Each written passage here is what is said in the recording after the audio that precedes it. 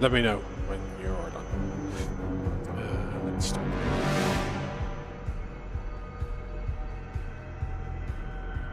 Oh, let's enable the thingy. Oh fuck! I need to enable the VPN. VPN. What's it called again? The VPN?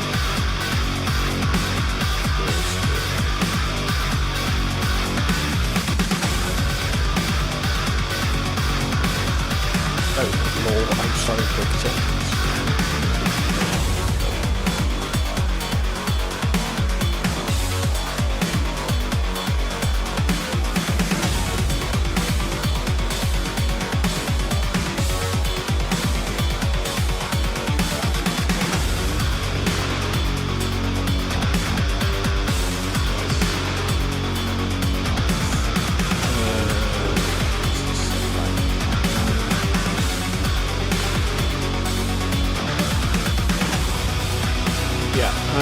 Because I want to see who wants to next match.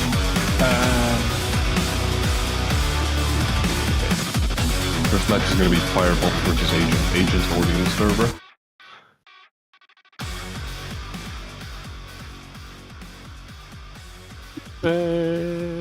Yeah, I think we are here. Sort of. Hello everyone. Welcome to Hello. another Shaftastic TV stream. Good morning, good afternoon, good evening, wherever you are. It's Quake, time for Quake, and Quake Live. Today, week 3 actually of the 250 FPS, which is still saying week 1. There we go, it's week 3. I'm joined by Lethet. Hello. Hello again. Why am I Ranger? I'm immensely disappointed. Yeah, I still need to add the cat to this scene. Also, you need to send me your old webcam. Yeah, I do. But yeah, hello everyone. It's another week of Quake Live, and that's always fun. For sure. Let's see what the menu is of today. We have Firebot versus Agent to start off. Then Agent double feature today. Because then we jump into Agent versus Racy. Pavel versus Gilson is postponed. Then we have Helldown versus Firebot, Arseny versus Nutrino, Ash versus Fog, Boxane versus Sparty, Boxane versus Swax, Swax versus Desiator, and we round off the day with Cipher versus Nutrino. I'm curious actually, is there like a top list? Current ranking. There we go. Be there.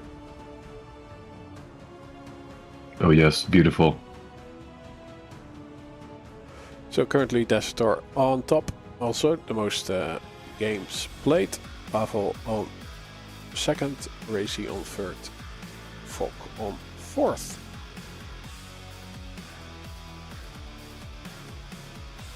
Yeah, but that fourth place is kind of tied. True. Actually, wait, how does that work? Ash and Cipher. Oh, it's because Ash has played more games, right? True. Because yeah, well, the Cipher and Agent are both 2-0 and they're $80 apparently. What the hell? Like, wait, are they actually getting paid per game? I did not realize this. Yeah, they are playing on server 5. I'll message you. I'm in the server already. Okay, wow. And they're playing the Edge. They are playing the Edge. As a Quake 2 player, how excited are you? I'm excited. Like I wonder if you can do all the jumps that you can do in the original, and if I'm able to do it in Quake 3. I guess the jump mechanic is a little bit different. It definitely is, yeah, but I think you still should be able to get like all of the mega tricky things. I don't think that anything much changes there. Let's see. We have the picks and bends. Firebot versus Agent. Agent bends Sinister. Firebot removes Blood Run. Then Agent bend Dismemberment. Firebot removes Lost Word. First pick is from Agent, which will be Cure. Firebot wants to play Hectic. Silence gets removed, Battle Forge gets removed, and the Tiebreaker will be Furious Heights. So all matches today will be best of 3. Hectic is always a very interesting matchup with Agent, because I think it's kind of deceptive in that a lot of people think they might be able to challenge Agent there simply because of his kind of lacking combat skills, but at the same time we've seen that Agent has been performing really, really well on that map. So, kind of excited to see how that's going to go for Firebot. I do think he is the more kind of combat-focused player of these two. Sure. Agent is of course notorious for being exceptionally defensive. He's actually kind of like Rom. It's kind of crazy, you know. You watch Agent, and it feels like you're watching Rom. Rom is gonna take that as a compliment. I know that. Don't you gotta give him too much slack. Like I would say it's a bit of a base style play. It is. Yeah. But yeah, definitely Rome is also a defensive player. Indeed. So yeah, and I think Agent bases his gameplay on base first, Rome second, or maybe not. I'm pretty sure it's the other way around, you know, where Rome is very heavily inspired by Agent and base, so that's at least as far as I know. Unfortunately, we're not going to be actually playing the Edge. Well, our players are not going to be playing the Edge. We're going to be watching Cure. Makes me sad, kind of. That rendition of the Edge in Quake Live, by the way, beautiful map. Actually, really beautiful map. Whoever made that, like, I applaud you. I'll start a prediction and see if I'm able to get my docs. Oh, I need to add them.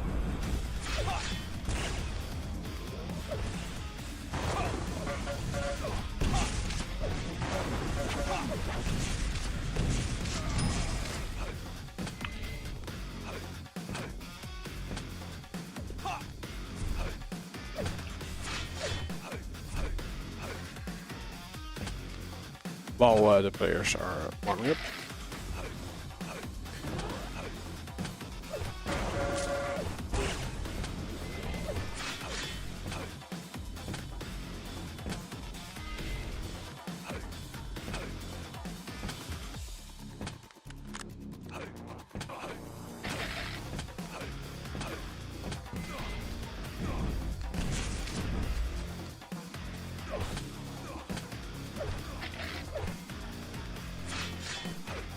There we go. There are the maps. Nice. Maps are indeed nice. Yeah. As soon as the players are ready to rumble. How do I do this? I need more room. I need more real estate.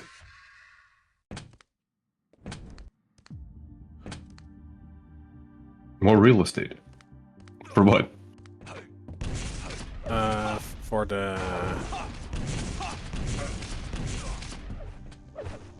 map doc, but yeah. No, fuck. What? Sometimes this is really weird.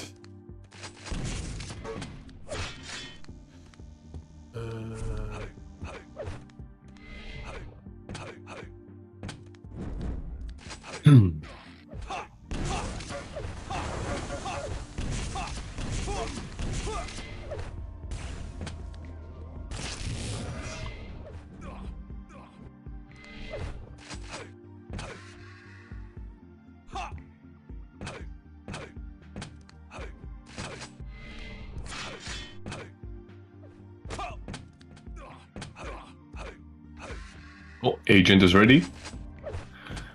Waiting on Firebot right now. I do remember seeing something in the chat regarding apparently the other streams maybe not being ready. Ah, okay.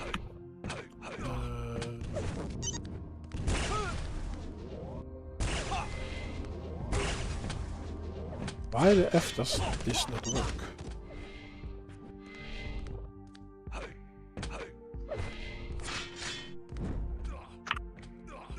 Apparently, yeah, one of the official streams may have been experiencing issues right now, so we're just waiting for them to figure that out.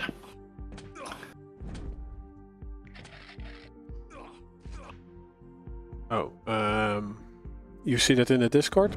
Which official stream? The Russian one or the English one? I think it's the Russian one. Okay. Because, yeah, the English one is up. That's being run by INS. And as far as I can tell, that's Rel who is going to be running the Russian one. And apparently he's having some issues. Hopefully he can get all of that resolved momentarily. Yeah. And then we're ready to go. Old bracket. That is indeed the old bracket.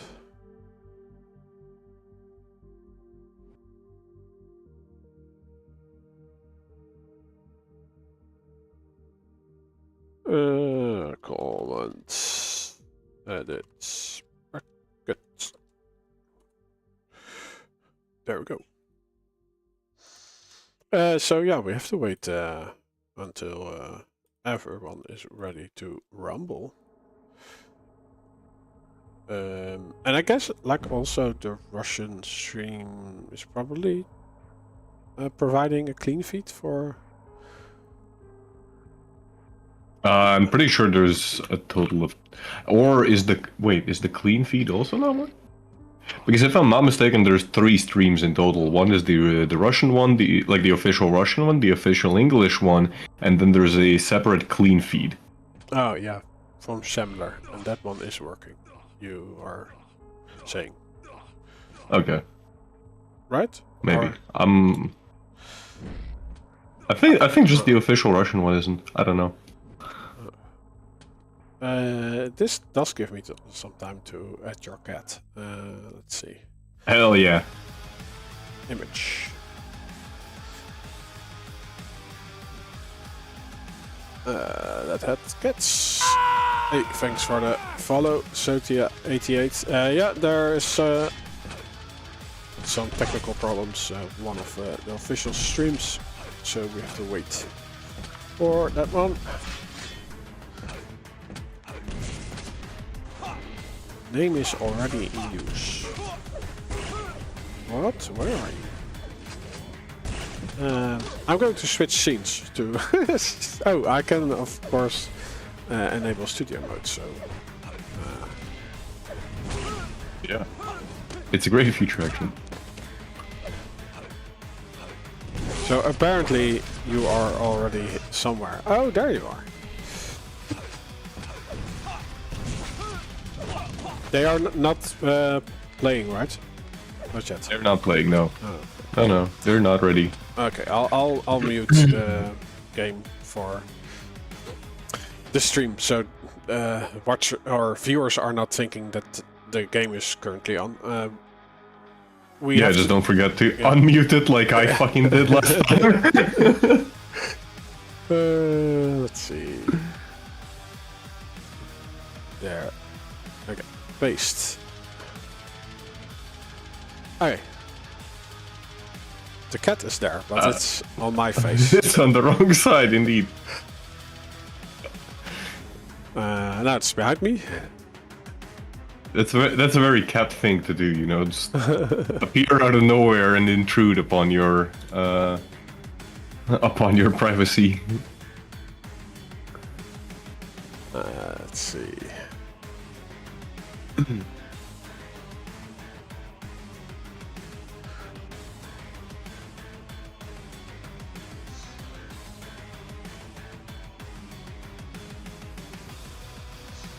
Okay, now it's perfectly aligned. Yeah, so I can show the game to you guys, but nothing is happening. They are just warming up. Waiting. Is there like... Oh, okay, so...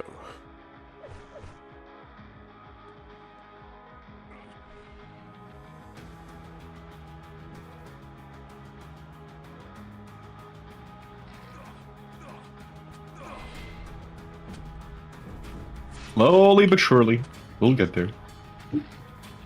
Oh, this does give me time to enable the workshop item. I probably have to restart quick. Workshop item? What are you talking about? The banner? Yeah. Right.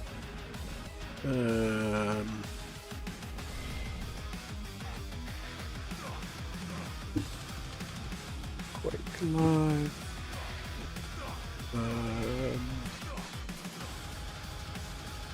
Workshop.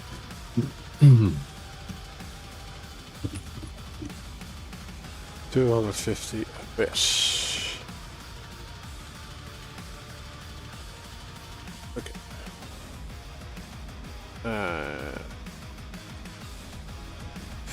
So I will just. Oh, they're ready. they're saying go. They're saying go. Oh, okay. Then I won't restart.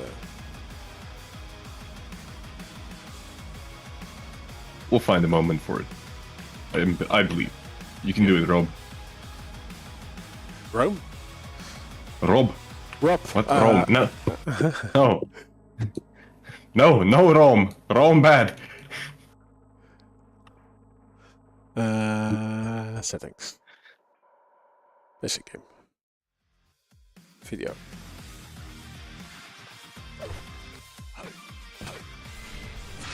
Now Agent is taking his sweet time to ready up. But yeah, the streams are ready. Oh my, it's happening. It is happening. Funds have been exchanged. And yeah, who are we gonna be watching? What? What?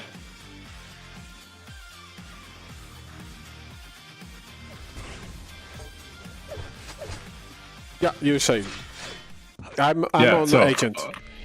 Very well, perfect.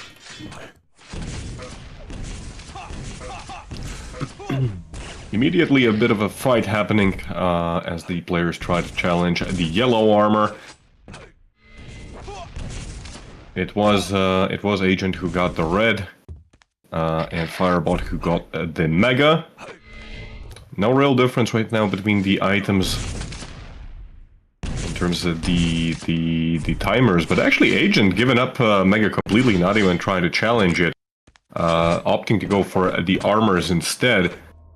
Firebot waiting right around the corner, does not get the rail angle though. Agent right now just evading his opponent.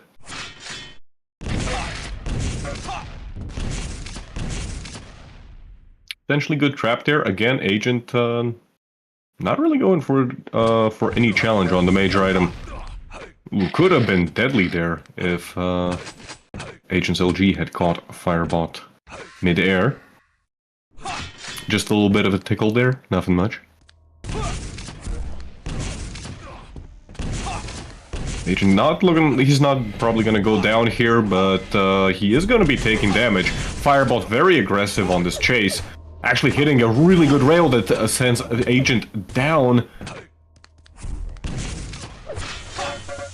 But it actually works out for Agent because he gets the red armor as well. Firebot is so aggressive on that chase that he's unable to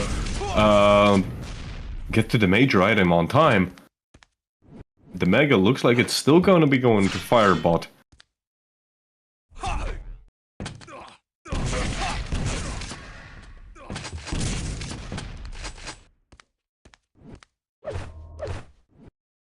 2 minutes into the game, no frags so far, and Agent already taking a pretty defensive stance.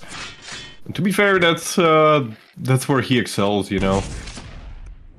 Being able to send your opponent on like these wild goose chases. Tries to set up a trap, but takes a pretty nasty rocket in the process. Both major items coming up at approximately the same time now. Rocket jumping up for that mega. The rockets will push Firebot away.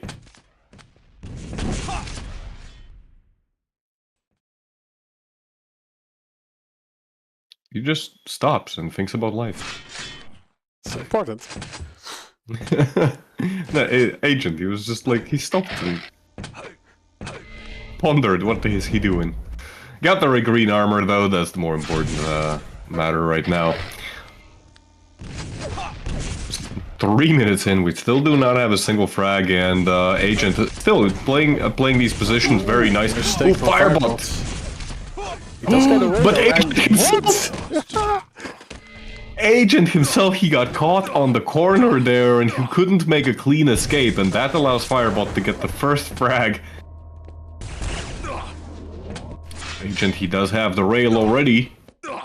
And Firebot's stack is... that's a force to be reckoned with. 150, 200.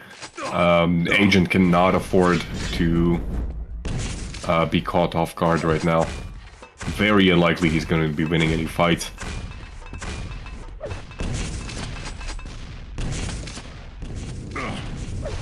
And as effective as that, you know, initial sequence of Agent just stringing Firebot around was, it hasn't really paid off. Agent is saying something, but I don't understand what.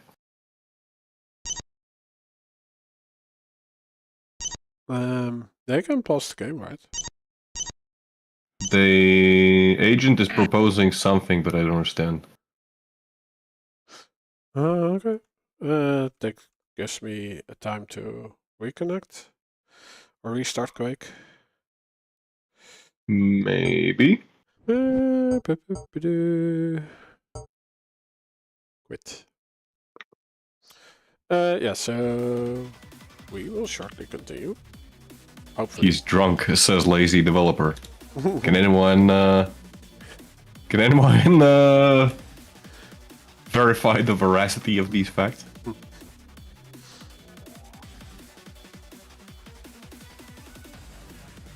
Proposing a toast.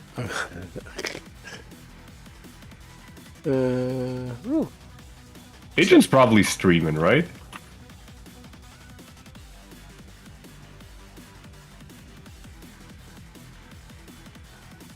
Like, is he actually drunk and that's why he wants to postpone? He's not streaming. What's happening?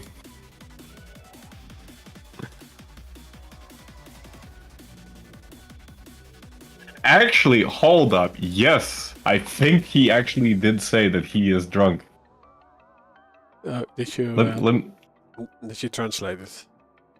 I vaguely understand Russian, and it's kind of weird when you try to read Russian when it's written with like the Latin letters.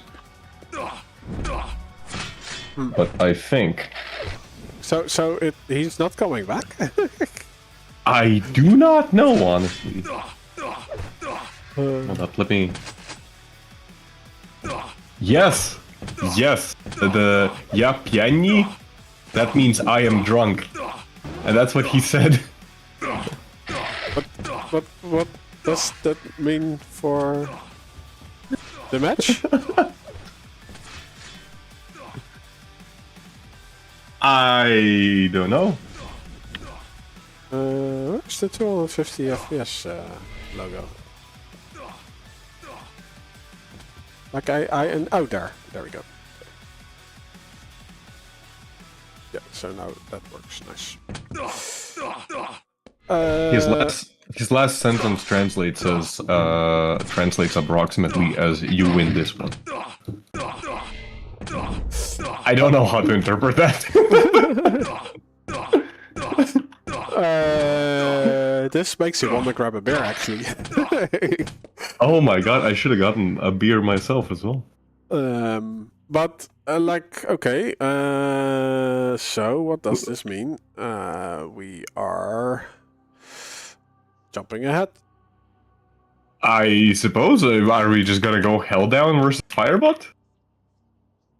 Does Agent completely forfeit this best of 3? I don't know. Wow, and also so that also means that the next match, Agent versus Racy, is not happening. He has to reschedule. Okay. Yeah. Apparently, yes. He's asking for a reschedule.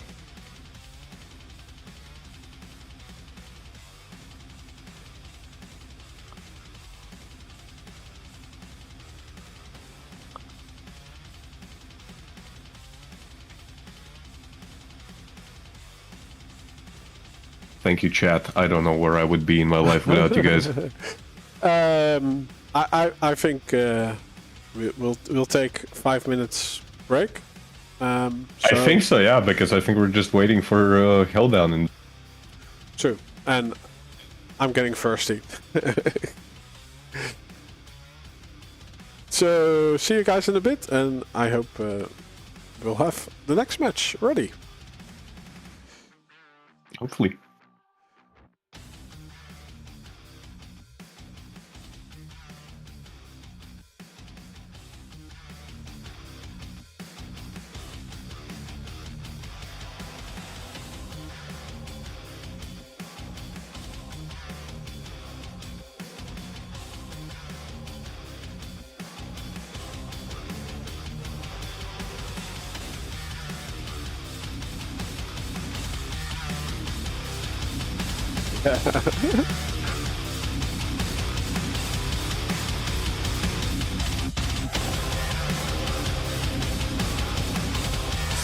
Okay, I'll be right back.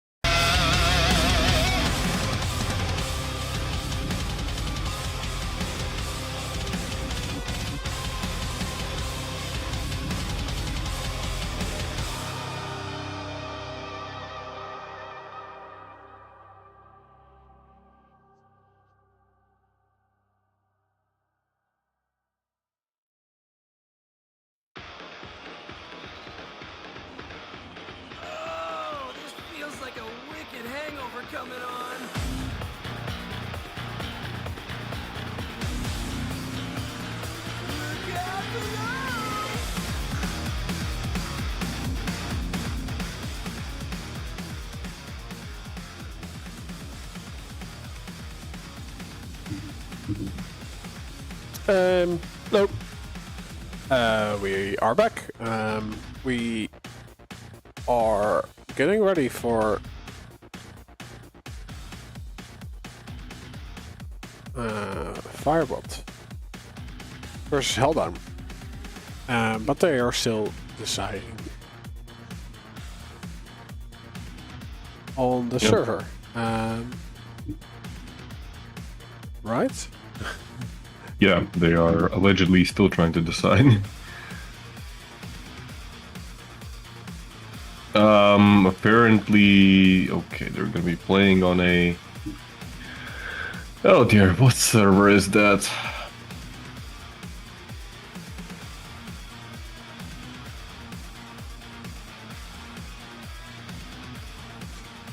I have no idea why they want to do... Okay, I'll show the Pix events. Helldown versus Firebot.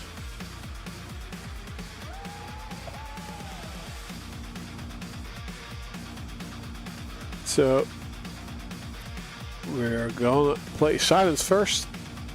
Pick by Helldown.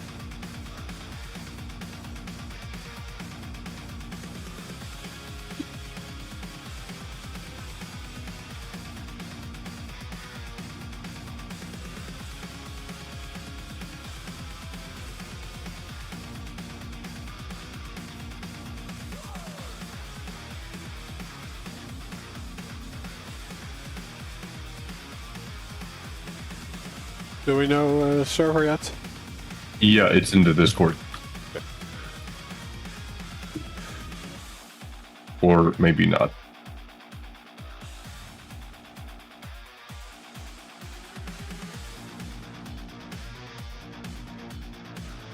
And I'm already. people are really indecisive today. I think that's this one.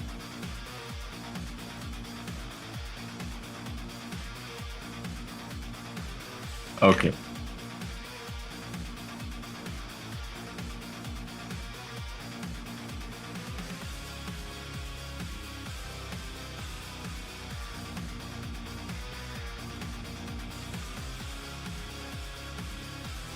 I don't get what's going on. Cheers, Yeah, they're trying to understand which server to play on, but as far as I stand, Helldown is... where is Helldown actually from? What country flag is that? Where is Helldown from? So basically it ends up in a situation, yeah, where it's well, that's it's not optimal for... Is it? Because in game it's that the Azerbaijan flag? I don't know. Okay. My geography sucks. But on the 250 FPS site, he has the Russian flag. Oh, okay. Yeah, so we're still deciding where to go. I am on the server, but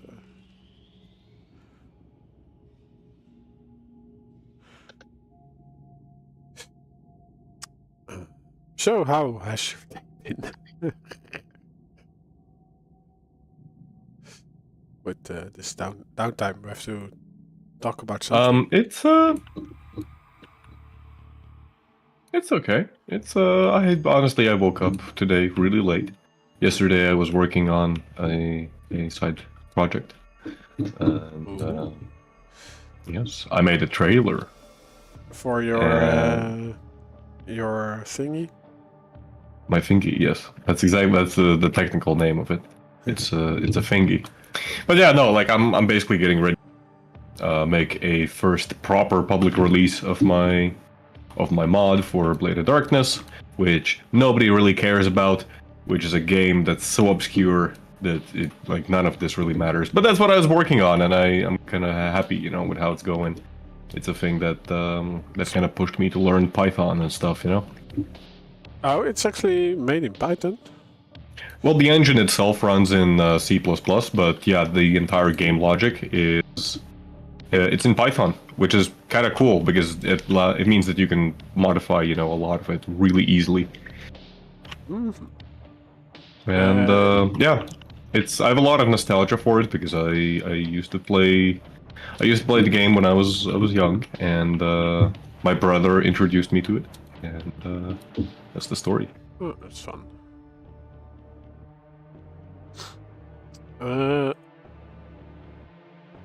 And is the game logic coming from a Python package, or is it something you? It's like the entire game logic is literally just loosely scattered Py files in the game folders. It's that simple. And okay. then like then like when for example you try to load a specific map, what it does is it finds the specific names of the files and it just imports them, and that's how it knows which map to run and like what logic to apply. It's actually kind of crazy how simple it is. It's a really weird approach, but yeah, the game is it's objectively not very good. but yeah, it's been it's still fun, and it's kind of nice, you know, in that its aesthetic is very much early 2000s, and I love that thing. Are you in the server, by the way? You are. Yeah. Great. Yeah, they're just saying streams ready. Did I start a prediction? No, I did not. Oh yeah, I wanted to know where is who. So it's Firebot on the left. This is Silence.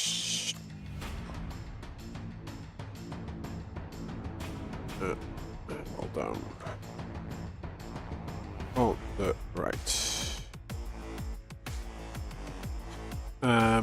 What you're drinking, Rob? Belgian beer. That's heresy. Actually, no, it isn't really. And it's not triple Carmelite because that one was sold out. So I have an Afligem triple today. Yeah. I noticed, by the way, that I'm way more silent than you are when you talk. Can you say something? I'm saying something. Yeah, you're way louder than me. Test. Wow, now I'm on maximum level. And You're blowing my ears out, I'm just saying. Really? But not on stream, actually. Okay. Oh, so what I should do is just lower you a bit. That's the that's the trick, of course. Okay. Can you say something again? I'm saying something again. Yeah. The players are ready. Okay. Let's enable the game for the stream. 3, 2. You're the one who gave me this microphone, so don't you give me True. crap. No, it's a great microphone. Like, and it's actually really good, yeah. And it was like 12 euros or something. It's insane. But yeah, I'm on Firebot. Anyways. Very well.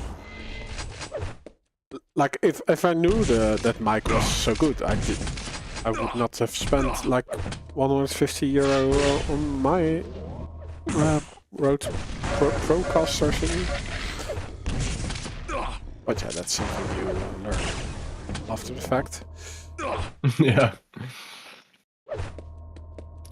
Anyways, the map Silence. Hard to say who really is at an advantage here, if either of them even. We saw Helldown do pretty well last week here. I think he definitely has a pretty good chance to take down Firebot. Am I lagging or is Firebot lagging?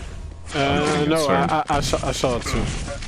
Because they're actually not playing on one of the designated servers. At least this one does not have the logo shown. But yeah, Firebot is a problem. He really wants the red, but he's not there at the right time. Indeed. Does anyone know the console camel? The console command for autofollow killer?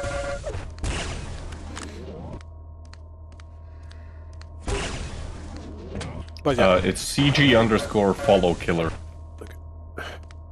And set that to 1.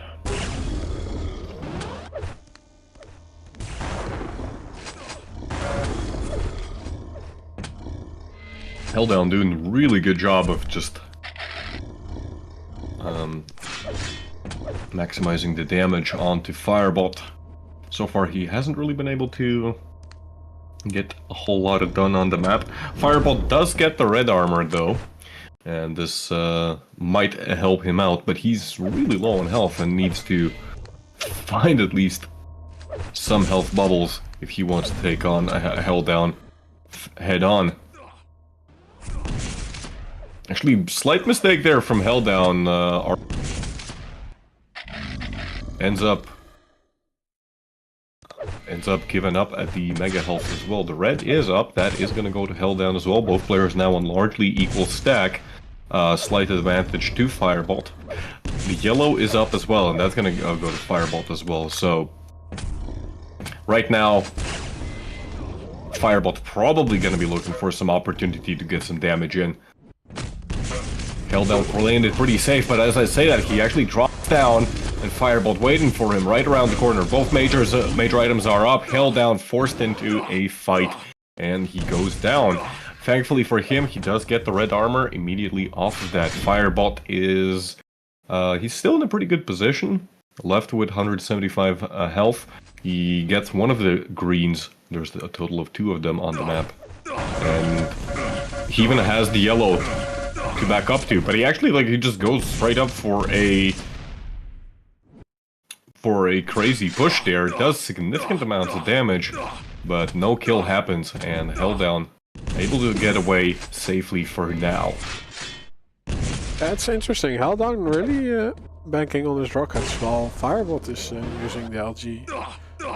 So Firebot is getting consistent damage, and like the rockets are not doing enough for Helldown in those fights. Indeed.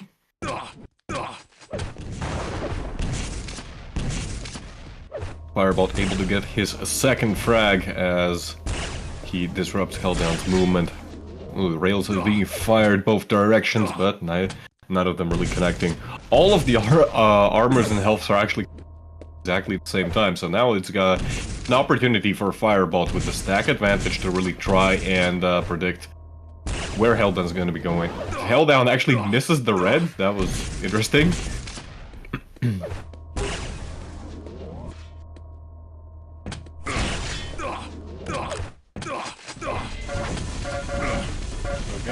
Again, another aggressive LG push. Not so successful this time. But on the bright side, Firebot did pick up the Mega at exactly the same time as Helldown got the red, so this is gonna give him a 10-second window where he can play for both major items.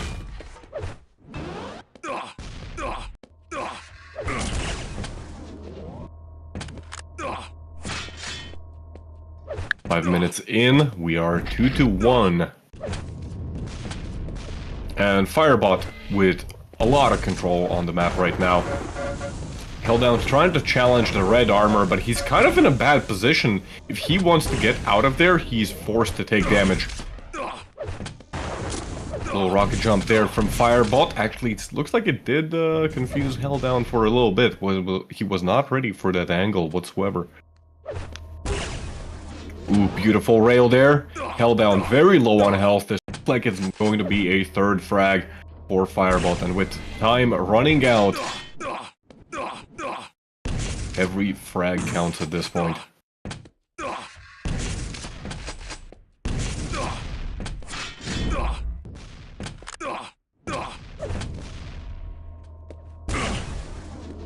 Firebot missing a rail, held down. Hitting one of his own, though. He has been able to recover from the previous fights, and now he's in a position to actually challenge the Mega Health. Goes up the jump pad, not sure if that was intentional or not, but so much damage coming out from Firebot, and that's, in the grand scheme of things, still going to be a favorable position. Although these rails, if held down can keep connecting them, as I say that, Firebot just keeps hitting more of them. Held down again, so low, and he actually falls to his death. I have to say, fall damage is not something I miss in QUAKE Champions. Let's see. Held down, back to 0 frags.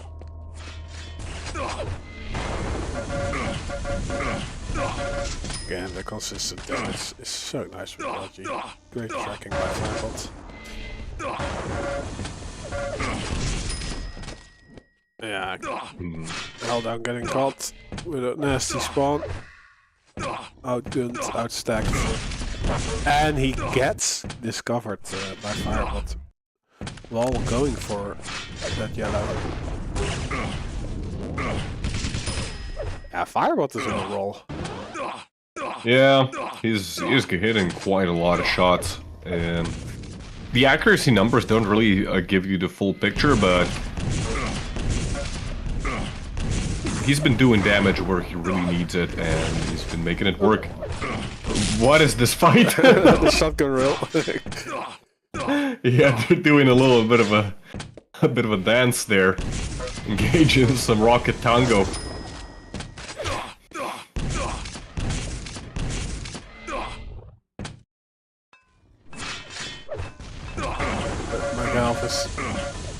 His next mission, and yeah, held down is just standing there, waiting to die, not really going for the item. Yeah, and to be fair, the Mega Health on this map, it is located in a very peculiar spot, you know. There's even, I think there was even water on the ground, or am I messing this up with another map? No, there was no water here. Yeah, no water here, but, oh dear. Wait, which map actually had water on the Mega? I forget. But still, it's a very peculiar spot. You can't really get out of there. You really have to commit to that Mega Health. You can try maybe rocket jumping out, but again, in that case you're pretty much giving up all of the health that you just picked up. Ooh, held down, actually spamming rockets in that corner, and still, it's not enough. Held down runs out of rockets and forced to switch to the HMG. The HMG? There's no HMG.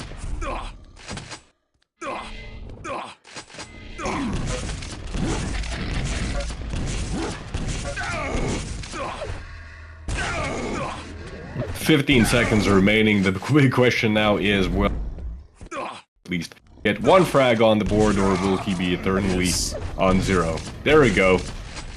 He does it. He gets back to 1 frag. GGs have been called. The start was honestly not that bad, but yeah, some slight errors really cost the held down the match. The start where, yeah, he ended up giving up both major items, that's something that I won't understand what exactly happened there. Maybe held down just mistimed the items. Maybe he didn't realize where exactly Firebot is. But he ended up just giving control entirely to Firebot.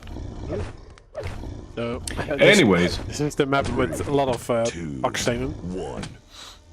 With a lot of Boxane, indeed. It's got all the Boxane. Well, you know what it also has? It also has... Usually...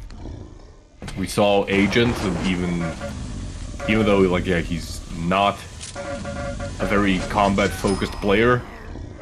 This is one of those maps where we see even Agent getting, like, 30 plus frags. Yeah, the start is for Helldown though. He got the red just from the start. The Mega Health was Firebot though, but he died anyway. And yeah, Helldown having everything at his disposal right now. Trying to 5 punish seconds his until Mega Health. Mega. Oh, it's not spawned yet actually. Nice. So Firebot got a little confused and he wrecked himself. So he is on the board. It is a minus, though.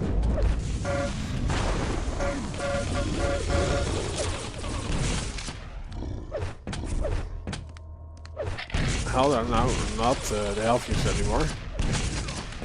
Yeah, both players left on pretty low health, and both the major items are going to be coming up at the same time as well. The question now is, Firebot actually... Oh, but the move by Helldown! I like that move, but the rocket by Firebot, so good. Firebot almost going down. He did get the Mega Health out, and yeah, there was no damage output more from Helldown.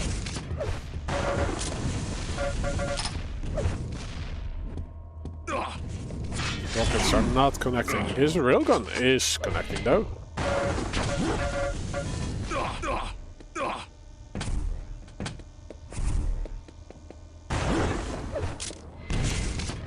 Firebot in the wrong angle there.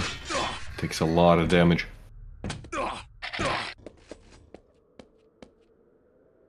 Yeah, so now it's armor versus health. Nice. 83% on Helldown, by the way. 83% rail, what? Okay, it's 71 now. Okay, it's only 7 rails fired.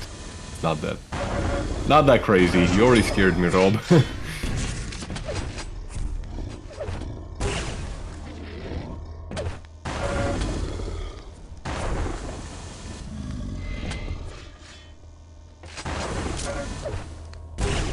But yeah, Helldown doing right now a pretty good job of just circling the items and getting some damage wherever he can.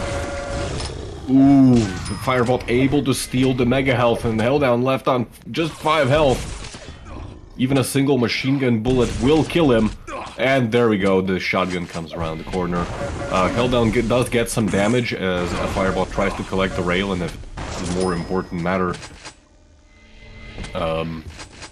As on this map, it's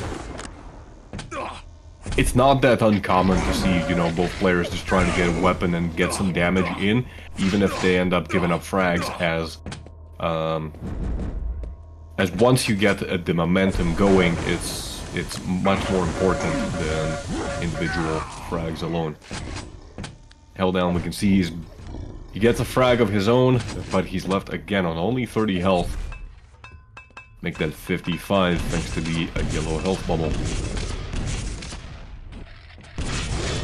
That's gonna be a lot of items going to Firebot. He does get the yellow armor, but he can't really challenge his opponent right now. If he peeks around the corner, he should be... Yeah, there he goes. Alpha will be going to Firebot. The damage is coming from Helldown now. I would say great attack on this major item.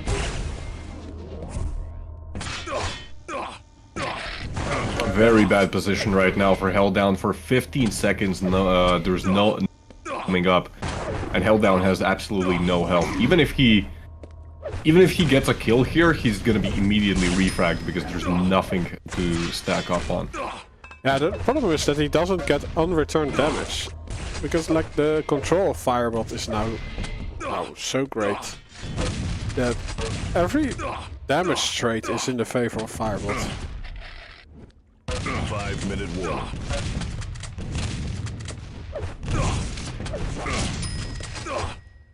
So Helldown needs to call his inner Counter-Strike capabilities. Is he a Counter-Strike player? I don't know. I hope he is. because he needs to peek around the corner and hit something and then get the hell away before he's getting any damage.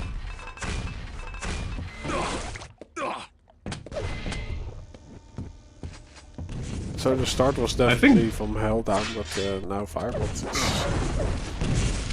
is cementing his lead, and he's still working with the control and able to trade the damage.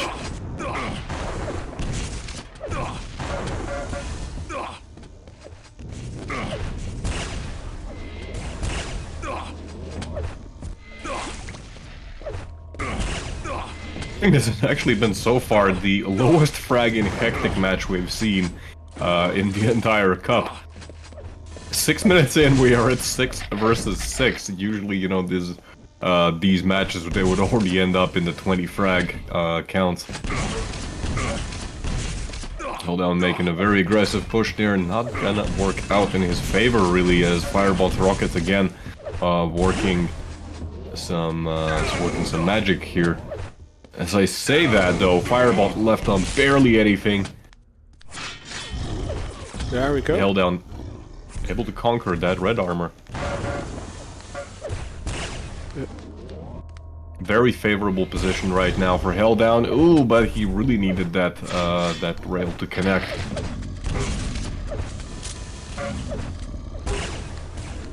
Nice, great damage output. Firebot very low and the prediction rocket.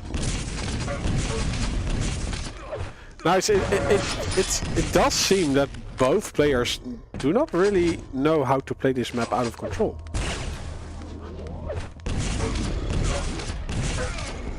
To be fair, it is hectic. it is hectic. This is a map that is very punishing to play out of control. But it has been, it exists very long, like... It has been around for some time, yeah. Like at some point also, people were able to play Awoken in a defensive manner.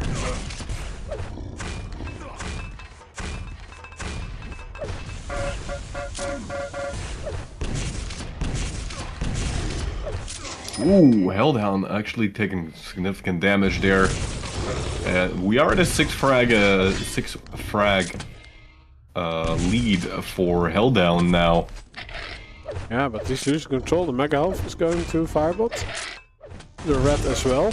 He needs to be passive. This is able to. He does not really delay his spawn, right? No.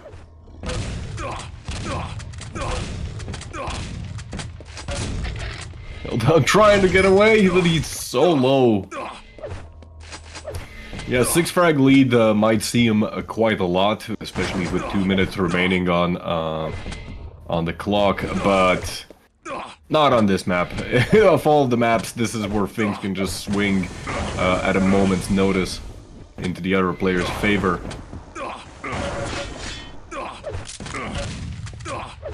Helldown now just trying to survive and maybe get some damage in while he's at it, but nice. It's actually kind of working out for him. Oh, this one. Both players very low. Yeah, it's always when Helldown does the damage, he's actually on the wrong side of the map. So Firebot can just retreat to the next major item or poverty item. Now we do see delay in the spawn. Oh, great rockets from Helldown. 30 seconds. 3 frag difference. Firebot, I think he theoretically does have time to actually tie the game up, but he very quickly. Ooh, being pushed through that teleporter does not do him any favors. Firebot, 15 seconds. This looks like it's gonna be a map for Helldown. Is going to down? No. He's actually able to get There's out. not! Still, he still somehow lives! Held down on like 3 health. Nice. Yeah, final score 9-12, a map for Helldown. Not bad, not bad. Indeed. 9, 12 to 9. So we are going to a tiebreaker. Vote now. Vote passed. Which will be on dismemberment.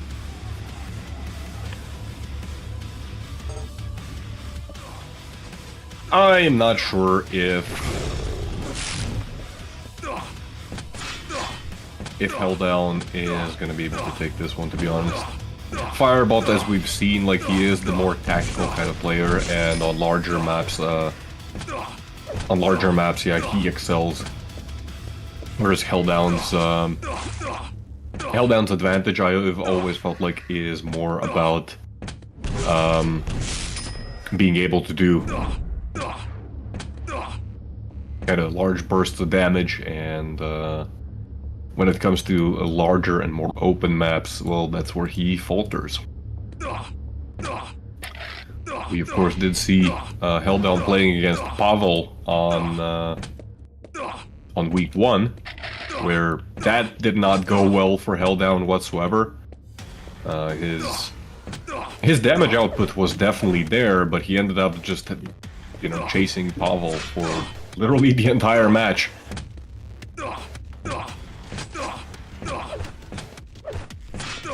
But who knows? Helldown, he has had time to get some practice in. Maybe he has reflected upon the earlier games and been able to learn something. So I am all open to being proven wrong.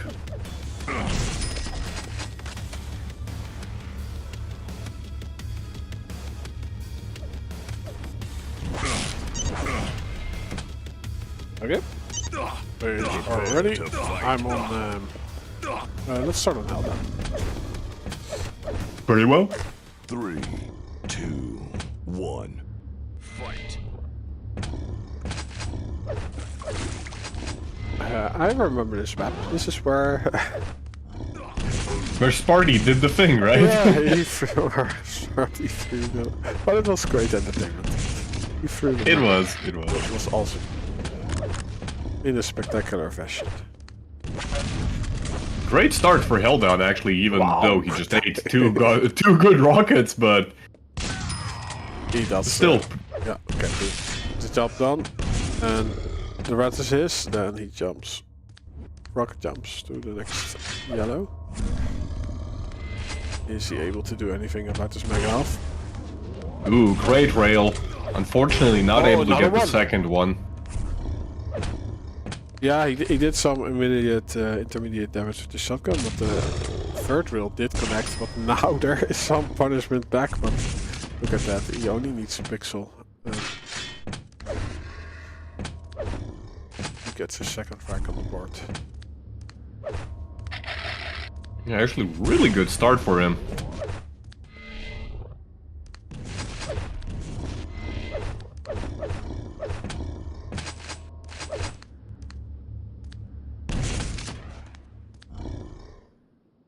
Yeah, Firebot is not appearing at any major item. Oh, he What do you mean? He got the mega? Yeah. True, but he did kind of lay out this trap on the red, which was quite effective. And also hitting his rail, which was traded though. You can see the hesitation for Helldown, even trying to drop down on that 50 bubble. He really needed it, but He's now listening to his inner Counter-Strike player. Checking his corners. surprisingly good engagement there for Helldown. There was definitely a possibility of Firebot ending up floating his opponent, but he gets the Mega, gets out, gets even the yellow armor. But the red? Red is going to Firebot. Red is gonna... Indeed. Which makes this a dangerous item for Helldown. Let's see what Firebot is doing. He's also sneaking around to the Mega Health. They're both gonna see each other very momentarily. Helldown look in the wrong direction. Thanks for Firebot's firmly in control right now. Red is... Oh yeah, he's actually away, but he makes it work. He covered his corners by checking on this yellow. He probably does not exactly know when it spawns, but he is sure to get it, or at least punish Helldown for taking it. Mag health is up. Helldown nowhere to be seen. Yeah, Helldown was actually at the red. Yeah, so they trade items. Firebot has no idea. Firebot has no idea when the red is coming up. True. There's a 10-second split right now. Yeah. So like, we were watching Firebot and like really saying like that he's playing this really well, but in the hell, in the meantime, Helldown dupes us both, including Firebot. So.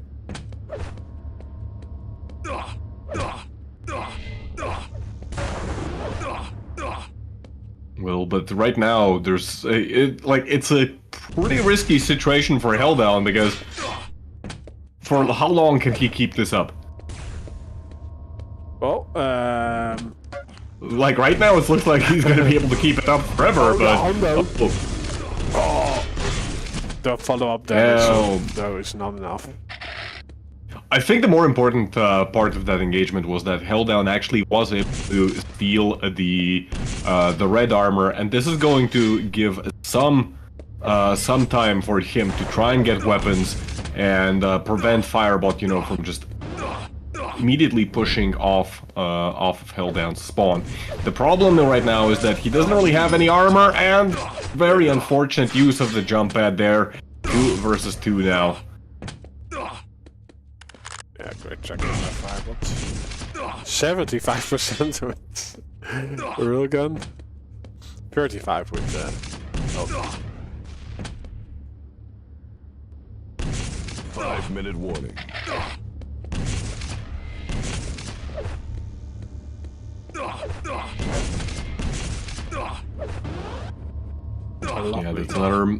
that's another mega health and a right armor going to Firebot. Absolutely nothing to Helldown. Helldown trying to make his way over to the yellow armor, but Firebot is right around the corner and he never actually retreated. Helldown running straight into Firebot's trap. Beautiful rail immediately off spawn as well. Doesn't get the rocket launcher. He has nothing to even do damage here with. Easy frag for... The only saving grace for him was that Firebot was out of ammo, but yeah, he still falls in the end. I thought you were gonna say that Helldown's saving grace was that Firebot is lagging. Because it definitely felt like his MG accuracy been a little bit better, but still, it's very easy frag for him. Helldown in the meantime, he has been able to get the mega health. Oh, very aggressive push from Firebot. Crazy person.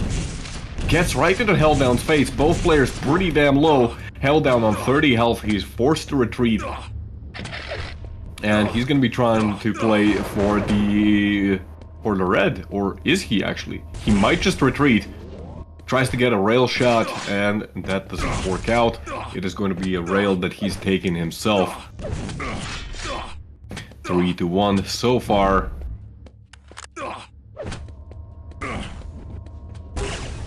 Nice rail angle there by Firebot. Could even switch to the, I was gonna say switch to the machine gun, but hey, the LG also works. Crazy spawn there for Helldown. Spawns shoulder to shoulder with his opponent.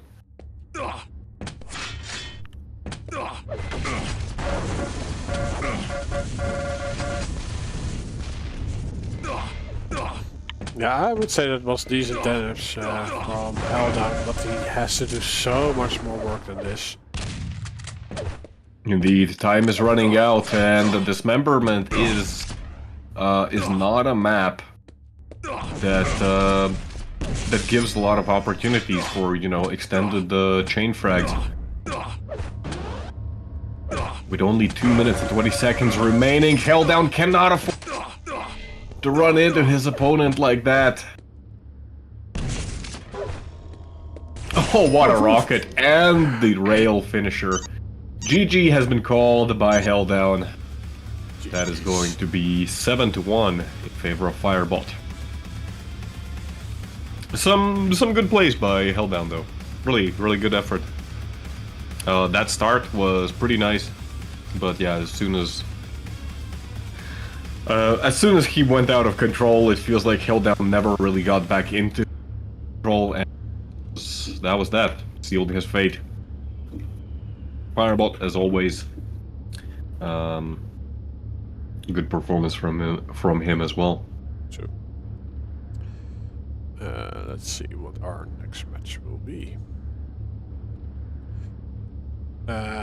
Yeah, so for the people who just tuned in, we did see one map of Firebot versus Agent. Firebot won that one, but it was actually, I would say, forfeited by Agent. Yeah, Agent versus Racy did not happen, and Pavel versus Kilson was already postponed.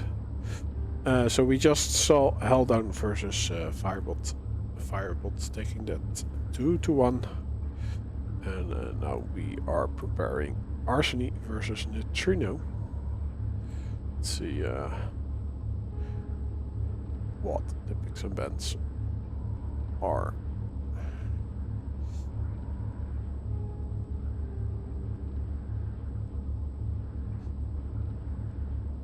They are playing on server 1.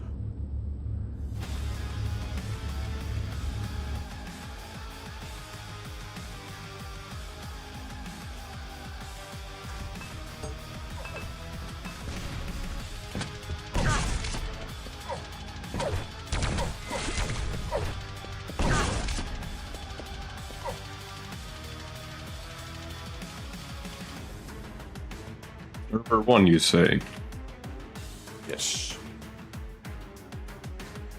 Let's see, I have Arseny on the left currently.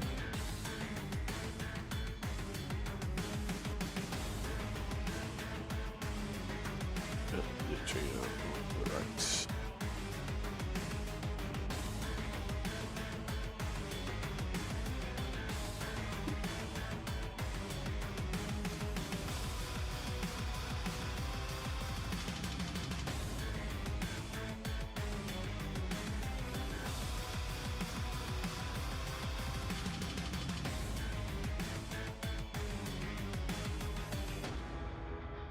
Let's see, Arseny already played against Agent, lost 0-2.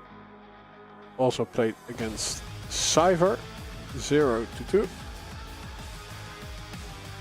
And Nutrino has played one match and won that one against Ash.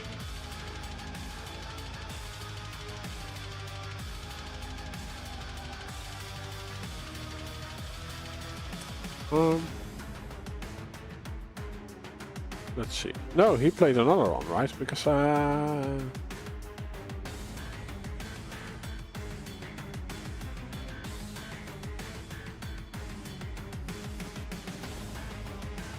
I honestly am not sure. He is still a very defensive player, right? Or no, that's Pavel. No. That's Pavel. Ash is I would say one of the more aggressive ones. Yeah, but I'm talking about Nutrino and Arseny. Honestly, I don't know much about them. I unfortunately do not know much about them. I know that both of them have been around for quite some time, but yeah, I haven't really had the opportunity, you know, to see them both play. We will in a bit. Let's see. We have Arseny on the server. Nutrino Not yet. Arseny.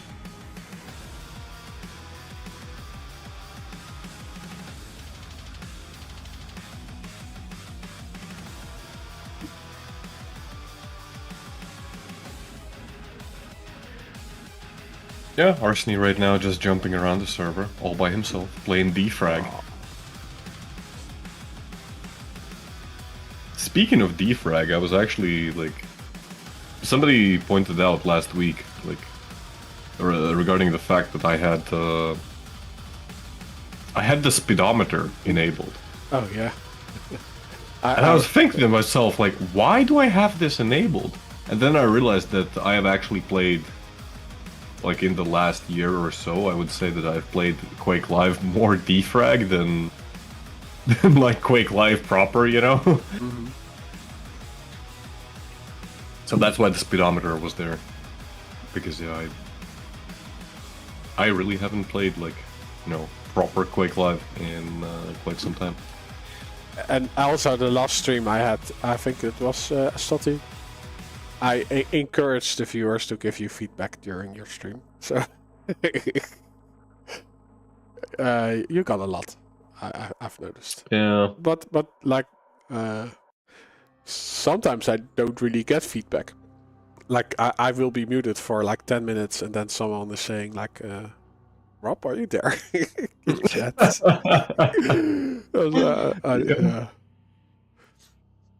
It's a horrible feeling when something like that happens, to be honest. True. Like, is my face just really red? Like, I have been on holiday the past two weeks, so I have been seeing a lot of sun. Nice. I don't leave my apartment. I'm a creep. I actually went to the zoo on Saturday. That was really fun. Now I want to go to the zoo. Goddamn.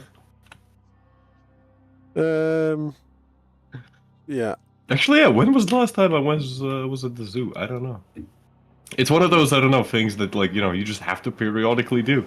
You gotta keep up with the animals, you know. Gotta connect with nature. Yeah.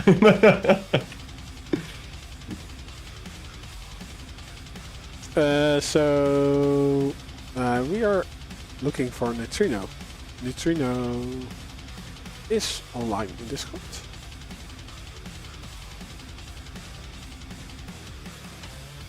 But yeah, there's been so many postponings and reschedulings today. Was there like a national holiday yesterday in Russia that people are just still hangover, or in Agent's case still drunk?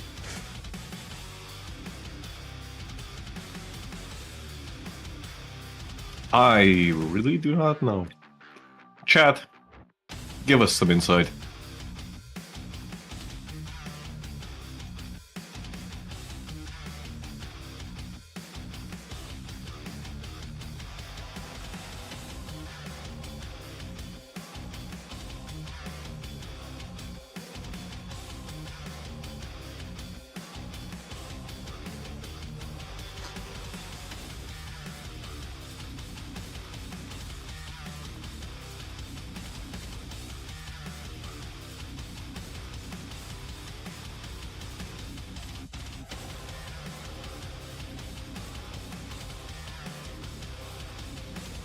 Hey, there's actually...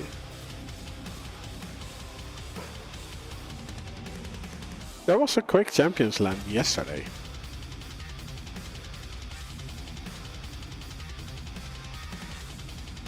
Did they... There was. Did they play... There was. Did they have a LAN server? I don't think so. Because... As I understand that, I didn't get to watch too much of it. It was kind of late in the evening when they started, but I don't think it was like a super serious event, because the first match that I tuned into, they were playing Mystery Champion Duel.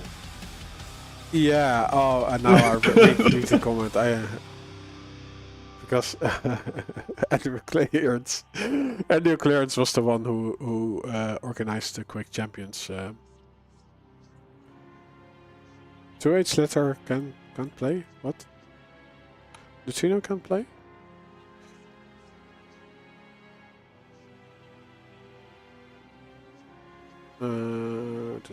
Arseny versus Nutrino. He is saying something, but let me throw that in translate. Okay, it looks like Nutrino just was not ready to start this early, so he's asking now us whether everybody's already ready, and we're just like, we're waiting on you, bud. Yeah. Okay. Yeah. Okay. But that's logical, right? Like we only played one match yet, so yeah, he was supposed to start like considerably later. Yeah. Actually, yeah, we're 1 hour early. We're literally 1 hour ahead of the schedule, pretty much. So can't really blame him. Sure.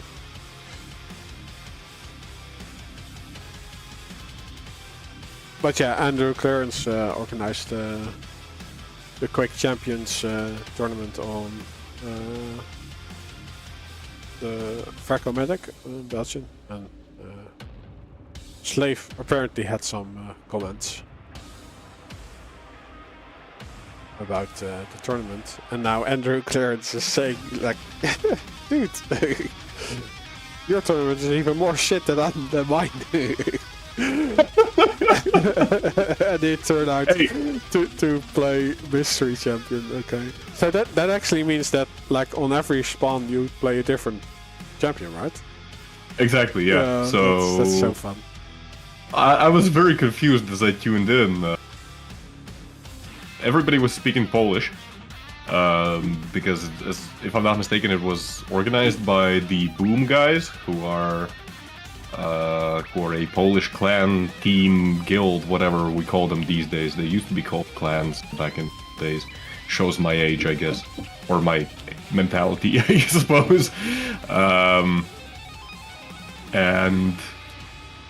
And yeah, like everybody's speaking Polish, and I'm like very confused. What the hell is going on? And then I see, the players are just immediately changing champions all the time, but it's a duel, and that was very confusing. But it was fun. It was fun to watch from what little I saw. And Andrew Clarence, if you're listening, you have a chance to make the best QUAKE Champions LAN ever. Go ahead and do it.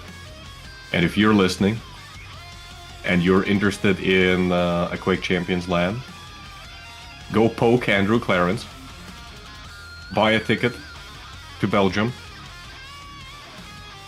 I think there is no QUAKE Champions this time around. This year, as I understand, it's not happening. But Andrew Clarence, he was thinking about next year. Okay. He was throwing some ideas around of what he might do. Yeah, because like I found the previous one more successful than the first one actually. But I wasn't there for the first one, so I wouldn't know. But I do think like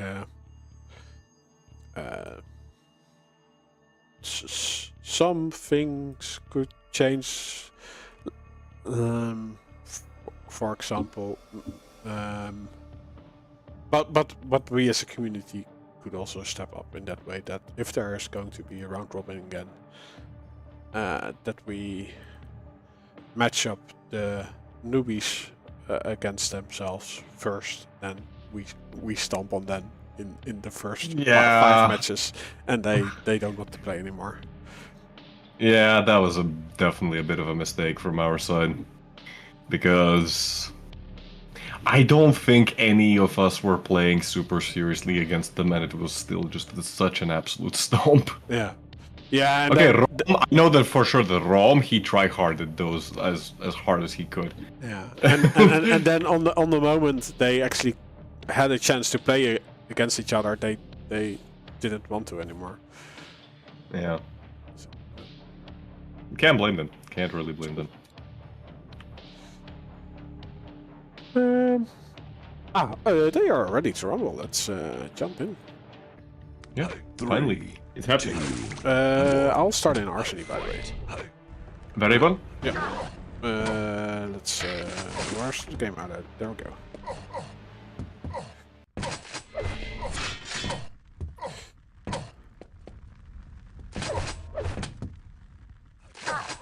Arseny already collecting all 3 of the major items.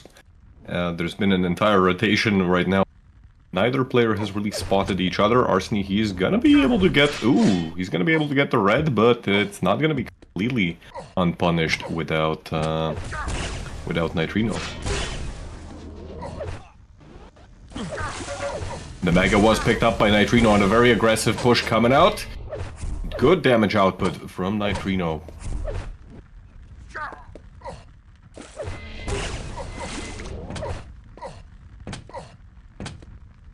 Arseny now using the teleporter to get some damage in. Gonna have to give up the red armor in the long run. However, the yellows are coming up momentarily. Actually, one of them was taken by Nutrino himself. So this is looking like a pretty good position for him. Arseny not even daring to show up for the Mega. Instead opting to just play it safe and try and get whatever he can. Which, admittedly, there does come a point where, you know, your opponent damage though. Look at that. Actually, really good, yeah. So now he can fight for this mega health probably. He's already here taking a defensive stance. Yeah, both players pretty much equal on their stacks. Nutrino already dropping down. Very unfortunate moment with Arseny with his back turned. Arseny does get a rail connected, so that's still at least something for him. Yeah, I do think it was traded, so...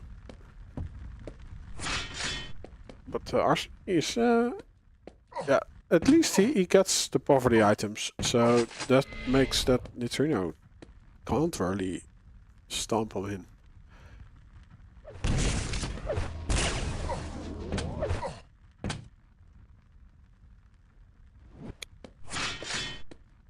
Nutrino's stack right now is menacing, 200, 200. Arseny, he has been able to at least get 150 armor to his own name. Yeah, is Nutrino laying out a trap because I don't hear him anymore. No, it's actually quite present on the map, and Arseny prepares, but he gets a ton of damage from that LG from Nutrino. Oh, beautiful direct rocket. Oh, but he's still there. Very aggressive push by Nutrino, and the Mega Health. He didn't pick it up the first. But like mid-fight, Arseny walked to the Mega Health, but did not pick it up in the first instance. Probably wanting to dodge the incoming damage, but yeah, with 40 health left, I think Nutrino wins that fight. No refrac. Actually, scary situation now for Nutrino, who... Okay, he does get at least one rail, kind of equalizing the situation, but he was left with pretty much nothing except the yellow armor. He's not going to be able to do... Actually, he might be able to challenge the red. So much LG damage by Nutrino. Arseny caught off guard, but the defensive rockets are pretty good. Arseny does make it out alive for now.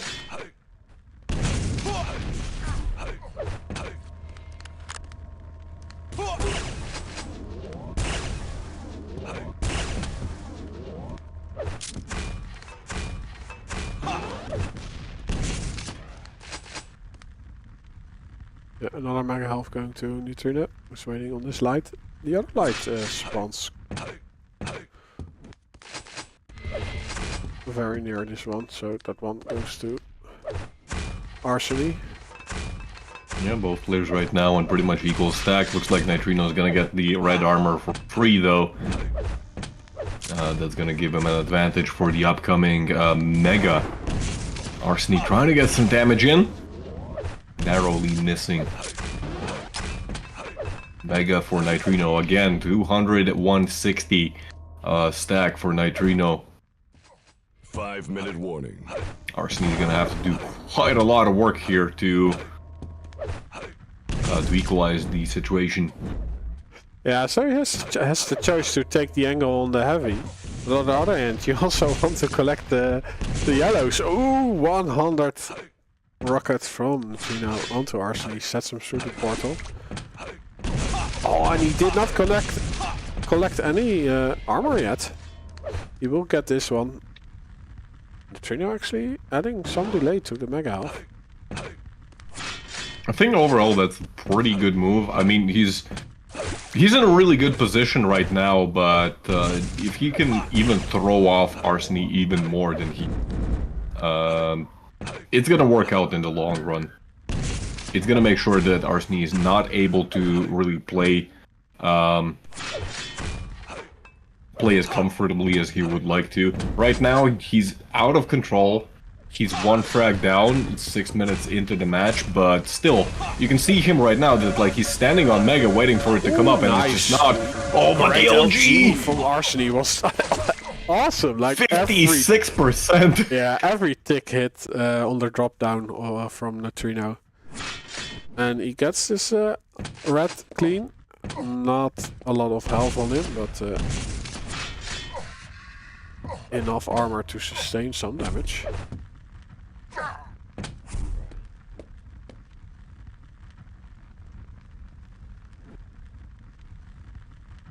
Yeah, both items are up very near to each other. Yeah, Nutrino?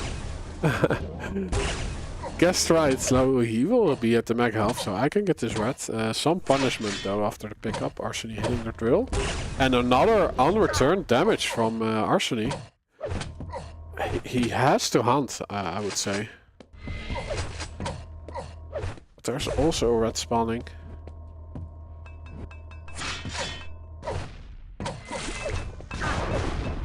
Great defensive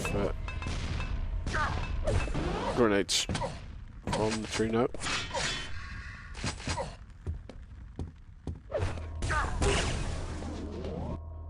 This rail is traded.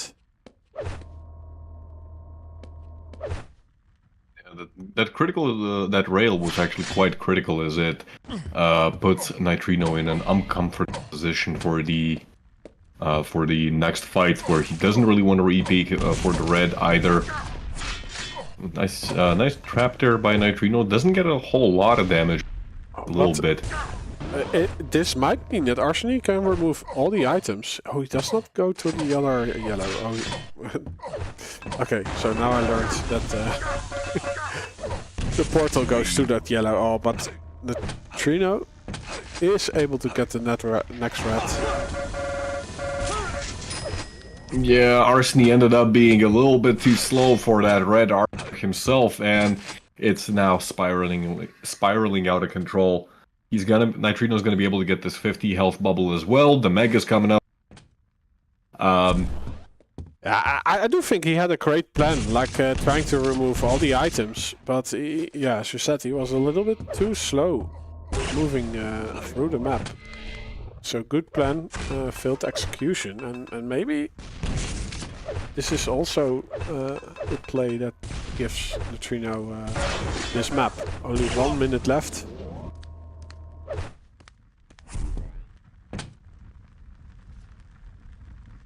Yeah, and he absolutely, Nutrino right now, he can absolutely afford to turtle it out. What the hell happened with his mouse there? A cat hair might have been in the on the lens. In the sensor. Oh yeah. Oh, great. Oh my goodness. Yeah. Those were really beautiful rockets. That's a frag movie material kill. Those are GG rockets also. Yeah, with 30 seconds remaining and 3 frag difference, we saw how slow the game was progressing the entire time, and I don't think it's gonna change much at this point. Arseny, he's hitting a couple rails here and there, but not enough. He's gonna call GG with 15 seconds remaining, the final score being 1-5. 1-6, I mean.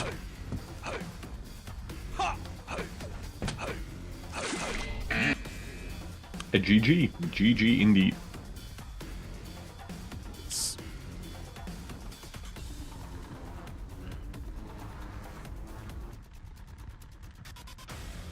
And we are moving to dismemberment.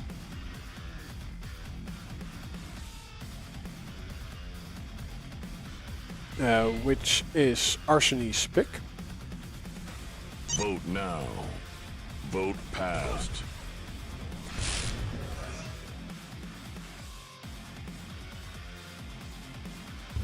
Prepare to fight. Yeah, I'll start on Arseny again. 3, 2, 1. Fight. Very well. Arseny gets the Mega Health. Red is still up for grabs.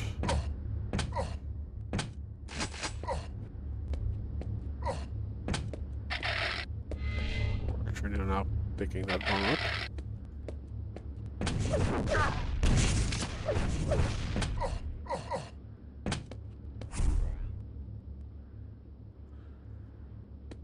Not much damage exchanged. Arseny is at the center of the map. Yeah, he knows when the Mega Health is spawning. Nutrino getting that. Some punishment from Arseny, but the rail is traded. After that one, Arseny gets some decent amount of armor. And he does not really know when this spawns, so he basically gets trapped by Nutrino.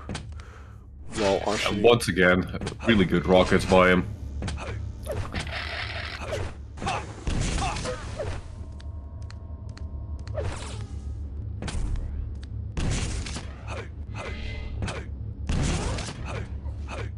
Gets the Mega Health for free as well. He's stacked on the weapons, gonna be able to get the yellow armor before he proceeds to red as well. Great position now for Nutrino. Arseny, he's already waiting around the corner with the rail, misses his shot though. And actually Nutrino, he's gonna be pretty slow, doesn't opt to really make a push for that red, and this gives Arseny a little bit of an opportunity here. Yellow and Mega coming up at the same time. Nutrino actually, he's looking alright. Does not connect the rocket. Good damage output from Arseny so far. Rails exchange though. That's another rail for Nutrino. Another rail for Nutrino. Very aggressive rocket jump, but just does not stick around for the killing blow. Nutrino able to deny pretty much all resources on the map though. Red and Mega coming up at the same time. Nutrino again trying to get some damage in before actually proceeding to the major item. In the meantime, Arseny, he got the red armor himself. It's again a rail battle commencing.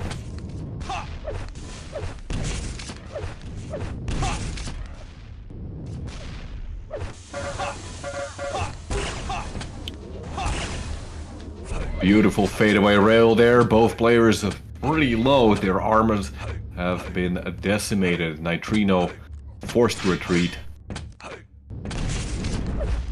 Mega coming up in 2 seconds. Arseny already spamming rockets. Really nice if Arseny can do a ton of damage, because like he had more armor than Nutrino, but Nutrino gets the Mega Health mid-fight and also converts another frag after the fact. Not looking that well for Arseny right now. Yeah, and especially with this red armor delay, Arseny is now got a single clue when is the next red coming up. I don't think he's in a position to really contest this Mega Health. He's even going to be a little bit late to it. Does get a one rail though. The question now is, Arseny, he's in a good position to get the red, so that delay ended up backfiring for Nutrino.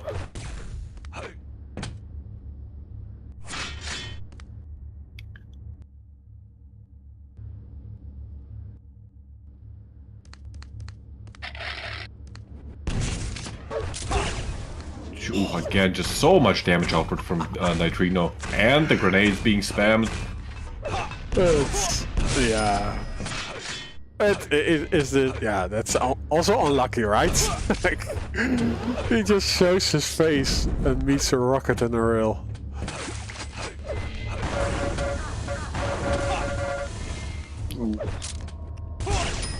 Like, it's also Nutrino who reads the moves, though. But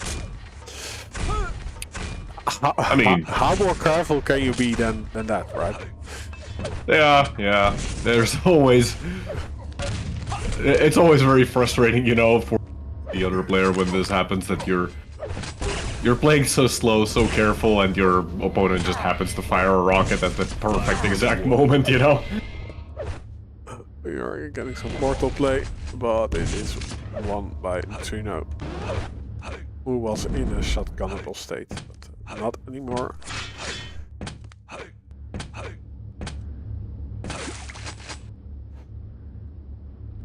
Hey, bang.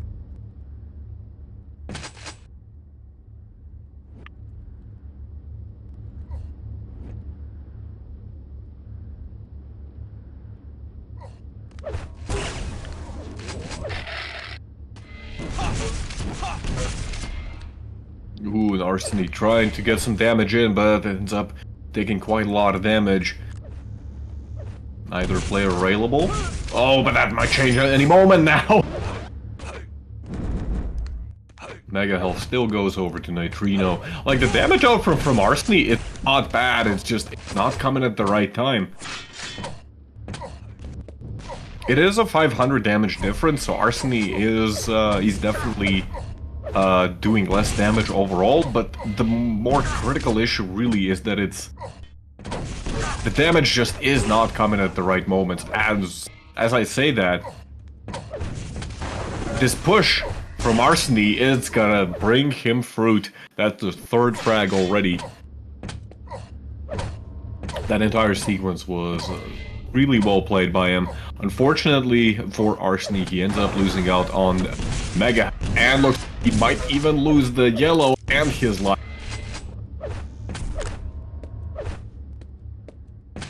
Is this comebackable?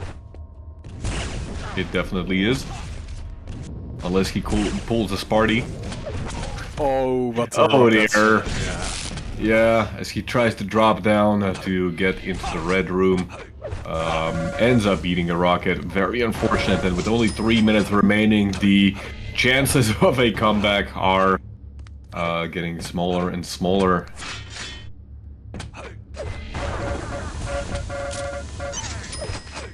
Arseny gonna call it GG with the final score being 3-10. Not a bad effort. Not a bad effort, all things considered.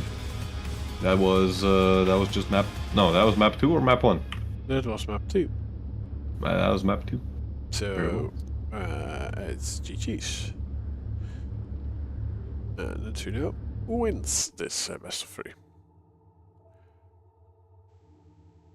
Right, now the big question is what the hell is going on with the schedule, because yeah, so many things rescheduled that I just do not know what's going on anymore. Yeah, and it's also a possibility that the players are not ready yet. Let's see. The website says Ash versus Fog. And let's see. There we go. Yeah, Ash versus Fog. Let's see if I can draw up the bigs and bands. Ash versus Fog. And let's check the...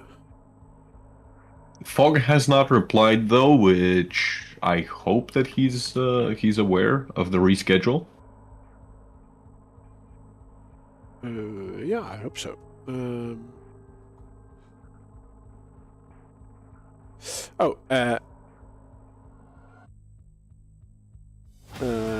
do have a server, but also don't see Fog online. On the Discord, let's see if he's on the server.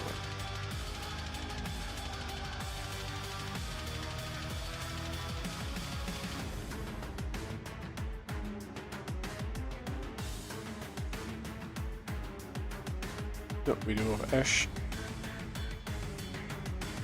No gokje. Oh, yeah. I forgot. Forgot. Yeah, I forgot the map scores on the top right. Oh, right. Thanks, Meaty on YouTube. Yeah, I will try to think about the next match. So Ash. I find that with Quake Live casting, there's so many buttons to press, and you have to about the server like that. It just it's really stressful when you have to like take care of the overlay. Yeah, running production there. So. It's an experience. True. Sorry, you were saying about Ash. Yeah, that he's on the left. Okay. So. Very vital information. Yes.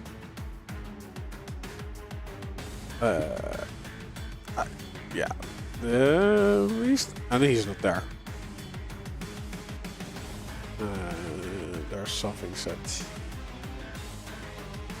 Etto Bostvo Kakutu. I don't know what that means. I'm not sure what is that. Bostvo? I don't know what that means. Let me try and Google Translate it.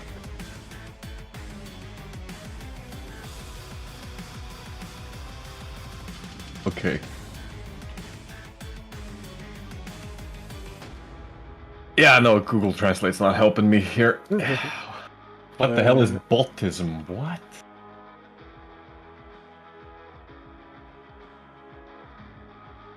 This does not make sense.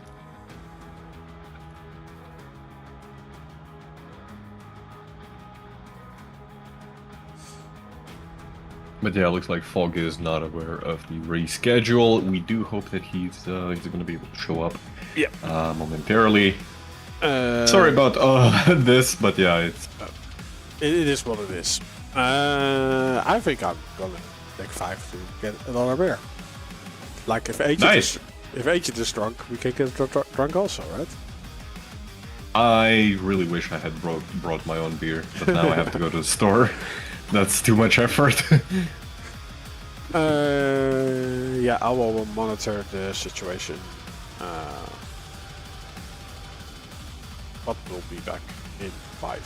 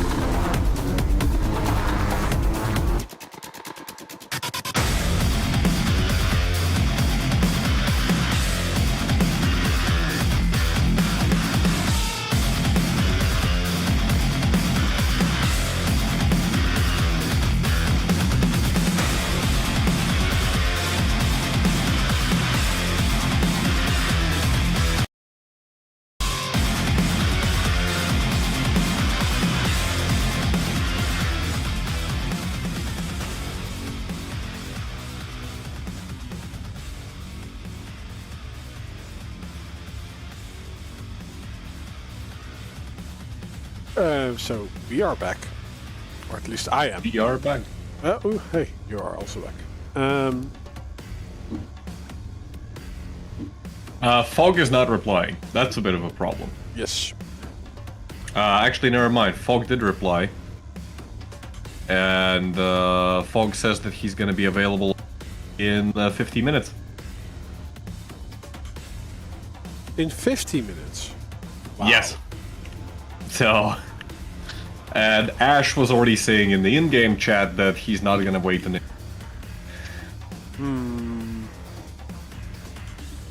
Okay. So... I am not sure what to make of. We might be going to a different match. Let's see what do the... what players say.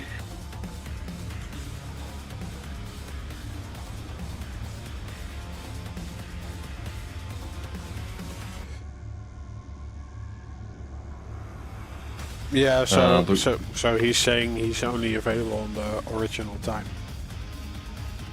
Yeah, looks like it.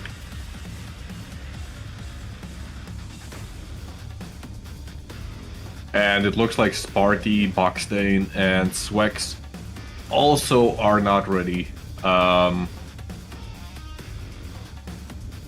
Okay. Yeah, like, that could happen.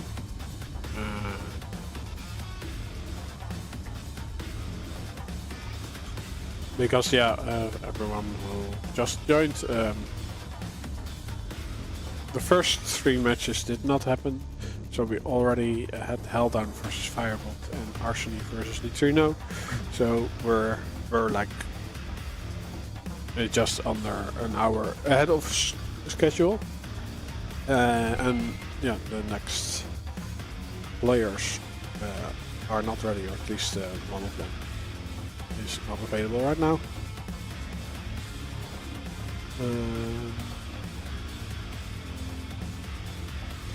Let's see what Chamber is saying.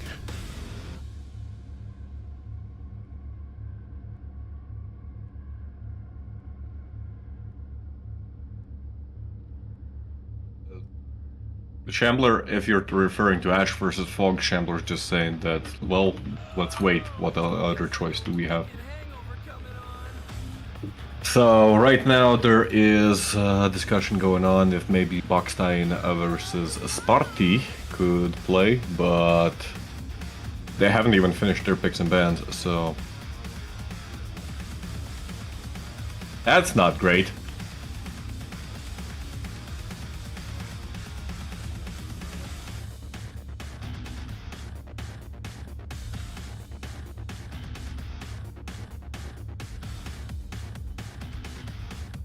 Yeah, so they are trying to get another match move up front right now.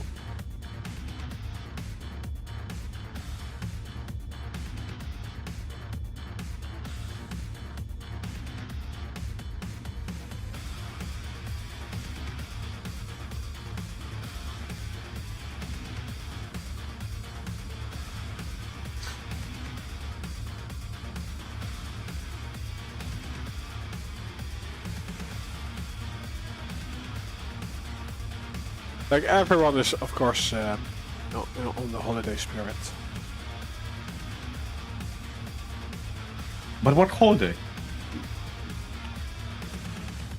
Oh, like just the general summer.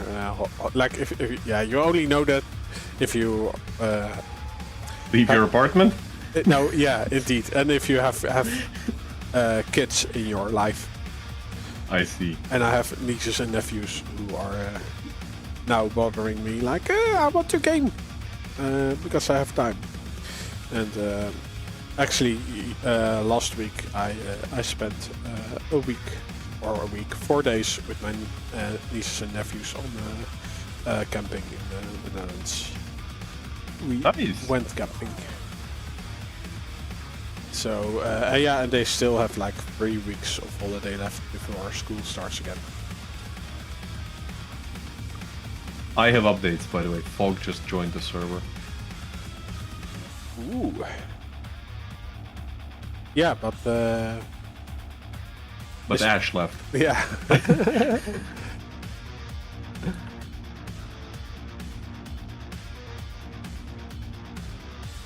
Oh, it's Fog versus Dash.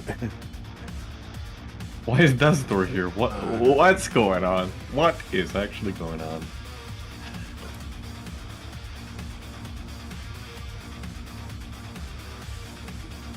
Like, is this Sarge? Oh, he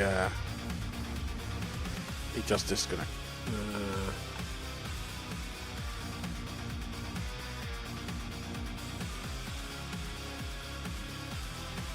Vote now.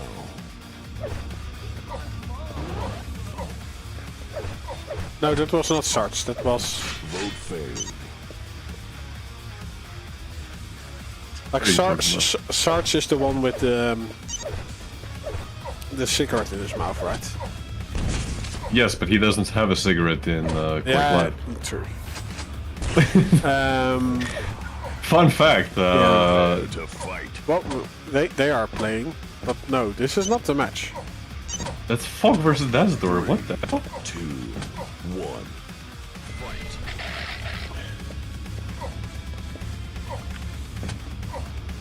They set the time limit to 3 minutes, Okay. which Like makes me believe that Fog just needs A practice. warm up. Yeah. Because he was originally supposed to play considerably later. Which, I mean, that's a fair point, you know, it's not Fog's fault, you know, for the schedule being this. True. So, if he's not ready to play, I mean... Yeah. Okay. Yeah. So the match the match that is going on the server is not the one. Blackota. Safto, if we have some time now, is it possible to leak some unverified information about the new Quake game before QuakeCon 25? Is there a new QuakeCon? A new Quake? I don't think so. Is it the Q4 remaster? Is that actually... But it does not need a remaster. Like, it's... Honestly, I would... Okay, look, listen. I'm just saying. Quake 4 is the best Quake ever made. And you can... All you Quake 4 haters, shut up. Well, maybe the re... No, but like, it's already on ITEC 6 or something, right? Or 5. Quake 4? Yeah. No, Quake 4 is on ITEC 4. Really? Yeah, it's on ITEC 4, which is... that's okay. So, the way it was... So, Yeah. ITEC 3 is Quake 3, then Yeah. ITEC 4, that's Doom 3 and Quake 4, and that was like, you know, you had your fancy shadows and stuff. Yeah. And then ITEC 5 was Rage, and the new Wolfenstein games. Is 6. Yeah. No, ITEC 6, that's already Doom 2016. So that's ITEC 5 still. Or 5. No. 5.5. There is no 5.5. What are you talking about? Yeah, You're well- coming up with new engines. Yeah, yeah. But Wolfenstein, which ITEC? The first Wolfenstein reboot was on ITEC 5. Yeah. So same engine as yeah. Rage. Yeah, like it still has the mega texture. So if you do a 180 really quick, you see like it takes a second for the textures to load. Yeah, that was a known problem with the game, with the Mega textures. tech there. Yeah, and actually it was also still in Doom 2016. And I think also in Eternal. I think for Yeah, I still noticed there. It's actually kind of funny how there's... Like, I had played the Rage, and then I played... I had played Rage, and then I played Doom 2016, and I was like, wow, there's still bugs, like, from Rage, which... Like, they still exist in Doom 2016. It's just the way how the mega textures work, right? So it is actually a method to save resources. I mean, yeah, like, it's... Yeah. At the end of the day, like, a variation of it, you know, basically being virtual textures is used pretty much by all game engines these days, so... Yeah, but it actually is removed. The mega textures that was invented by John Cormack is now removed from ITEC again in like So the last is attack 8 then? I think so. I think Dark Ages, yeah, that's Yeah. attack 8.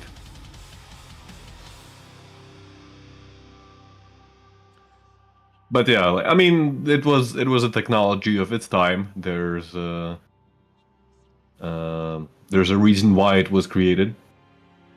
Yeah, well, it is actually fun. Like I just I read Doom thing. Doom thing.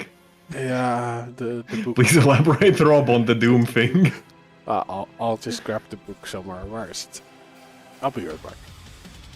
Okay.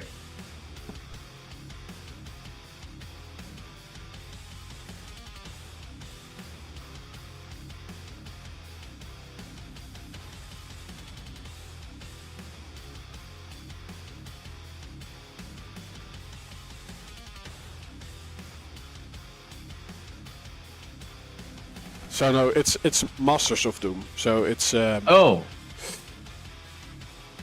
it's about yeah, basically John Carmack and John Romero creating games, right? Like the start of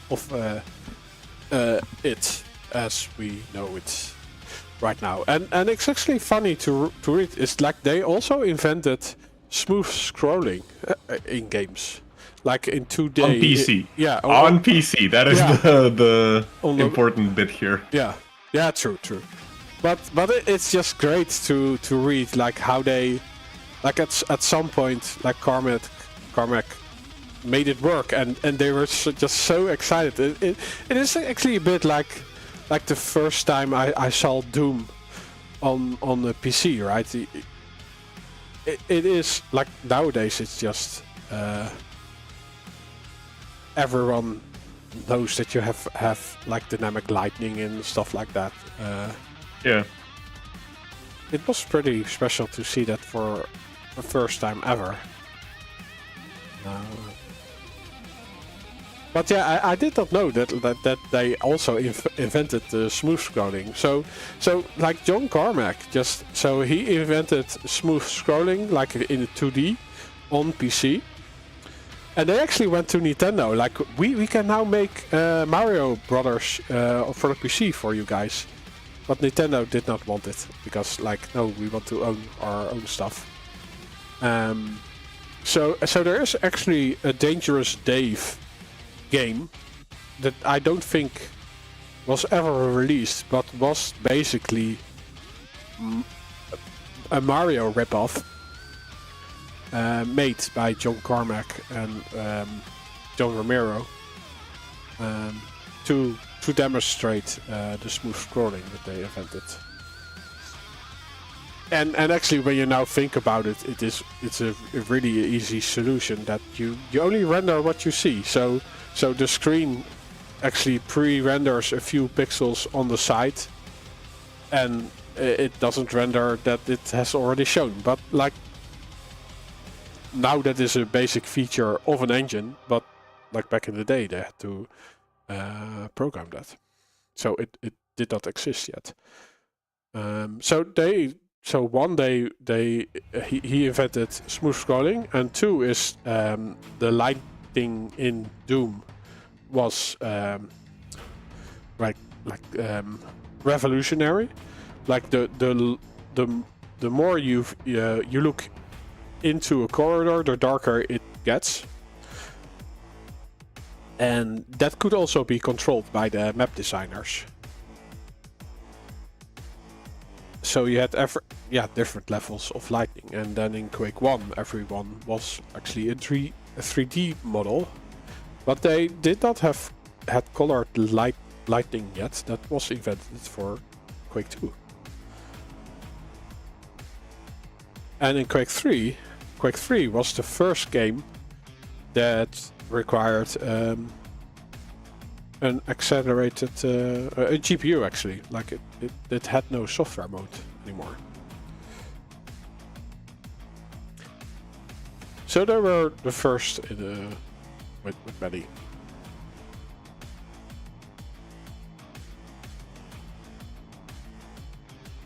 And it's actually like everyone complains now how bad games run.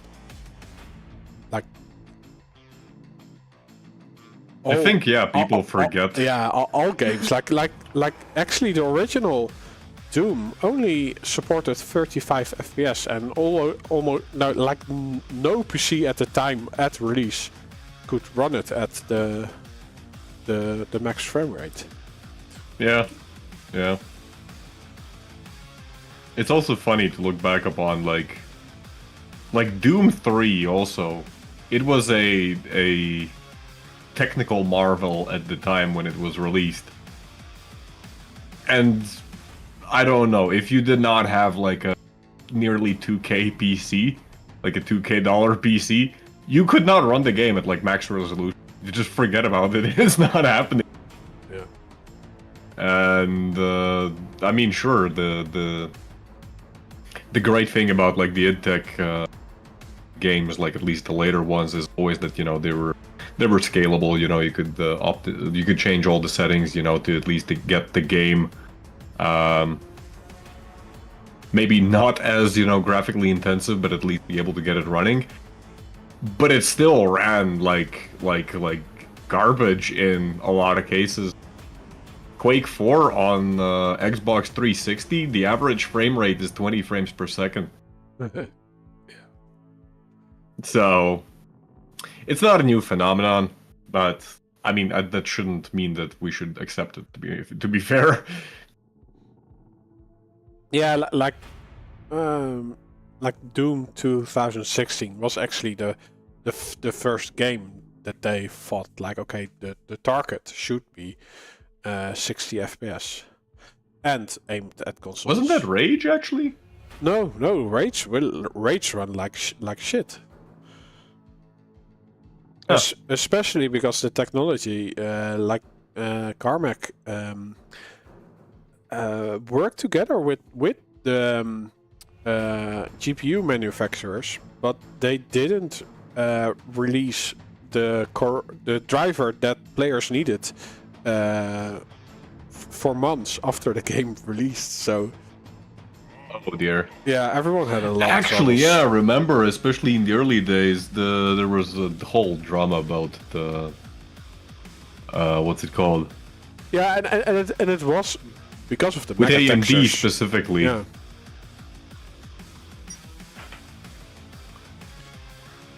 But yeah, for the people that just joined, we are waiting for any match to start.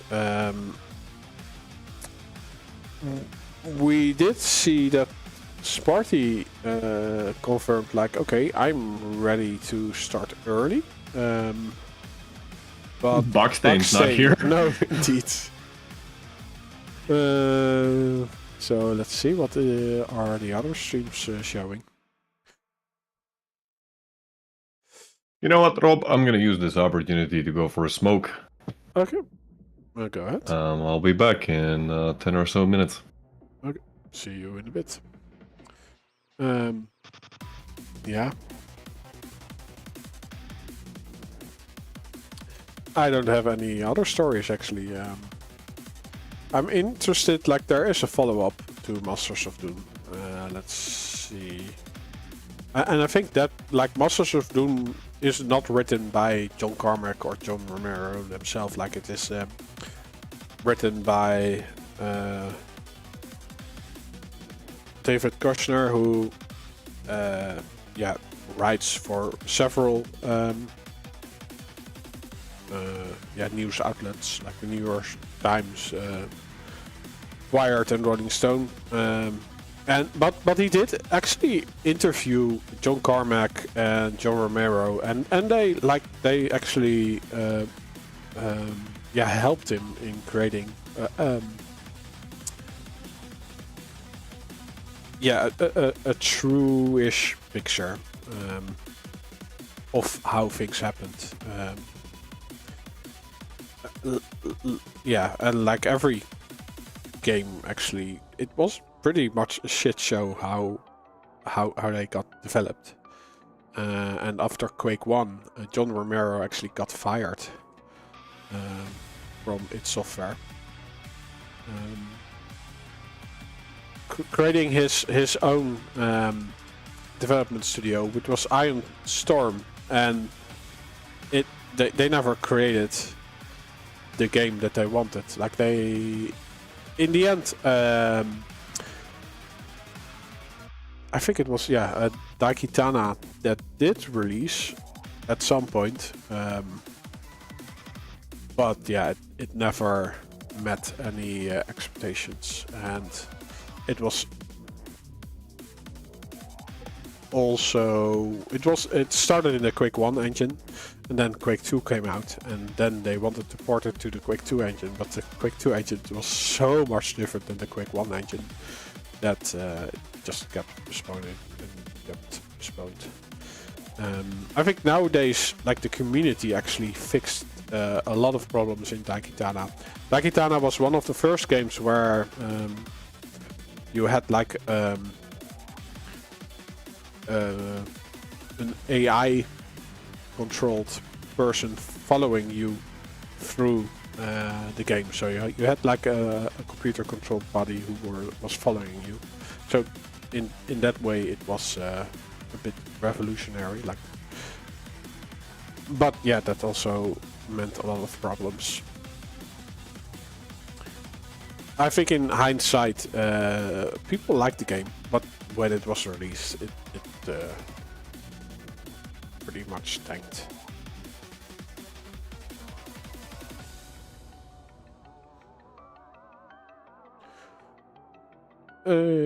Yeah. Let's see. I think they're still trying to get something going.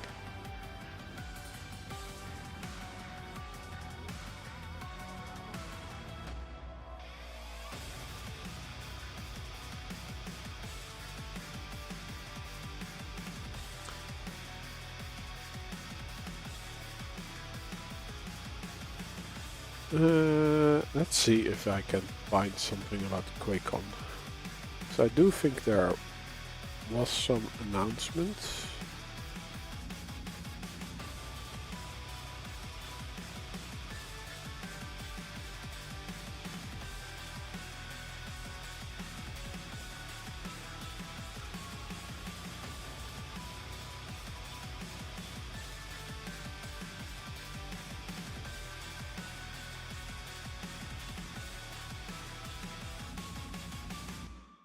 But I don't see an official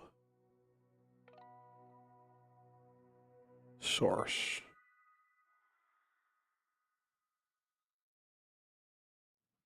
Oh, it's probably just on the QuakeCon website itself, right? QuakeCon.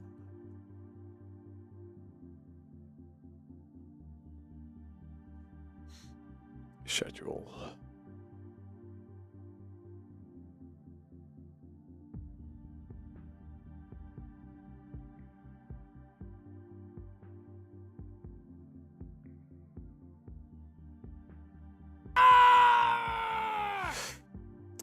Hey, thanks for the follow, Sweetwater. Yeah, if you just tuned in, we are waiting for any match to start. Like the first the first 3 matches did not really happen, and we did see Helldown versus Firebot and Arseny versus Nutrino. Yeah, Ash versus Fog would be the next one. But yeah, the original schedule time is like in 35 minutes.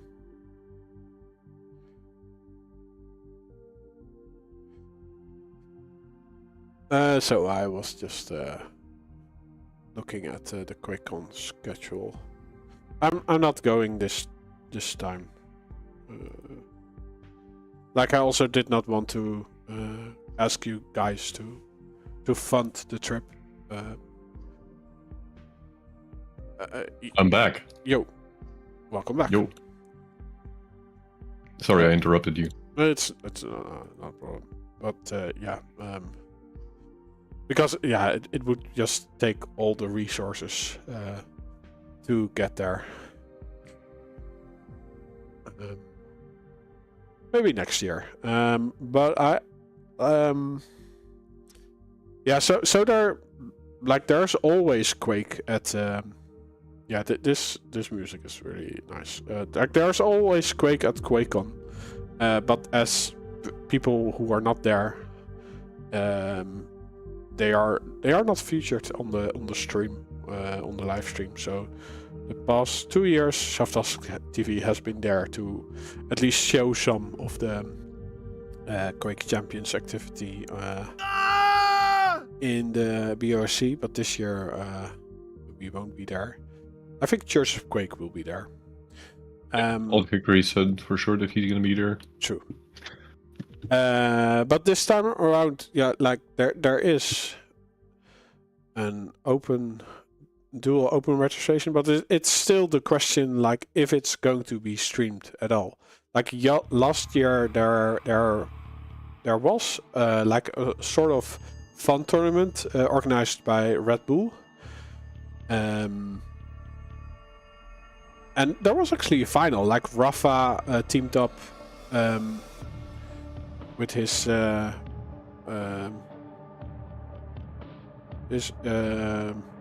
longtime friend. What's he called again? Can you help me? Oh, I think it was Twitch. No. He lived together in NA with him for a long time. Oh, effortless, yeah. So. Oh, right, yeah. right. Yeah, so there was like a fun competition, like in different Quakes, and there was actually like a final on stage. Like we were able to view that there, and it was hosted by. Damn it, my brain.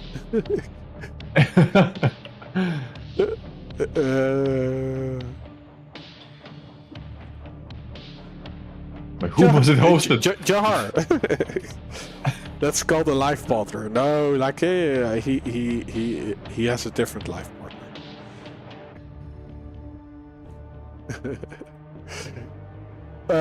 Yeah, so that was hosted by Jahar. It was a pretty fun event, but and there were like screens and like people with cameras, and it was casted by Jahar. Like there was a whole production around it, but it was not streamed. So I would not get your hopes up if you were going to see any Quake this time around on the stream, but it's definitely happening in the BOSC. So if you want to play Quake on QuakeCon, you have to go there. I know for sure that there's going to be a BYOC sacrifice tournament, and hopefully somebody from Church of Quake is going to be streaming it. Yeah, I was thinking because like the there's also like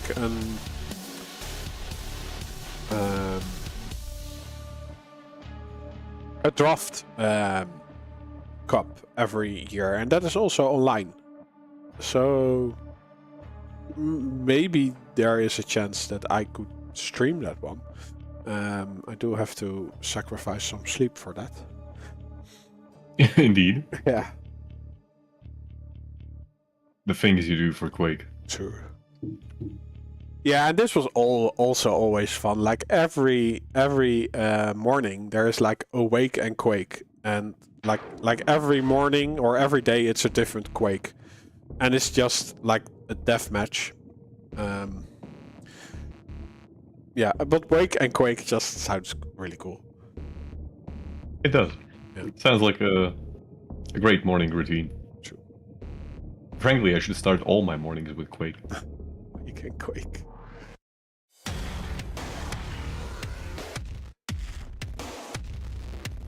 But yeah, like most of this stuff you don't even notice it happening on the stream, because on the main stream they basically, it's just advertising the stuff that is already bringing in the big money.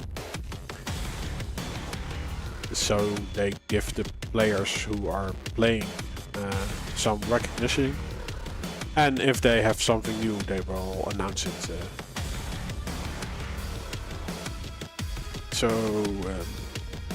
there's definitely Quake, Quake Live and Quake Champions. Like there was also a CTF tournament last year.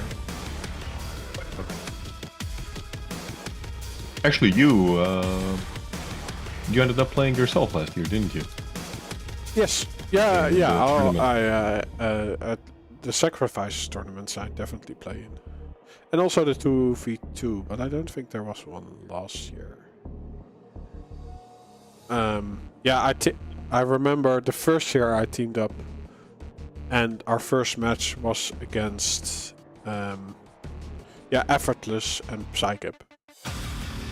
That's an easy victory for you, isn't it? Yeah, like the first map we had 7 frags against 50. So our mission was to get 8 frags on the second map. Did you win? No. Your own objective? Yeah, but we did reach our objective. I think we had like 12 frags on the second map. Nice. That's not bad against 2 of the flashiest NA players in the world. Yeah.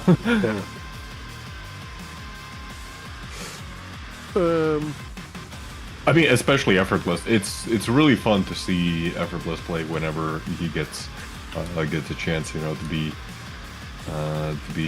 watched, because the way he just moves around the map, it's kind of mesmerizing, you know, and those crazy flicks. It's so much fun just to see all that in action. So 12 frags, not bad, honestly. I probably would.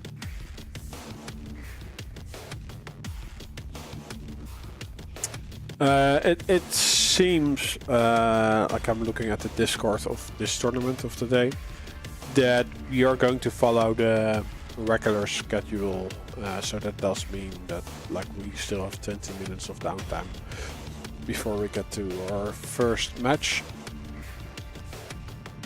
or our next match, which will be Fok versus Ash, and then we hopefully can follow the regular schedule.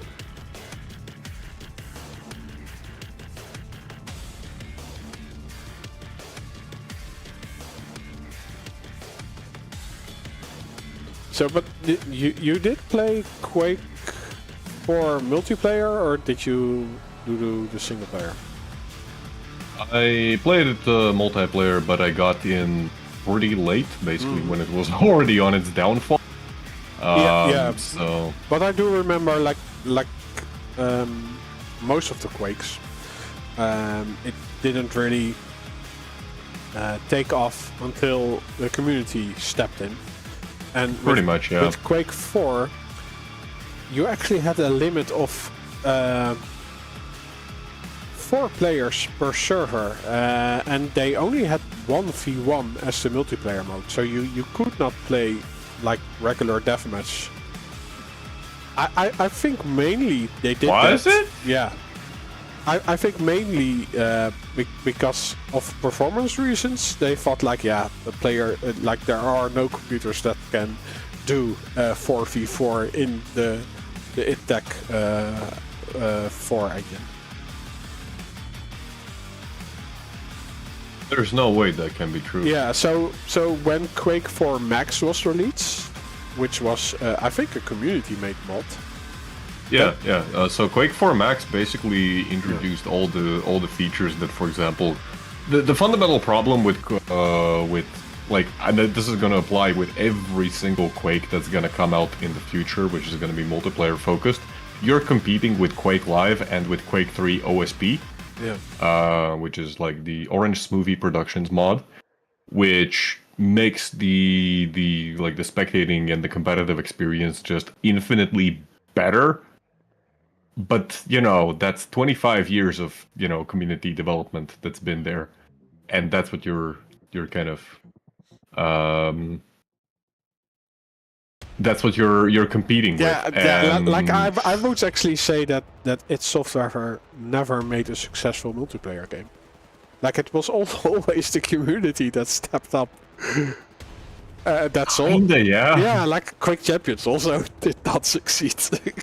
and the rough thing about Quake Champions is there was no community support, because like everything is closed off. Like it is a proprietary engine from a different developer than themselves, so they even have trouble themselves getting stuff done. So, and like in Quake 4, like the single player was a relative success, I would say, but like the multiplayer, yeah. Yeah, it died off. One of the problems, like the Quake 4 multiplayer, it felt like they had hit a kind of existential crisis where they didn't know, like, do they want to be slightly different than Quake 3? Do they just want to be Quake 3 but like fancier graphics? Like, what exactly was the goal? So, as I understand, and I wasn't around to verify this, it's kind of third-hand accounts at this point, but as I understand, the initial versions were substantially different in terms of movement physics. So like the acceleration values were different. And the second thing is that stuff like the weapon switch speeds and things like that were also changed. So you had like combos that worked only in the original, like in the early versions of the game, and they were later changed on in the later updates. Because one of the things you immediately notice going back to Quake 4 is that weapon switch is incredibly slow. Coming back from, you know, Quake Champions, where you can go, for example, LG into Rocket. So they probably based it a bit on Quake 2, then. Quite possible, yeah.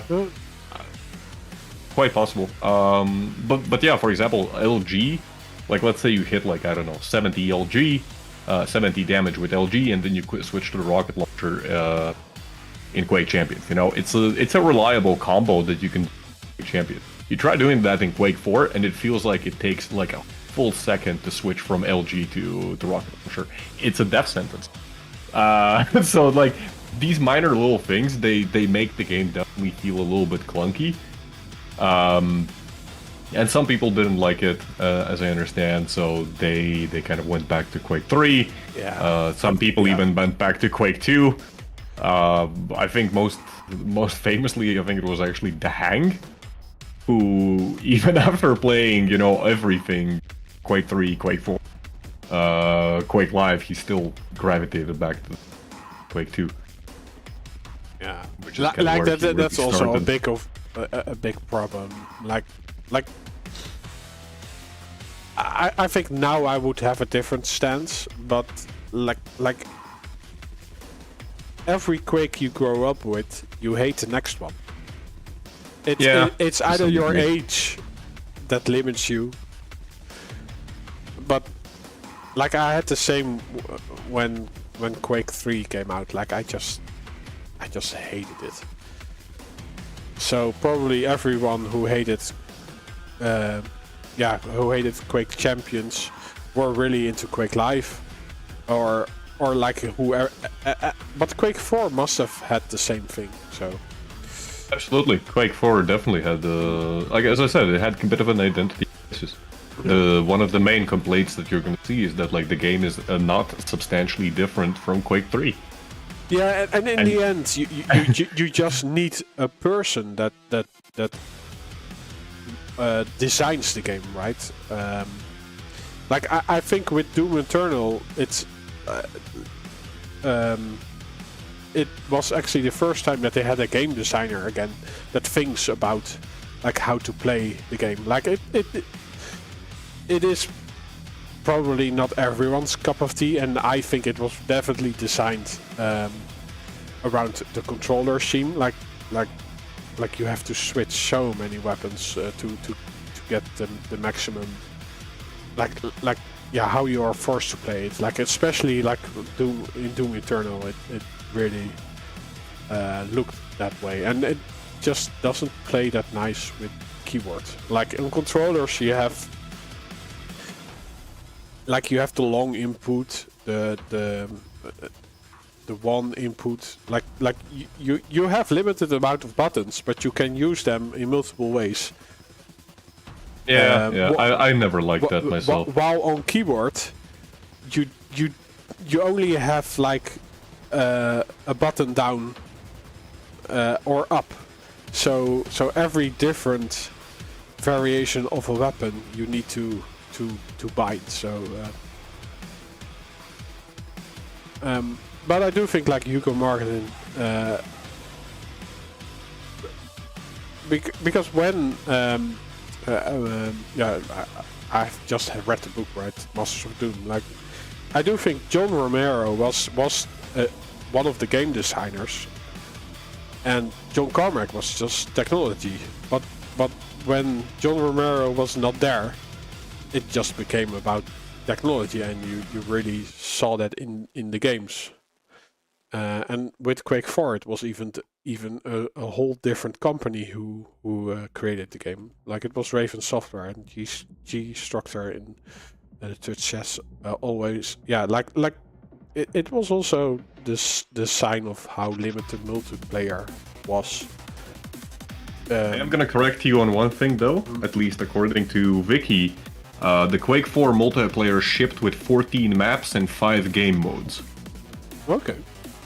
So the game modes were Deathmatch, Team Deathmatch, Tournament, Capture the Flag, and Arena Capture the Flag, which I don't even remember because I don't think anybody ever played it.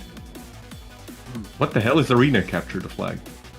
Well, I remember like that it only launched with a limited right. of maps, and like after the Q4 Max mod came out, it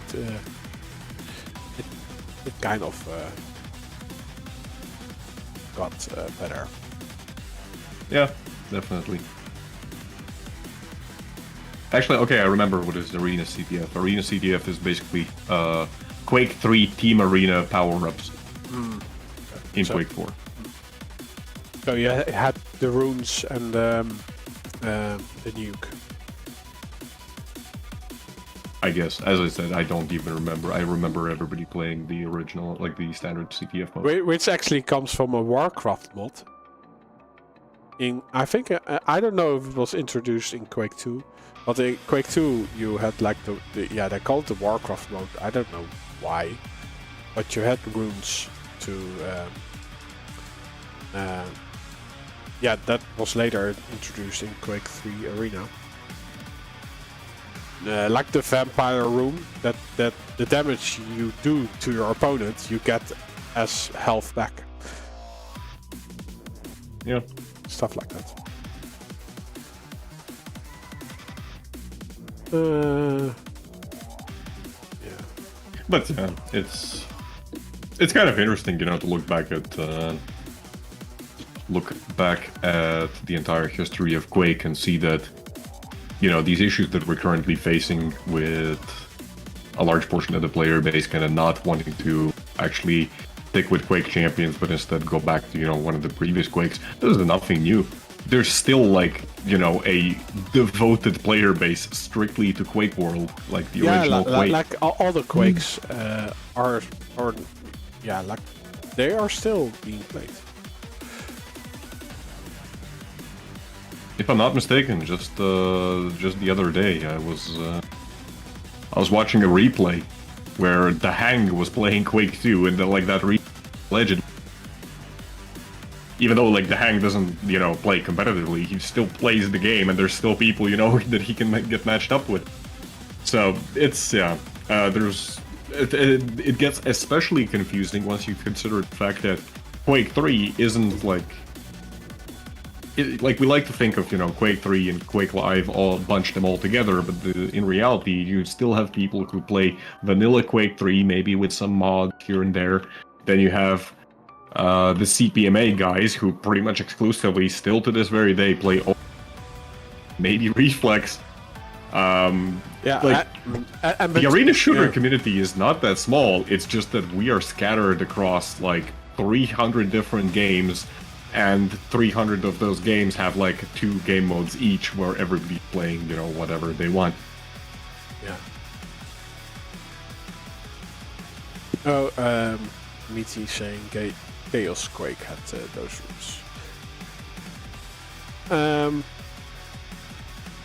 Yeah, and it's also like between Quake 3 and Quake Live, there's a time span of 10 years actually between those. It's just insane.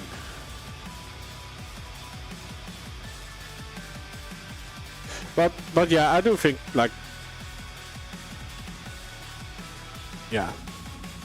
like id Software had a problem of not really having a game designer for a long time. Yeah. I think now they have a complete team again. But yeah, like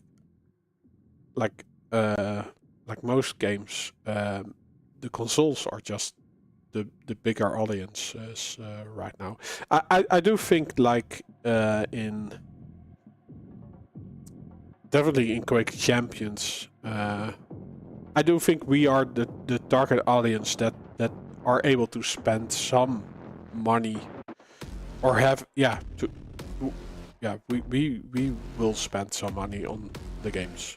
Like a 13-year-old would spend less. So I think in that way, that is probably the reason why the Quake servers or Quake Champion servers are still running. Because I do think there are dedicated a dedicated scene that have money to support the game that they love. Yeah. Because I do see, like, every time there's a battle pass, like, I see everyone with the newest gun pretty quick. And I am one of those who Oh yeah. gets platinum every time I need to buy the battle pass. So I do think like the target audience is not the youth anymore. While you need that for longevity, I do think we are a demographic that's has money to spend on games. Yeah, I think I'll agree with you there. But also less time. Like, we do have responsibilities outside of sitting on our houses all day.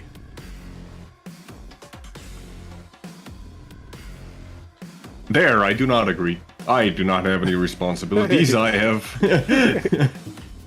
Okay, why did you do not do a Stotty and the NA Quake tournament then? Okay, you got me. I do have responsibilities. God damn it, Robbie, you're not supposed to, like, expose me like this. Yeah.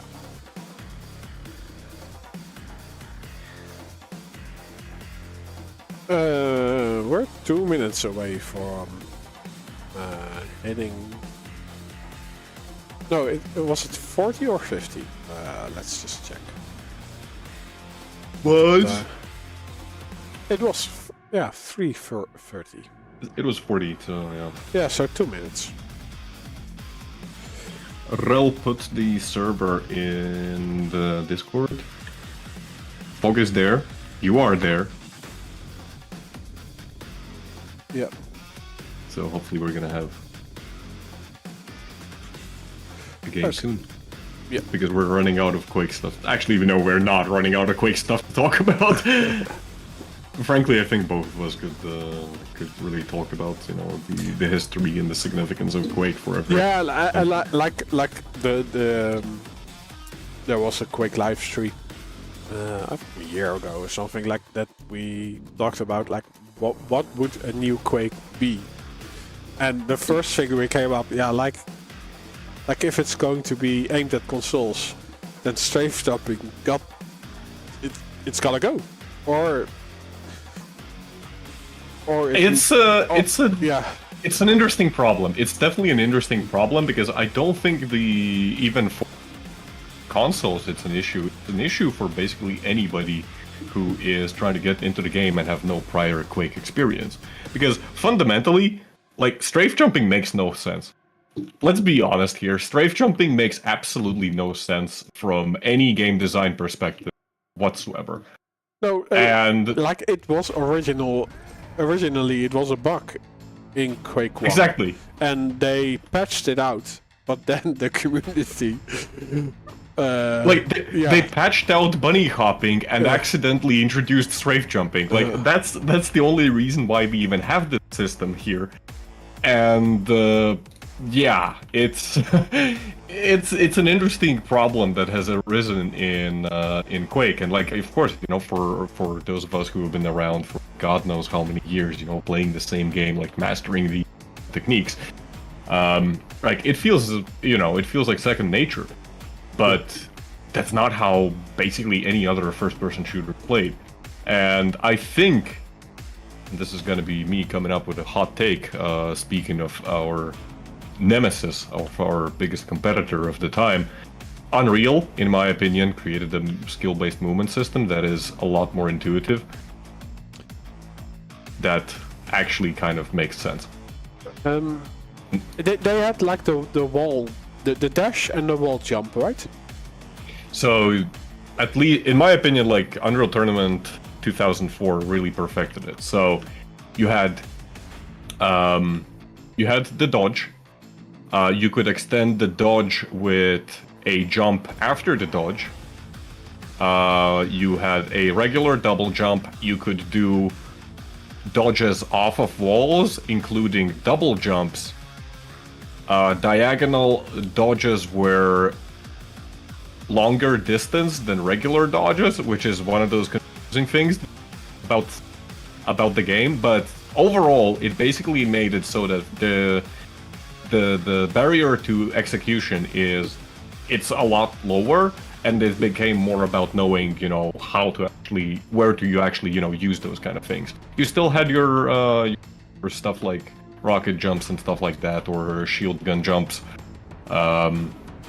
So there was still like skill involved in it, but it's a lot more simplified. That being said, I don't think it's a good replacement. It makes sense from a design perspective, but it's not a good replacement for the Quake community, because I feel like Quake is a lot more about, you know, maintaining your momentum. It's about kind of... Yeah, but the discussion is mostly about like translating it to controllers. Oh, for controllers, for sure, it's way easier. Yeah. no, but like the strafe jumping, like it's already very slow to move your pointer with a controller. So you would have to shift left and right and also aim at the same time. Like you can do that with a mouse, but with a controller you can't. Yeah. I watched actually a Quake 4 match. Yeah. Like an online match, played on Xbox 360. It felt like I was watching, I don't know, like a duel from 1996. It was that slow, you know. And there probably could have been, like, you know, better players with more skill and, you know, understanding of the game, but still, like, you can see the limitations of the control.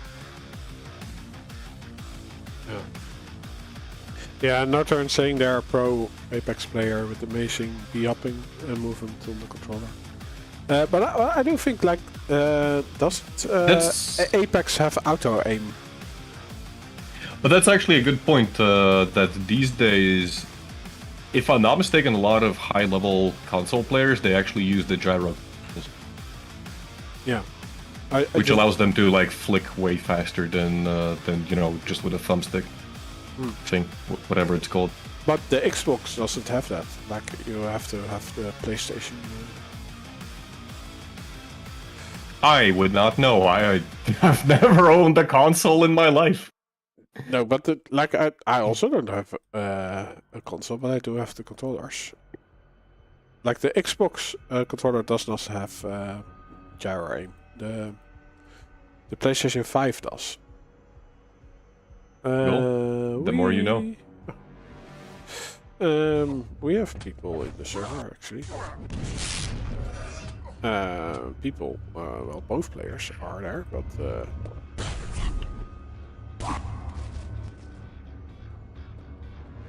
I'll be right back. 1 minute. Ash is not moving yet.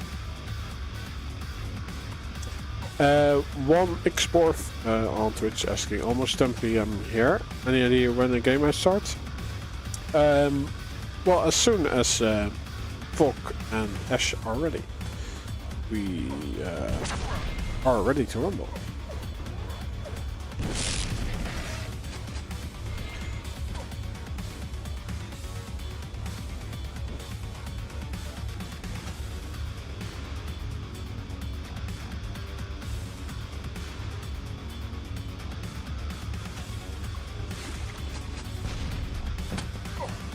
Fok is now also moving.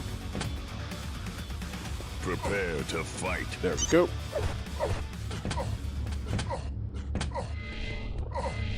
I'll stop the predictions 1. at the 2-minute mark. We start on Fok, who will get this yellow.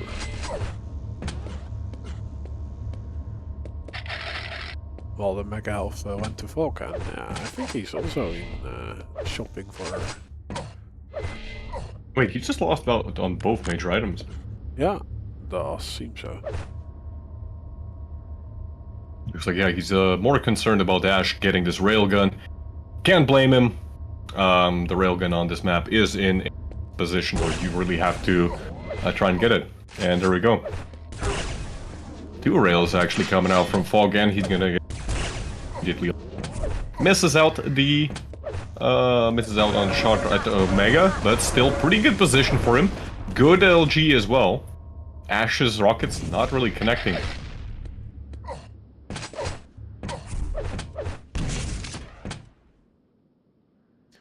Yeah, a little bit early on this red. But Ash does not make an appearance. 10 seconds for the Mega Health.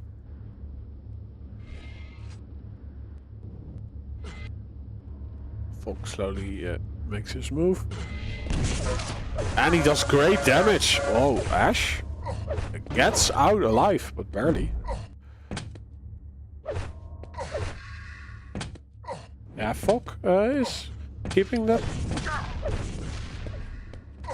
Great rocket there by Ash. That really, really saved him. Fog would have otherwise just gotten right into Ash's face and potentially killed him right there. Yeah, it's interesting. Fok just staying at this corner. Leaving the red to Fok. Now with that rocket exchange.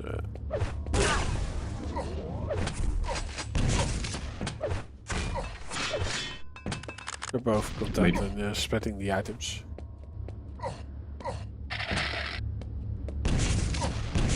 I do think Ash does come out as the winner in this situation, as he got both the Mega and a yellow. And Fog, in the meantime, he's got he's only been able to lick up the wounds that were inflicted to him.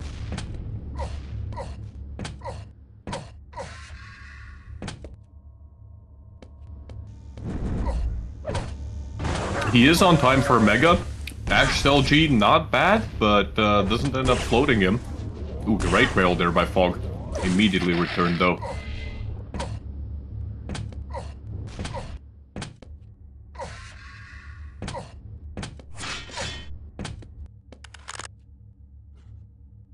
His jumping skills might need some work though.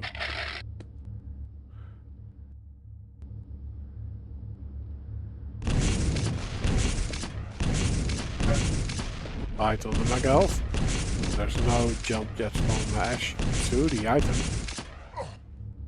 Fog retreats. Let's see. Yeah, Ash got a ton of stack, but he's not able to do anything about this red pickup. He does have a Punishing Rail, but that only equalizes the stack a bit more.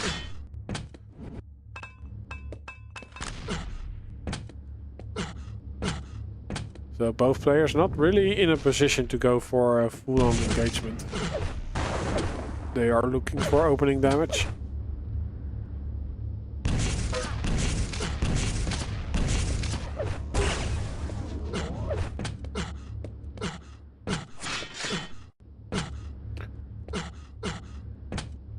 minutes in and we still do not have a frag, both players being extremely cautious.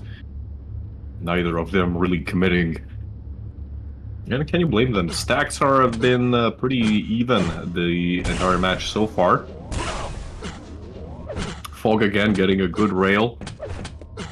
That's gonna push Ash away from the red armor, and this might be a good opportunity now. Although as I say that, ooh, the rail at Mega does make this a pretty favorable situation, but oh, Fog pushed on top of the jump pad. And although Fog's damage output is good, he's taking so much damage. Both players dancing around the teleporter now. Fog, you can see. Whoa, the rail though. Like, it's amazing to me that Ash is not able to walk away with a frag in this instance. Fog's still in trouble though. He does not have a lot of armor. But he still appears to punish the pickup. Not by much though. Yeah, he's making sure he is having an escape route, because he's definitely on the back foot. Again, like yeah, the positioning here from Fog is really good. Yeah. You can see like Ash, even though he has this immense stack advantage, he's still struggling to just get into Fog's face and get the kill. Fog a little bit too early. Oh, that's rough. And yeah, that's probably the first. This is probably the first mistake committed by Fog there, and it ends disastrously for him. Almost 6 minutes in, we finally get our frag, and that is pretty quickly turned into the second one by Ash.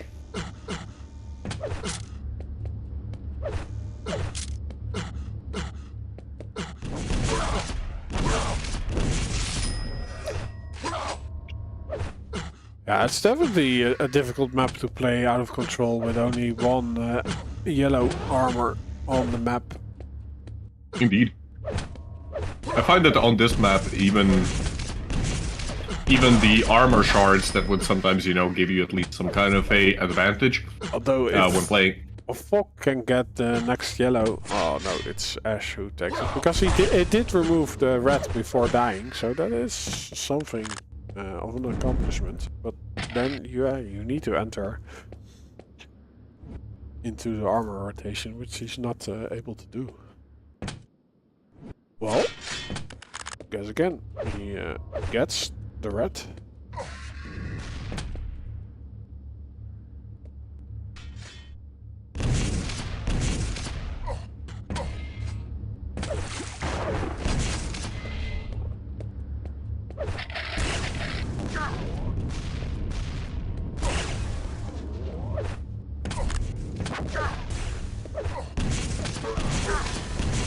Very good rockets, but oh, and the rail. Actually, if Fog had stuck around and knew that Ash was pushed on the jump pad, that would have been. Ash was still railable. Oh, he needs to push.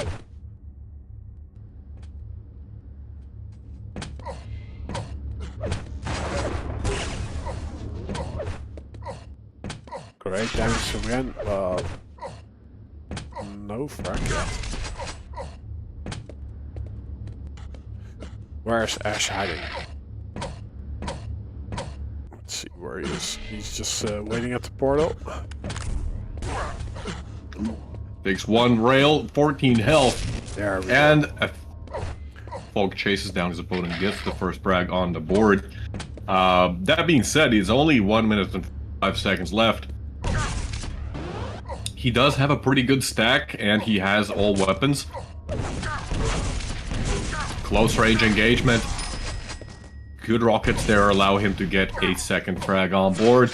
The red is immediately picked up afterwards. This is it looks like a pretty good position overall. Now the only question is, can Fog find Ash?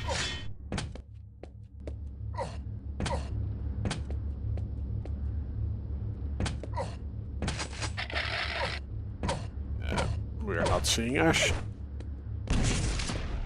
Ash has just disappeared off of the map. Ash is over at Mega.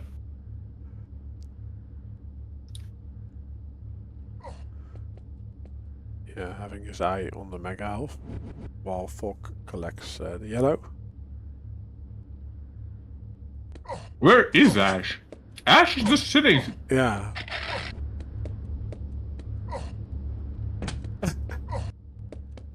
And yeah, he just moves a little bit out of the way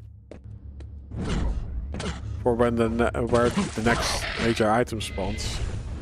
Ash actually, he fell down as he tried to cross over to Mega. Fog is able to find him, but with only 20 seconds remaining. There we go, a third frag. 15 seconds to make one more frag. Heavily delaying this. A rocket jump that, I don't know, like intentionally faked or just a failed rocket jump, I don't know. It was tactical.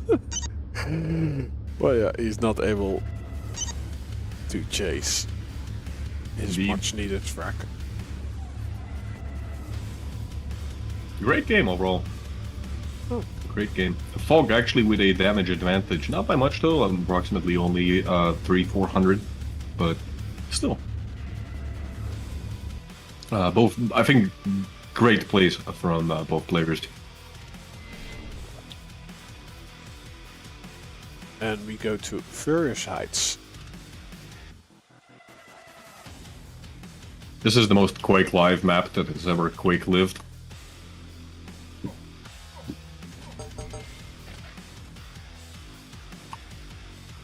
I don't know why, but this map, it's stuck in my mind forever as the Quake Live map. 3, 2, 1. Who are we starting on? I'm on Ash. Very well.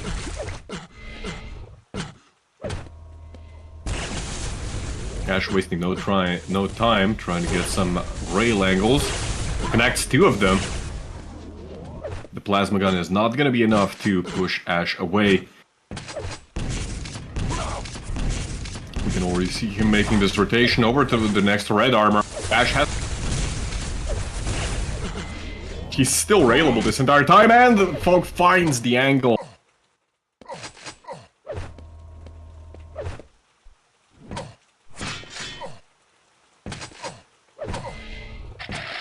With now all of the weaponry in his hands, as well.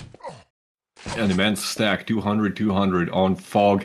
Ash is going to be probably trying to evade his opponent yet again. We can see that, like, Fog is he's already playing around this fact. He knows that Ash probably doesn't want to take any fights here.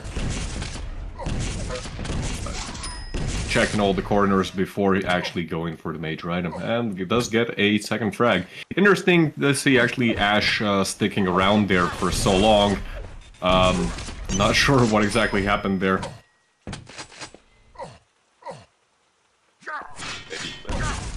Had a misread of this entire situation. A lot of LG damage being inflicted. Not a bad position. He does end up in a situation where the next frags might be coming at great expense for Fog. As I say that though, it looks like he is gonna find all the necessary items to actually stack back up. Gets the yellow armor, finds Ash on his way to Mega. 5-0 so far.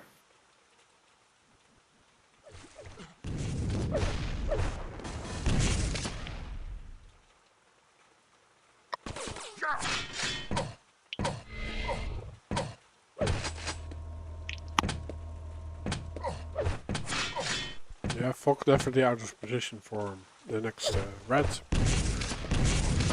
Ash taking it. All in 5 for both. Really good LG there from Fog.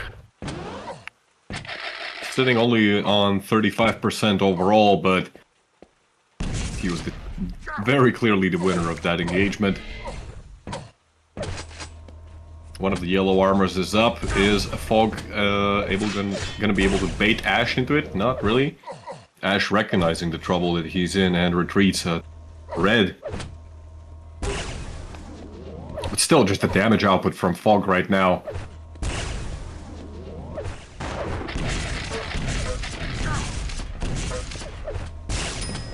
Yeah, great plays by him. Like he's not really going for at the exact spawn time for those major items, but he does appear around the items. While he had overstack from the previous rotation, and that's just does a ton of damage. So Ash thinks to himself, "Oh, I got a free major item," while he actually meets his doom. Yeah, so far Fog's positioning has just been really immaculate.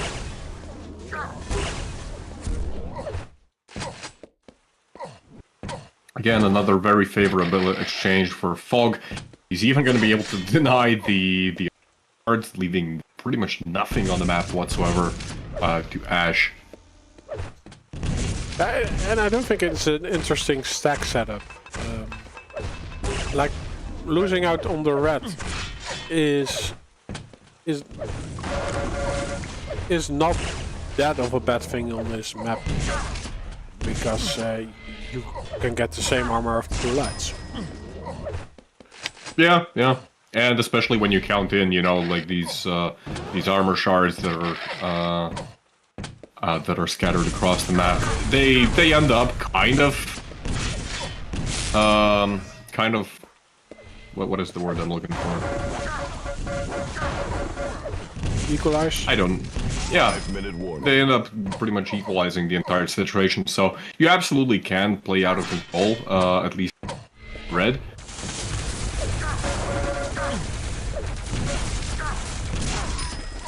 But Fog right now just playing this map extremely well.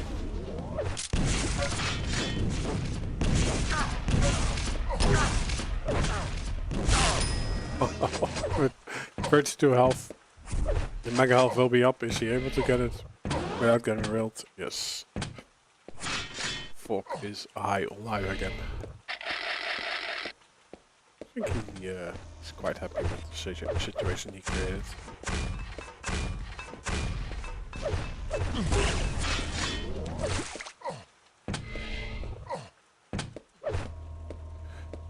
So Ash, yeah, able to do damage, but not able to do anything about the control that Fog is working with. I mean, even in terms of damage, Ash is down by more than 1k. Ooh, almost floating his opponent there. But yeah, this is just utter domination from Fog so far. He's got a significant major item advantage. He's even got an advantage on the yellow one. The damage is very much in his favor. 63% rail. This is an opportunity. Fog is actually railable. Fog is sticking around. He does not care.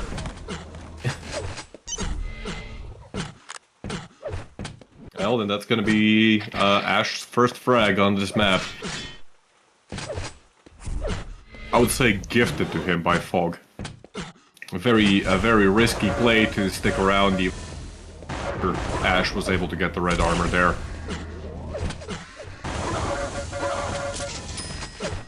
Expensive frag. Mega item is collected by Ash though. Oh, there's It is rockets. still. It is still comebackable, I would say. 2.5 minutes. 10 frags. It's gonna have to pick up the pace a lot, and I guess the player, you know, allow those kind of mistakes. We can see that even the red armor got denied here by Fog. So even though he went down, still not a terrible loss for him. But Ash has to pick up the pace like mad right now. Oh, and the rockets, they're still really good. Like Ash, he's hitting some good shots here. But it's not enough. That's another great rail.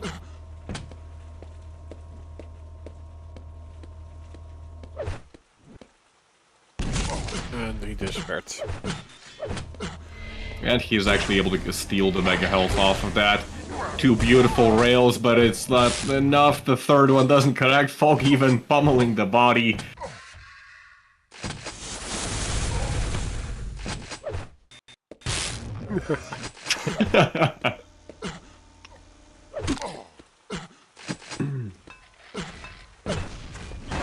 Yeah, now major item up for a ball.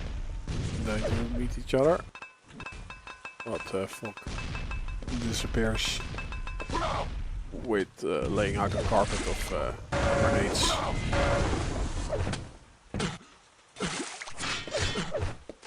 One minute warning.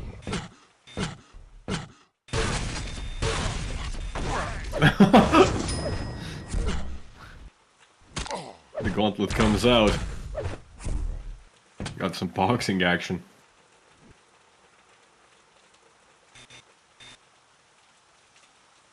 But yeah, with 40 seconds left and an 8 frag difference, it's going to be Fog winning map number 2.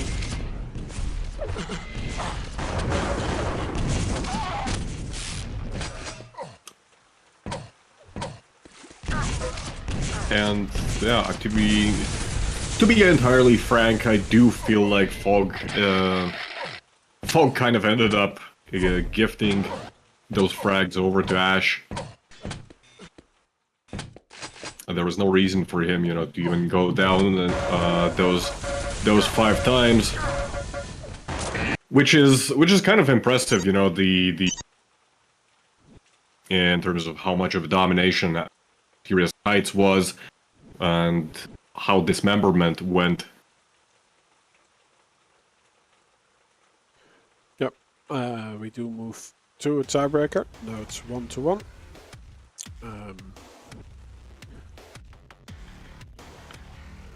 Ash winning dismemberment, Hawk winning Furious Heights. The tiebreaker will be silence.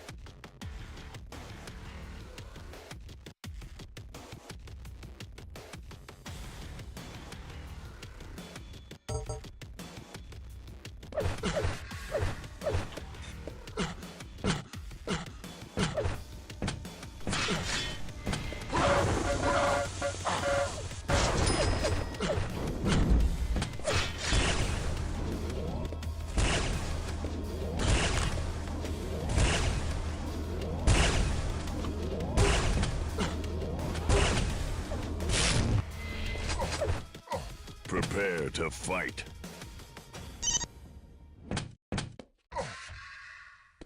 I'm on 4. 3, 2, 1. You are on Fog.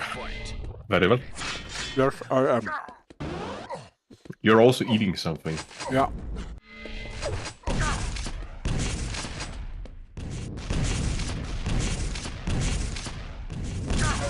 Fog already trying to establish himself on the high ground, but Ash is him. Actually, a lot of damage coming out from Ash. The shotgun is going to push him away from the yellow armor. The question now is, does Ash does not go for the yellow armor himself? He's trying to hunt for blood here. Ash, railable. He does find the green. But he's been forced completely off of the map. Fog is now he seems a little clueless as to where exactly his opponent is. In the process, Ash, unfortunately for him, has completely given up entire control of the map. Great rails coming out from Ash. The red armor goes to him, and now it's a complete turnaround. Fog.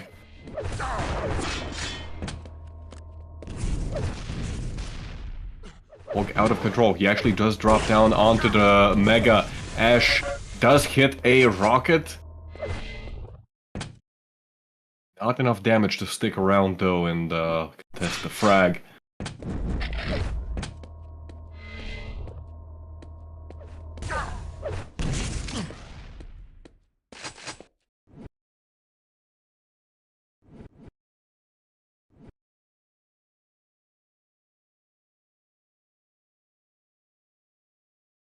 There's an ominous silence all of a sudden.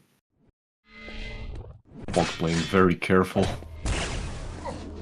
So is Ash. The Mega Health was picked up by Ash. Both players are in kind of similar positions in terms of stack.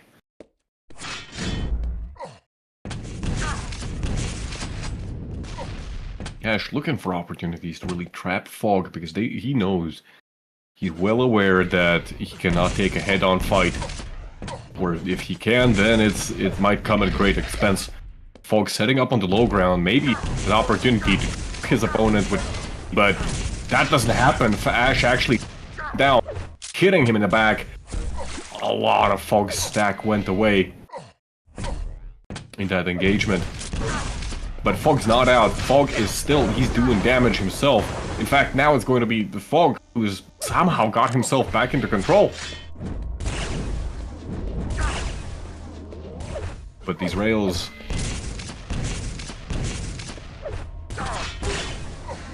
quickly turning the tides again. Fog stuck on the jump pad. Ash is going to get the first frag 3 minutes in with remaining him. There is definitely a refrag potential. Go ahead, Rob. Yeah, I guess that's the jump pad of doom there on the heavy. If you get stuck in that one. Yeah, I have a suspicion that jump pad's placed there solely to punish anybody going for red, you know? Great map design element, I gotta admit. Yeah, unfortunately, because Fog did really well before that instance.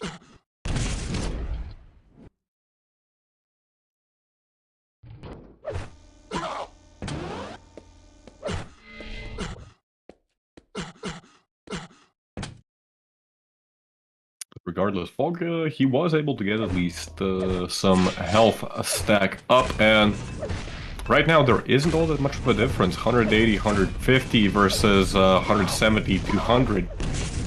In terms of effective health, they are largely equal. Ash playing the high ground, trying to drop, defending this yellow armor, but Fog, he's able to steal it regardless.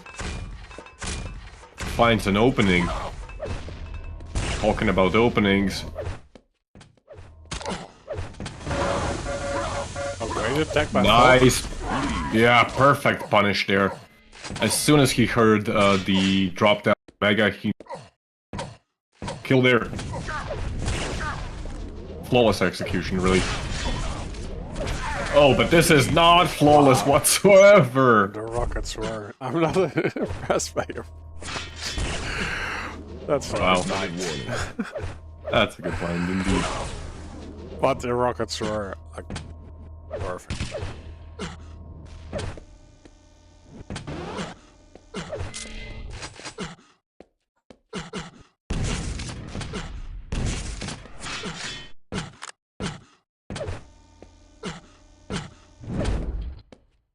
Ash, he's clawed his way back into a stack advantage, but now the question is, will he be able to maintain it?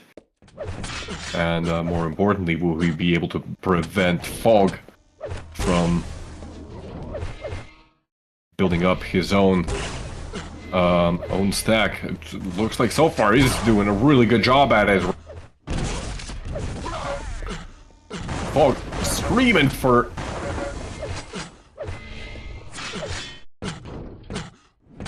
He does get away, but wait, Fog is...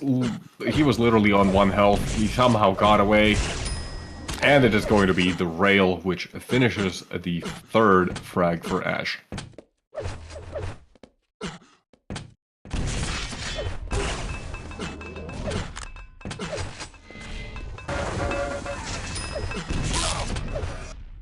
Very easy frag, actually, for Ash. Very easy there. And still... oh no. Oh no, Fog! Okay, he gets away from the red platform quickly enough. I was already scared that we're gonna get, like... of, Fog being stuck on the jump pad there. Doesn't happen, though. Fog able to successfully steal the red armor and make his way out. Ash now posturing. He's actually out of position to contest at our Fog.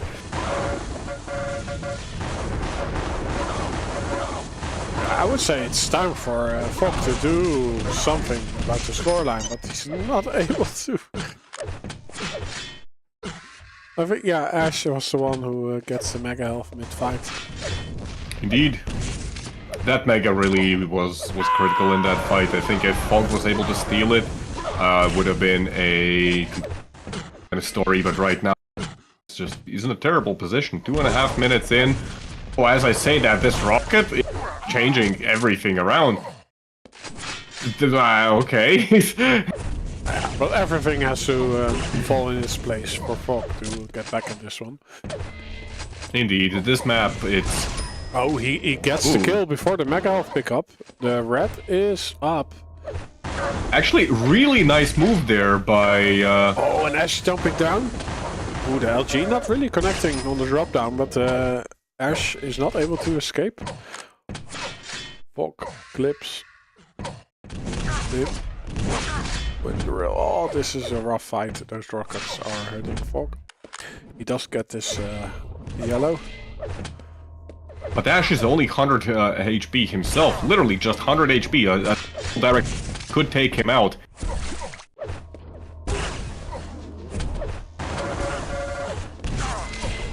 Oh no!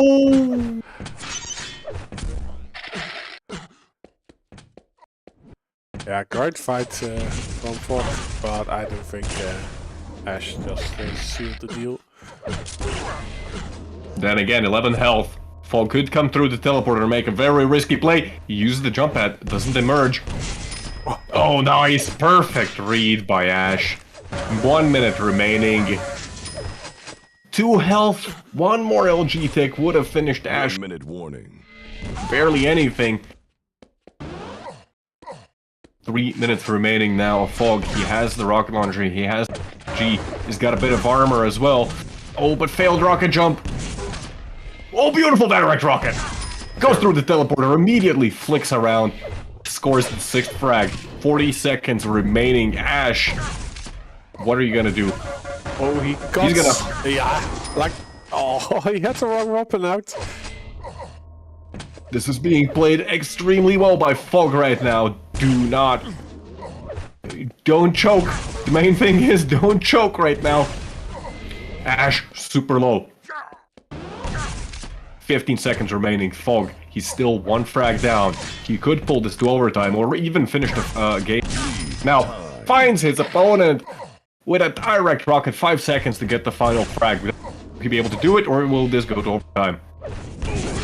Overtime it is. The good news for Ash is that he was able to get the red armor.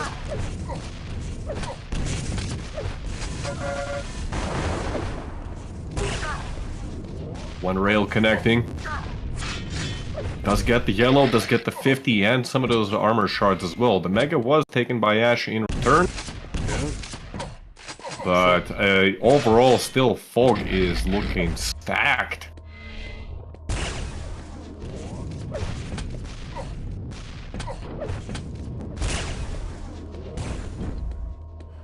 Yeah, in the meantime, Ash did collect some more weapons. He now also has the railgun. It was lacking before. Like, we really see him doing his work with the rocket launcher. Oh, he gets caught up after the yellow. But he does get out, but not escaping with the mega health. Yeah, it really did look like Ash did not expect his opponent to just emerge from that ceiling. And with 50 seconds remaining, I mean, Ash has the options to maybe try and get a frag and pull this to a second overtime. But it's going to be very tough, because as we've seen in head-on fights, Fog can be absolutely unrelenting. Great rail there by Fog. Ash trying his best to get himself into a position to deal damage. Goes through the teleporter. The jump pad again, not doing Fog any favor. Shotgun Gets pulled out, but it is Ash who repelled by the LG. 9-7 in overtime is going to be the final score. Nice. Really nice game. Really nice game. Good comeback from Indeed. back for a long time. Makes it work in the end. There are also a couple of like really nice moments there by Fog where I think he very successfully I don't remember which frag exactly was that, but he baited his opponent just in the most just in the perfect manner. Both the red and the mega was up, and instead of going for the mega, he ended up doing was going through the teleporter, setting up on the high ground as if going for red, and Ash just fell for it immediately. Fog comes back through the teleporter, traps his opponent in the mega, and scores the kill. Right. Indeed. We are going to Boxane versus Sparty, but Boxane hasn't done his homework. Yeah, Boxane is apparently... He's in the car. He's in the car. Yes, he's in the car. 30 minutes. I hope he doesn't live in the car, because it's not going to be very comfortable to play Quake from there. Okay, so this next match. When did he say that? I'm running 30 minutes late. Okay. 30 minutes late it is. Oh, oh boy. But yeah, Boxane, he's been very busy apparently to even do the map picks on time. So bear with us. We have another delay. Yeah, like many today. By the way, you're our. I'm losing you every now and then. Why? Why? I don't know. Are you moving from your mic a lot? Not really. The only thing that might be coming to my mind is if I'm opening my console, because my mute Discord button is the same as... I just lost you. Okay. Okay, it's not the console thing then. I don't know what's going on.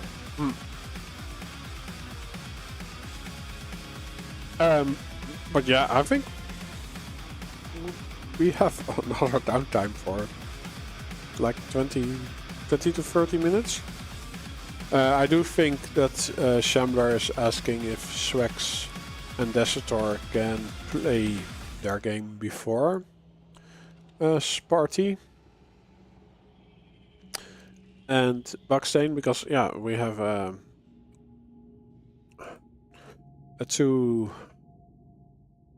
two-part Boxane match up next, but he's not available. Hopefully soon. Soon enough.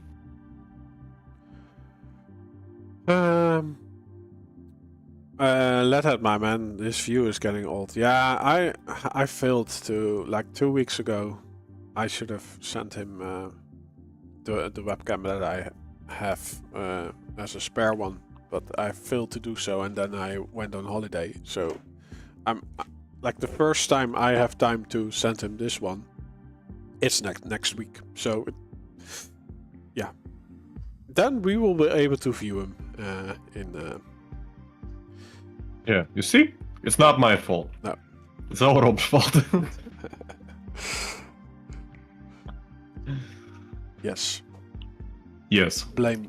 But you could still use your phone. My phone? I don't have anywhere to put it properly. Oh no, but like, I still end up having to buy some but it would be fun if you just show what is happening. My cat? No, yeah, what is happening around you? Let's see. I'll give you a link. Do you think I can do that? Yeah, if you open that on your phone, I think we can see you. Oh my copy god. link. So It's hot and disgusting right now. Show camera? Really? Well, put on pants and I do have pants. nice. That's important. Very important. I know. Give me a... Wait, I have to open this on my phone, right? Yeah.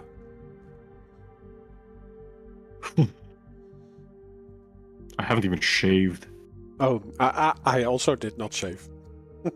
Okay, so at least I'm not alone.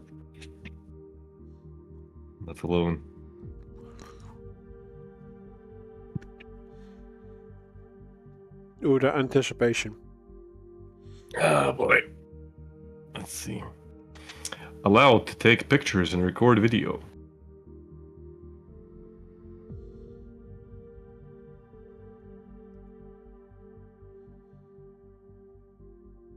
It's asking me for like 300 different permissions. It's very scary.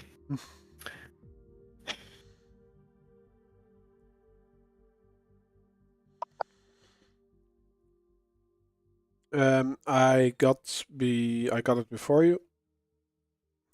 Hey, Hello. there we have you in front of the cat. I'm in front of the cat. I'm out of focus. But hello, this is me. It's Leadheady. There. You can probably hear me double, can't you? Actually, no, I'm muted, No, so no, it's no, fine. no.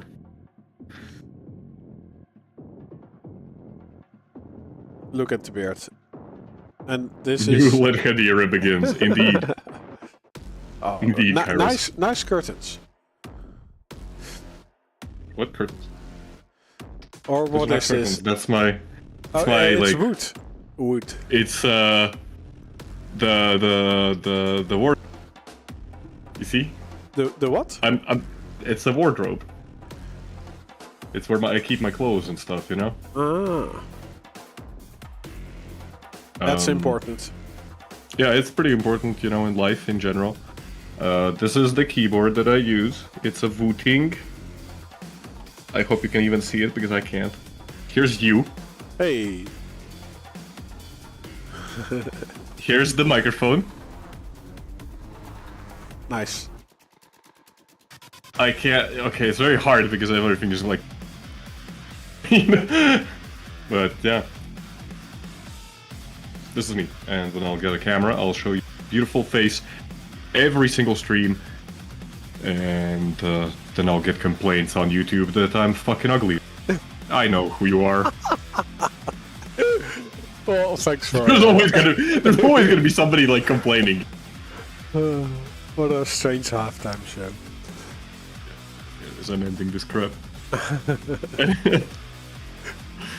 But no, like, literally, it's gonna be like, Slash right now is complaining. It's like, you know, this cat picture's getting old, and as soon as I switch away from the cat, there's gonna be somebody who's going like, oh my god, like, stop showing this fucking idiot on my screen, like, cat. I guarantee you, man, it's gonna happen. Thanks for the follows. Sake Kenjak. Sake the Kenjak. And Fur Mario, thanks for the follow. Who beat me? DK. And Sweetwater. Okay. Let's see. It does seem that I have some time to get my third beer. Wait, how long do we have to wait? Because I might go to the store and get a beer myself, to be honest.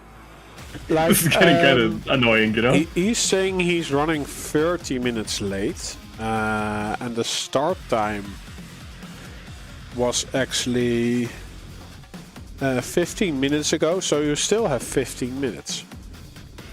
How many minutes? 15. Okay, 15? Yeah, I can make it to the store. You know what? Screw it. Let's call it a pause here, and I'm gonna be back and fucking waste it.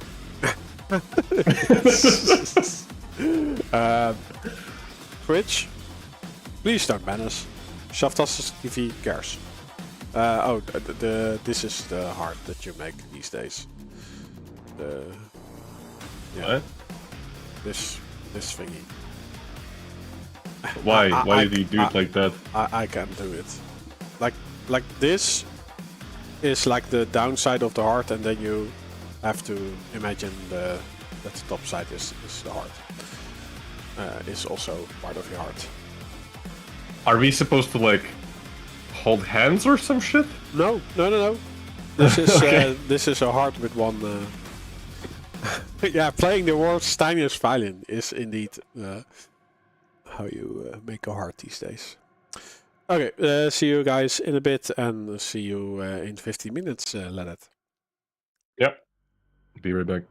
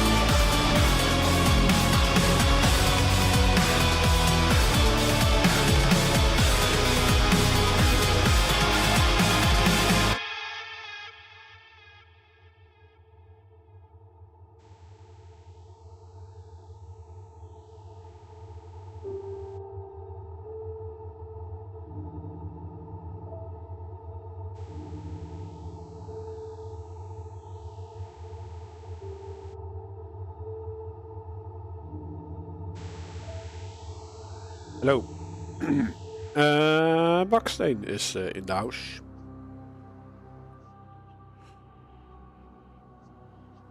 Let's see if they are doing their picks events now.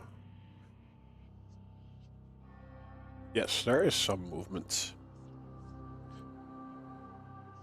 So we are gonna get Boxane versus Sparty very soon.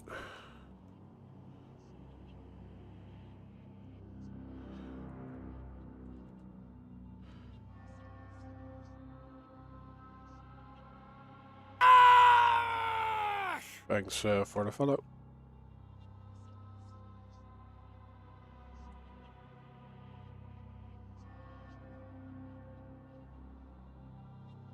Oh, it's a subscription with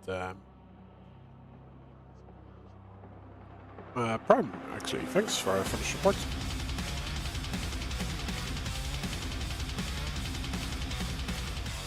Mr. Rita. I'm assuming you are a Mr.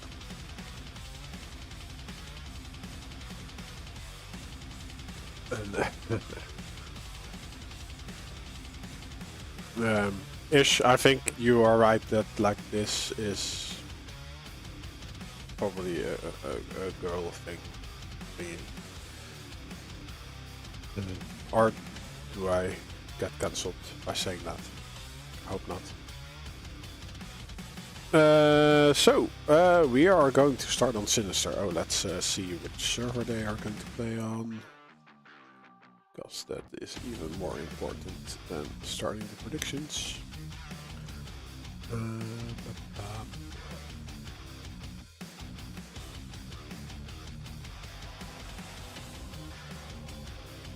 Okay, Boxane still needs 3 minutes to start his PC and QUAKE live and stuff.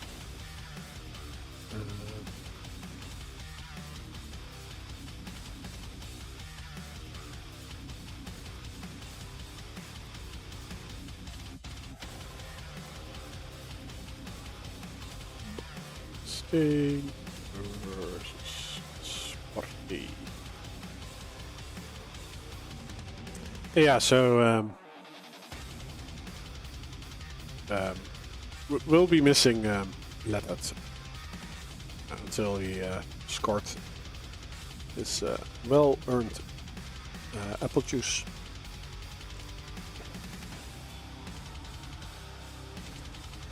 While we prepare for Boxane versus Sparty, and I hope we'll be able to follow the regular schedule from now on.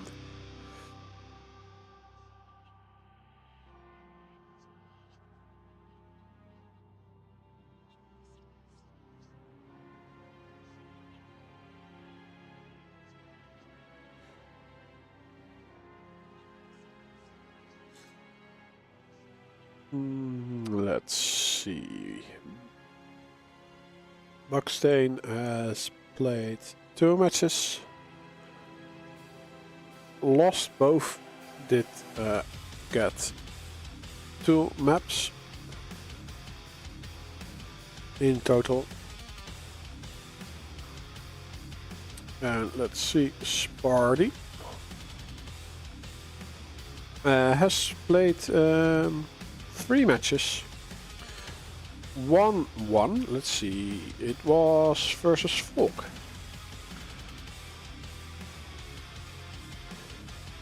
Got 1 map from Desiator and 1 map from Arseny.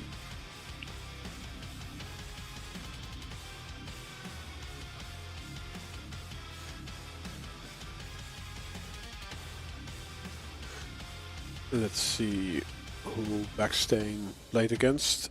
Against Firebot and Folk.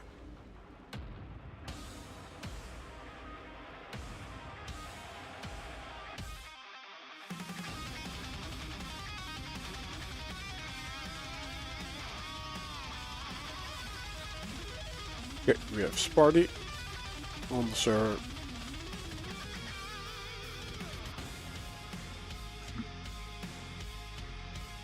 Bobef on YouTube saying, can we find 2 sober players who haven't played yet? Well, hopefully Sparty and Boxane are sober enough to play.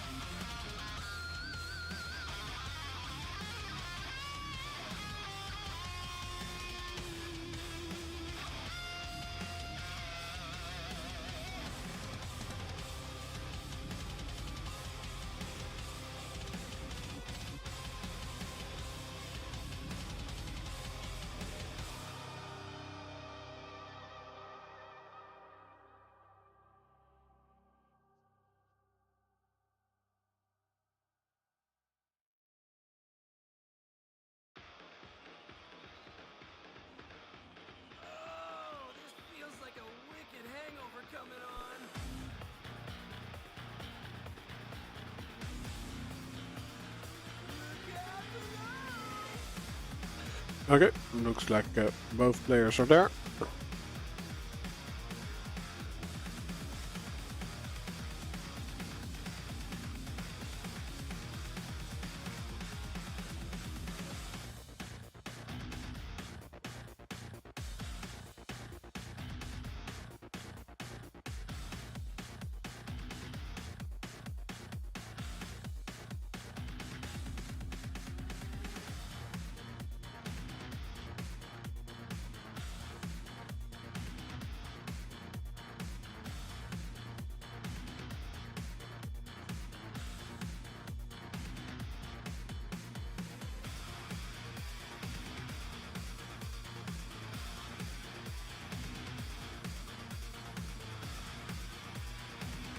There we go. I'll stop the predictions 2 minutes in. We start on Boxane, who sees the mega health, gets 2 yellows. Well, Sparty got the red. Okay, my audio's off. Thanks for letting me know.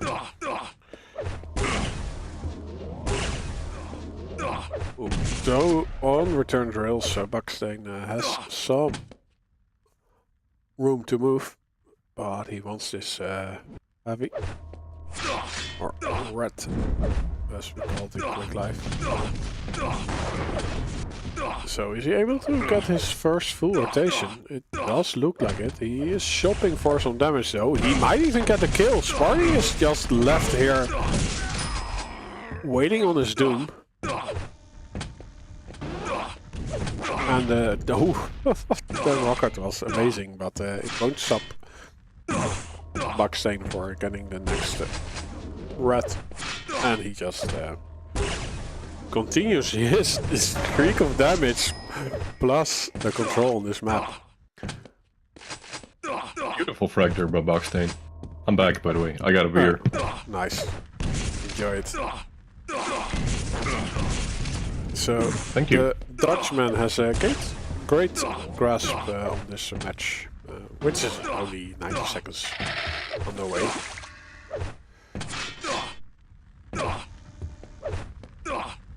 He did say he's literally just off of I just got that from a festival, so man's probably well rested. Oh, what a rail angle there.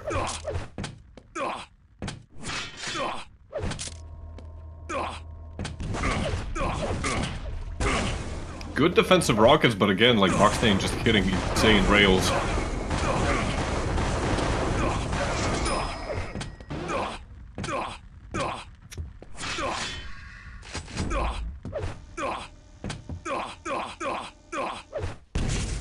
Rider armor is also gonna go to the way of Boxane.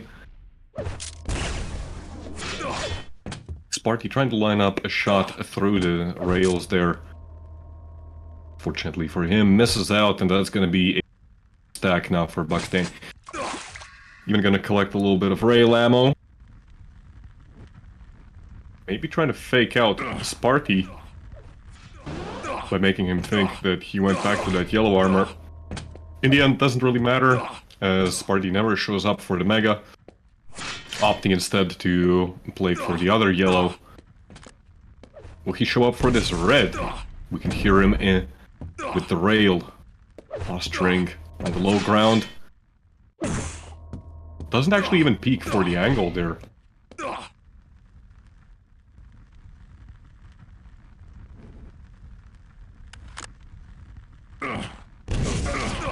Sneaking about, Sparty does appear and he eats so much damage. Some in return though, but Boxane can sustain it with the stack he's working with. Not really getting into trouble. But I don't think this was a great or better play of Sparty than we have seen until now.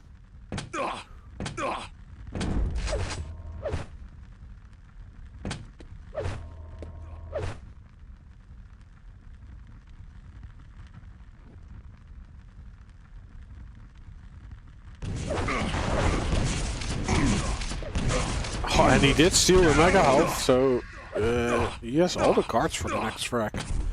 Boxane in survival mode. Sparty still needs to convert though.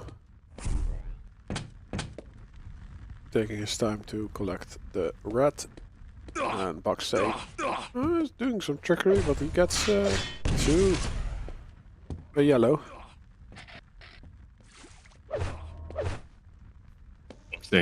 Fishing for damage there. Actually, Mega was still left up. Sparty, if he's quick enough, he could be getting both. Well, never mind. He's actually still over at red. Hasn't even picked it up. No, where is Sparty? Sparty dropped down! Yeah, he's still...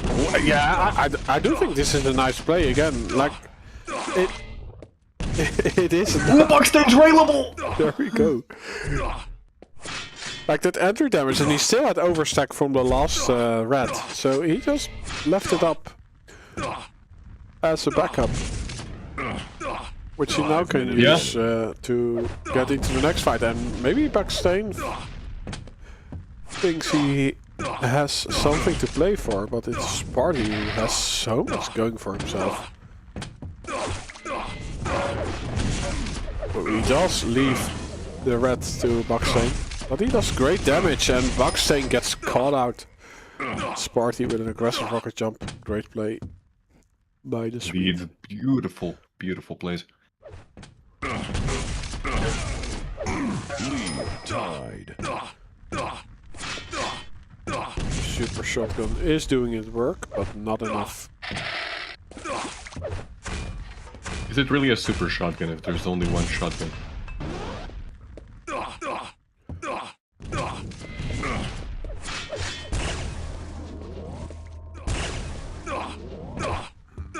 It's not a starting shotgun, at least. True. Boxane able to steal the red here. Is he going to be able to get safely out? Looks like it. Neither player connecting their rails.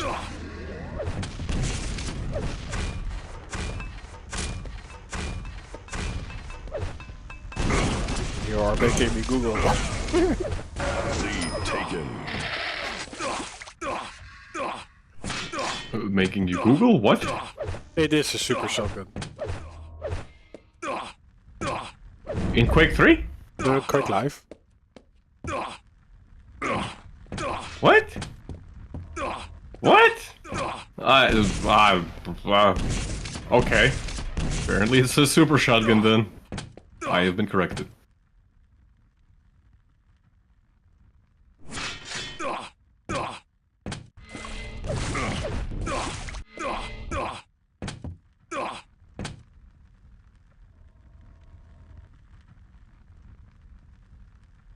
Sparty now playing around the heavy armor a lot. A lot of items have gone to Boxane, but Sparty's rails, excellent as ever. He's gonna get some damage on board. Unable to deny the red from Boxane though. I might be lying because the abbreviation is SG, so it's a shotgun, not SSG. Indeed. Important details that we need to know while they are playing the game, right? Absolutely. We cannot get a proper Quake match without off-topic banter. But Boxane is tying it up again. He's early on this mega health, but Sparty does not make an appearance. Still needs to collect all the weapons for his arsenal. Oh. He is in trouble, but his defensive rockets actually screw some What's his position? That's tactical. It's tactical, of course. If you can't explain it, it's tactical. Yeah, true. But Sparty is on life support. Indeed. If he even as much as steps in the slightly wrong direction, he's most likely going to be punished heavily by Boxane. Aggressive push through the teleporter as Boxane still chasing, unable to really get any clean shots on him. Sparty gets somehow away. With 1 minute remaining, Boxane wants to utilize this disadvantage that he has amassed so far and finish the game right now. Will he be able to do it, or is Sparty going to be able to get it to overtime? There's only 30 seconds left. Boxane, 200. He's removed pretty much everything from the map. The yellows are coming up soon. One of them's already up. Sparty caught a glimpse of Boxane and wisely backed off.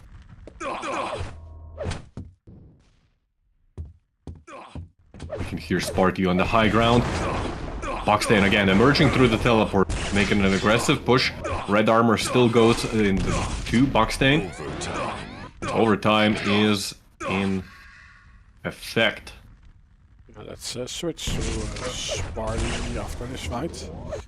Let's see if he's able to get some control going. He does get this yellow. Is he aware of any spawn time?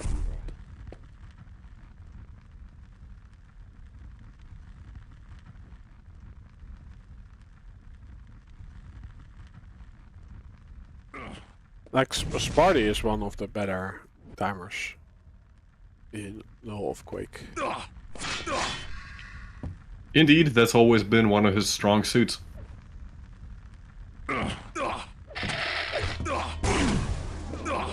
His damage is exchanged with the favors Boxane because he now gets the heavy. And there is a drop down. The first rocket does nothing for Sparty. The second and the third does enough defensive damage that he can get out of this fight. But that doesn't mean that he's not in position for the next major item. Yeah, the start of that engagement looked really spicy there for Sparty. Boxane, even after all these fights, he's still 200, only now finally... But Boxane screwed himself, like the... dropping down with the rail out. But Sparty still not a bad damage exchange, like Sparty's out of position. One of the yellows is going to be coming up soon, the red is up. Oh, but Boxane never shows up for the red, he showed up for the mega instead. Oh, so much damage coming out from Sparty though. Is Sparty aware that the red is up? Boxane actually fell down. That's overtime number 2.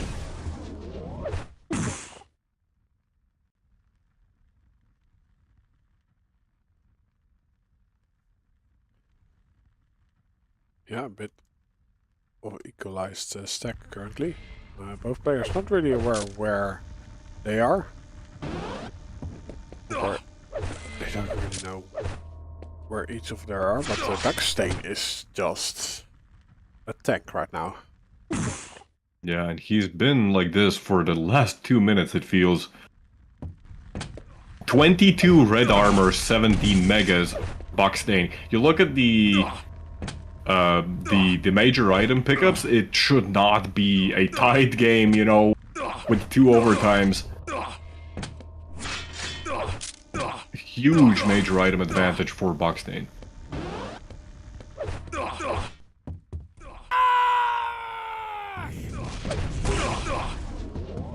Thanks for the follow, Keepers Lex.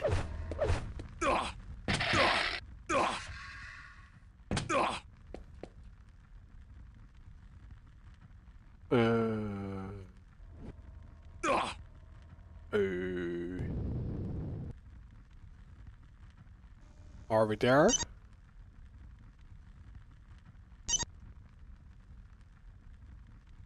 Boxane is not moving anymore. Yeah, Boxane's, it looks like he's interrupted. He's just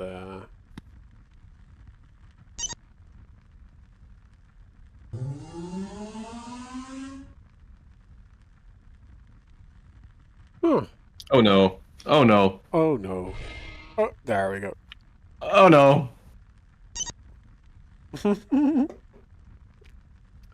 Sparty calling GG. Yeah. Again.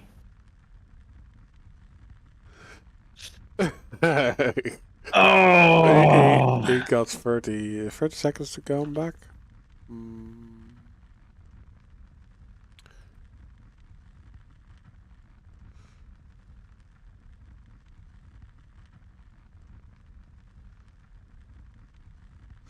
Yeah, let's flip a coin.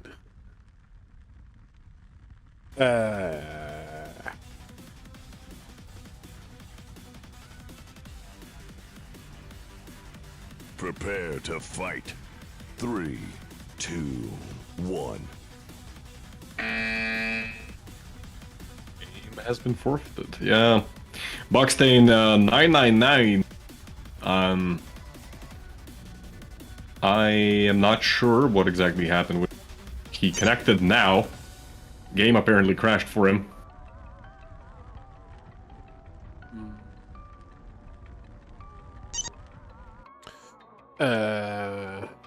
I am not sure how the administration proceed with this. Me neither. But we can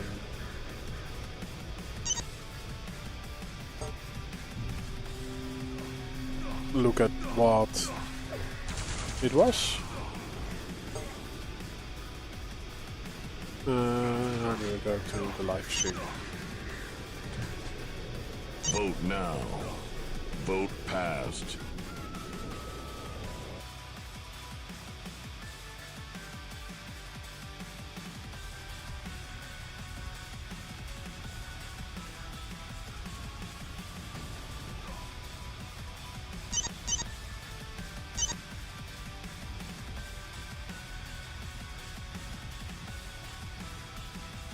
Yeah, right now the players are trying to decide how exactly they're going to proceed. Right now it's looking like they might set the timer to 2 minutes. And yeah, I'm currently looking into the stream where they ended up. So, oh, it's much farther than this, by the way.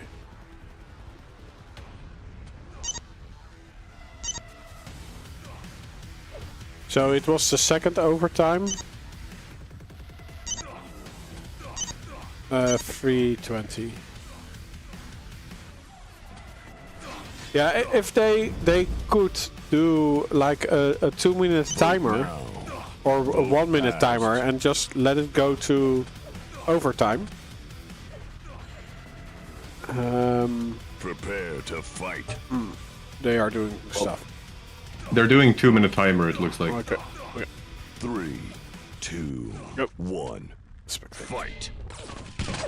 I'm a Boxane. Very well.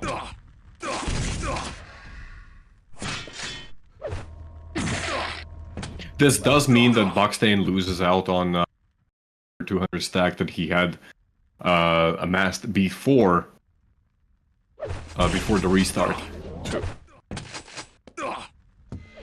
But So overall, but Sparty had like 200 armor and a little bit and 100 health.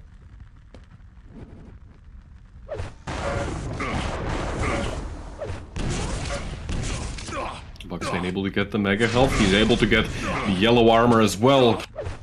But that Drop down. got removed instantly.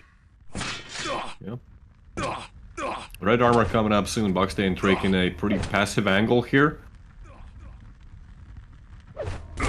1 minute. Ooh, nice rails from both players. Oh, Beautiful rocket!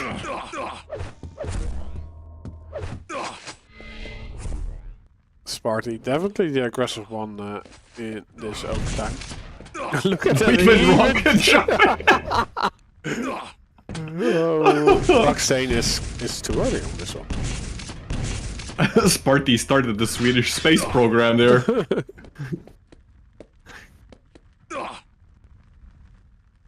So major items traded. Boxane with the red. Oh, he gets the opening damage.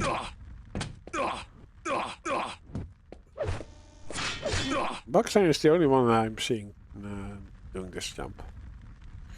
So he's Actually, good point. I had completely forgotten even that you could do that.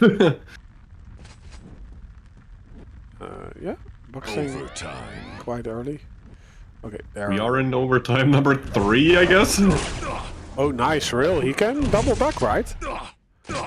He opts plays not it to do safe. so. He's more interested in setting up for the red, it seems. Again, beautiful rails nice. coming out from Boxane. Should Push be it a through the frag rocket, goal. LG. Cool. Yeah, the heavy or the red gets picked up mid-fight with Sparty, which is a lifeline. Both players disengage.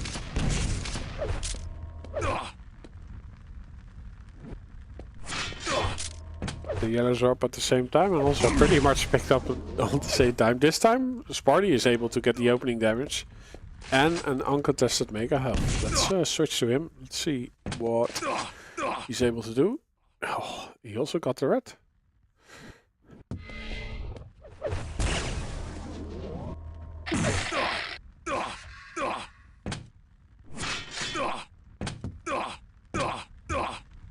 Also removing vital resources in this yellow. The other one just got picked up by Boxane, but he gets reeled. No full-on chase for Sparty. There is full-on fight for this red though.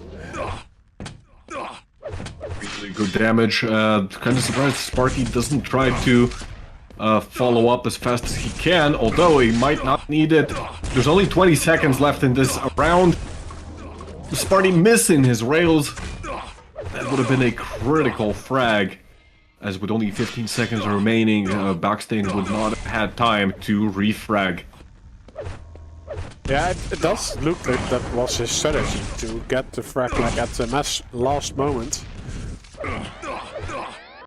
To remove any potential comeback of a refrag. But yeah, that time is now gone, so I guess there is again some time to be passive from either player, but Boxane gets into an awful fight. Sparty is not stepping on his toes that much. Boxane's really has been saved by those 2 rockets there. Otherwise, there should have been another great opening for Sparty.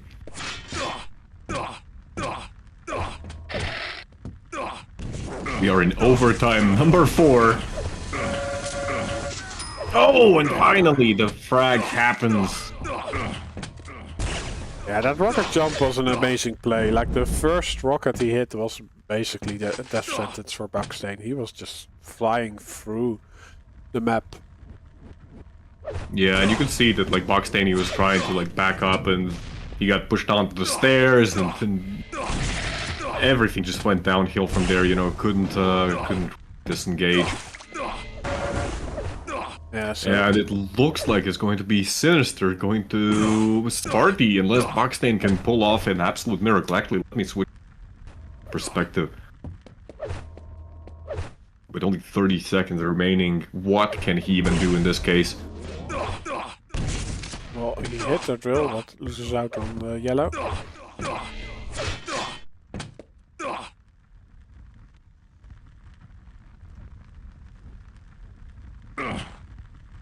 15 seconds remaining. Sparty's all over the red arm.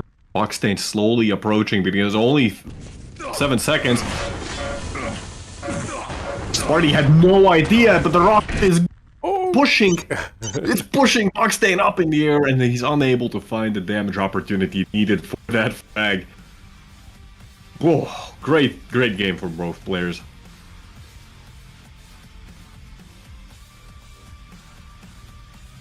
Yeah, so Sparty takes map 1 by a slim margin.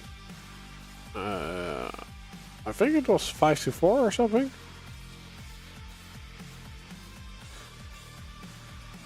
In total. Let's see if I still have... Vote now. Vote passed.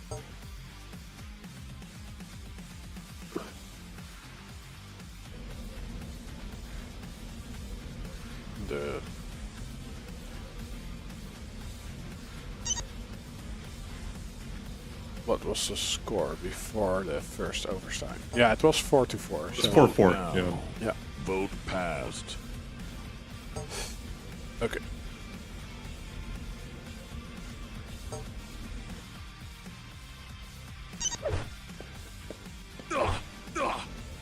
Apparently, this has been a recurring issue for Boxane, where the game has been crashing for him.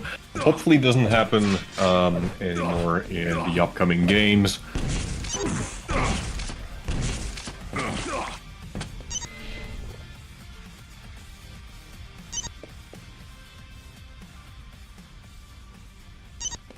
Prepare to fight.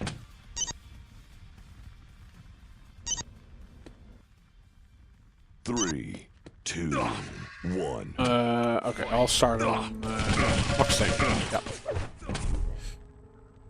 Yeah. Stop the music. Thanks for follow. 888 Junior. So there's an 888 Senior.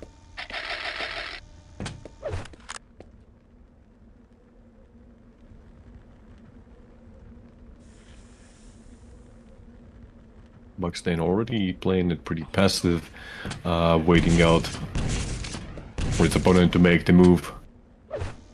This map, of course. Go ahead, Rob. Yeah, sorry. It's not important. I will try to Very well. finish what I was going for. Well, there's some passiveness. There's some passiveness. Okay. Anyways, what I was. Yeah, this map is of course kind of notorious for the fact that there is no railgun on it whatsoever. Kind of similar to Corrupted Keep for those people coming from Quake Champions. Sparty taking a bit of a swim in lava there. What the hell happened, Sparty? Learning rocket jumps from Cooler, are you? Box is letting him out actually. Sparty forced to actually do another rocket jump just to get out of there as fast as he can. Boxane taking position here. Really like this move to try and deny the yellow wire going for red.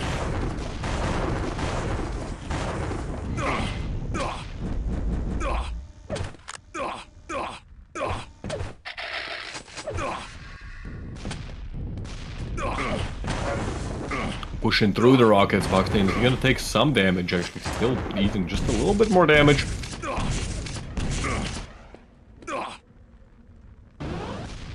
Mega and then Red probably gonna be picked up by Sparty. Never mind, he never dropped down. Stays on the high ground. Really good rockets by Boxane. Sparty again taking a little bit of a swim in the lava. Seems to be a favorite pastime of his. That being said, Boxane has lost all of his armor. He's gonna have to live on the yellow armor. Thankfully, Sparty nowhere near in sight. We denied them. Do you think like Boxane is a little bit too passive? It's Like if you like he doesn't see the health of Sparty like we do, right? So he maybe did not know how weak Sparty was at the heavy or the red.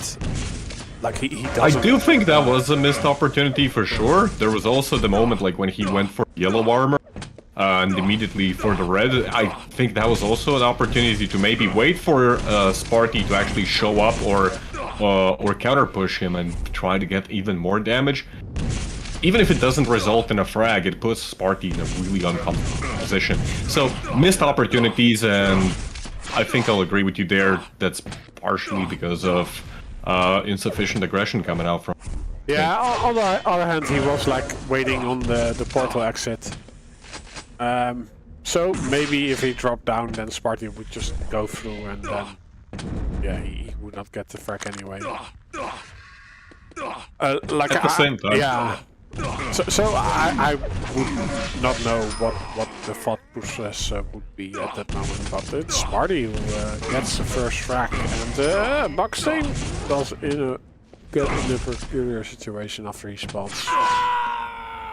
Yeah, very interesting push there from him.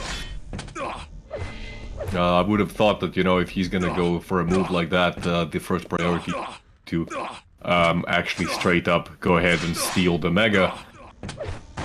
Instead of opting, you know, to close the distance and get some damage in. But, hey... maybe he did not anticipate, you know, the fight to go as it did. 3-0 now for Sparty.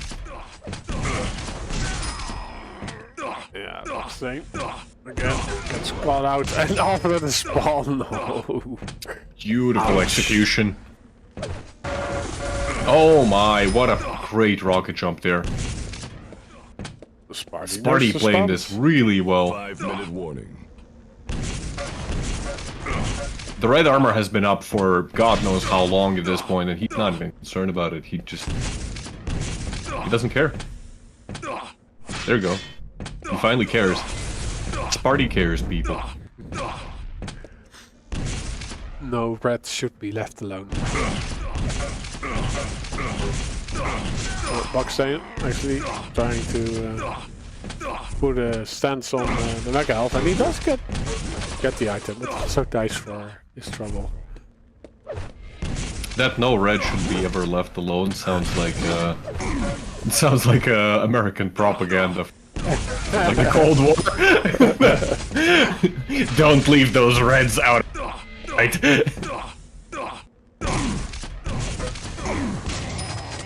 Oh, beautiful. Sparty playing this really, really well, and Boxane just unable to find any opening here. There's nothing for Boxane to do but die.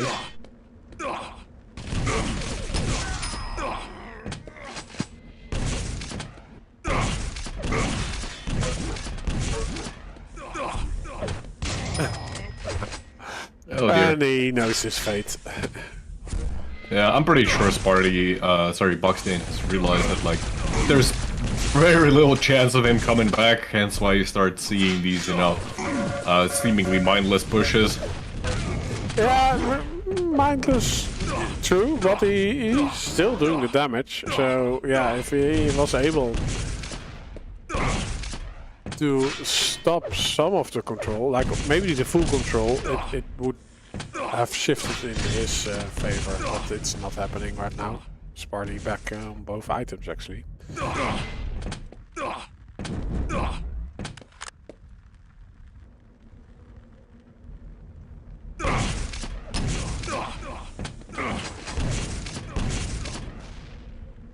with 3 minutes remaining, does what can Boxane do to get 13 frags to tie the game up? Can he even do it? It should start with 1. Yeah, I think 1 would be a good opening. You definitely have a point there.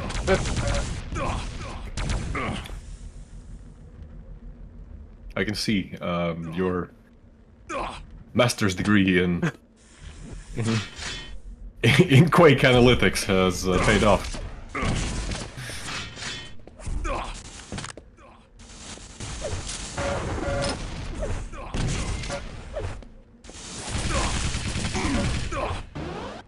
Yeah, I did a lot of research by not playing Quake Live. Oh my.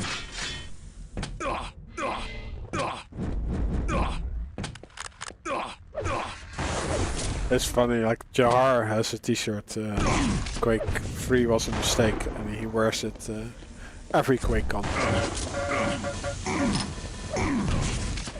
Unpopular opinion, but yes. No, I agree. Yeah. Like when I was young, I totally agreed. I think, like, I don't want to, like, go off on a ramble again about, you know, about Quake and its history and its cultural or not, the lack of culture significance, you know, but, I do think that Quake 3 kind of... Yeah, but the sad thing is that it marked an era for a different video. True, but the sad thing is that it did not kept its relevance like Counter-Strike did. Yeah, absolutely. And Counter-Strike did it actually in a simple way. Yeah, well, it's not only the betting that helped, but it just had its core gameplay with little bit adjustments, like with every iteration.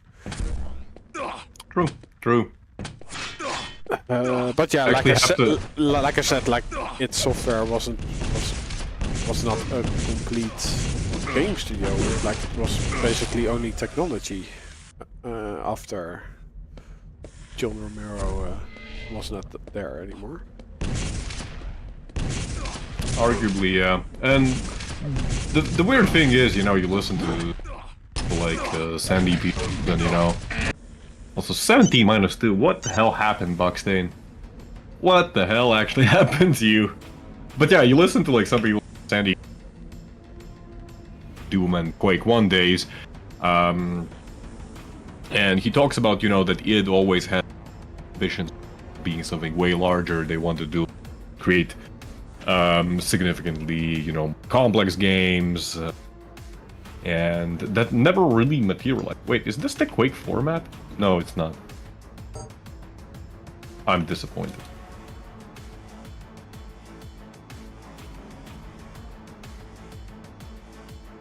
I don't know.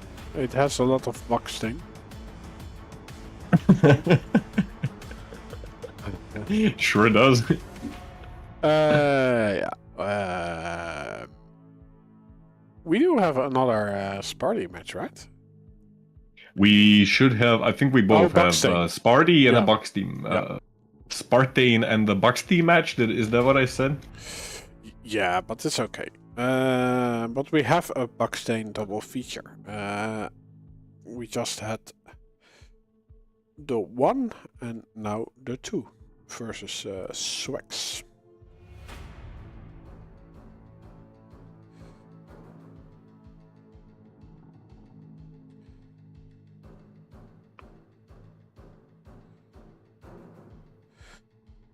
Boxane only now finishing his final map pick. Okay.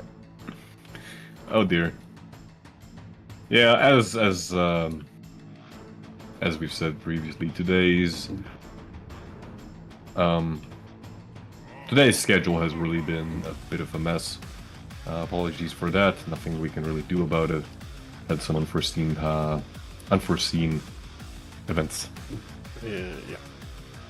Do we have servers?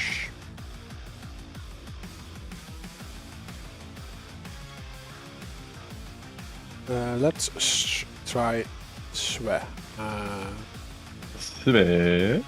Sverige. Which number Sverige. is that? Sverige is number 3. Although there's Nutrino and Firebot here, so I'm not sure.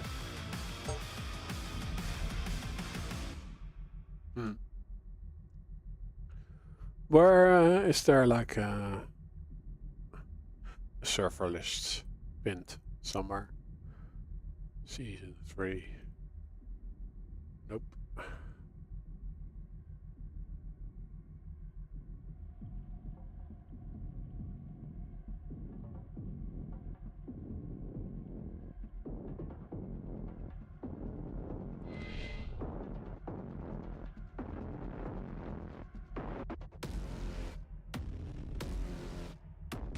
Yeah, it is free. Or Vote now.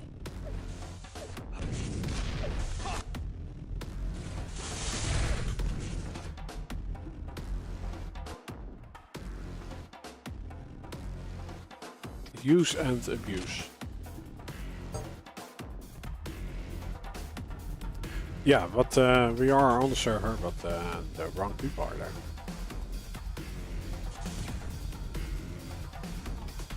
So, how are you enjoying your apple juice?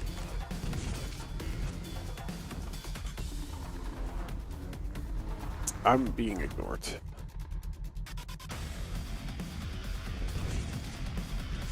Or that your Vote now.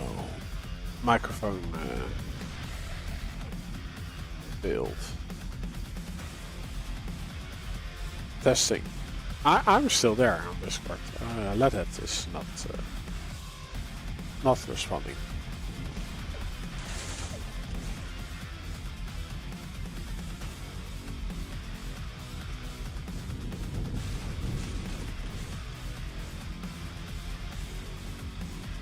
Vote failed.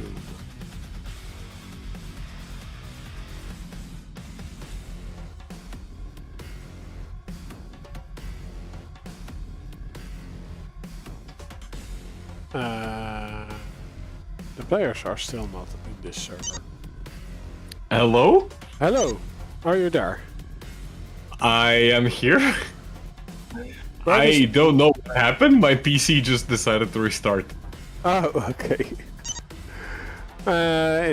What was it too hot? I don't know, but admittedly it is like 30 plus degrees in my apartment right now. So I don't know, like it doesn't look like it's too hot. Let me run some analytics in the background, I guess. But anyways, which server are we on? They just communicated it in Discord. It's number 3, but Okay. the players were not there yet. So we have to kick Firebot? No, but now all the streamers also are gone. No, they're not. Cookie's here, Rel is here, Ins is here. Oh, China is here. Oh, okay. Hmm? It scrolls. It scrolls slowly. okay. That's why. Ah, okay. Yeah, so we're soon ready to rumble. Firebot versus Boxane. We start on...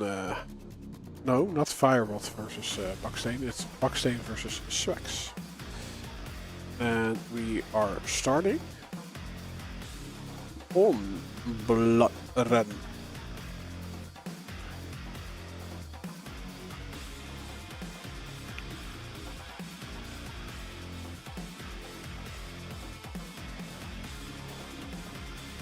Which is a map with many iterations.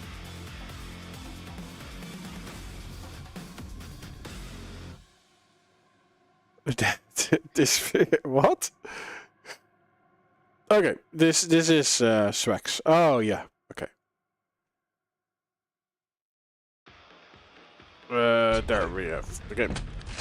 So, Swax is Desperious Abanum. And I think there is like a mod to change the names in games, but I did not install that. Yes, there is. Yeah, but it's like it's really a hack that rewrites something of in memory. That sounds great, you know. Yeah.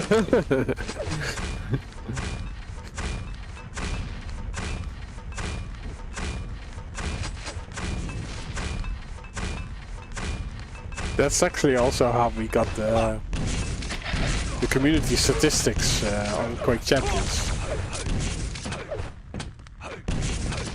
Because someone was able to read the memory. That's kind of cool. Yeah. Kinda. But yeah, Boxane with the first frag. Still decent stack. And especially after this mega health.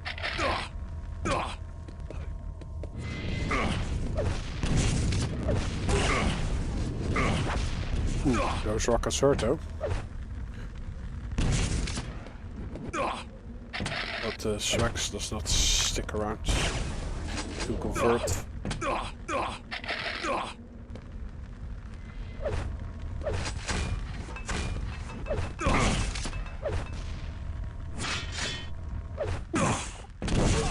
Yeah, both items and probably the next frag is going to Boxane.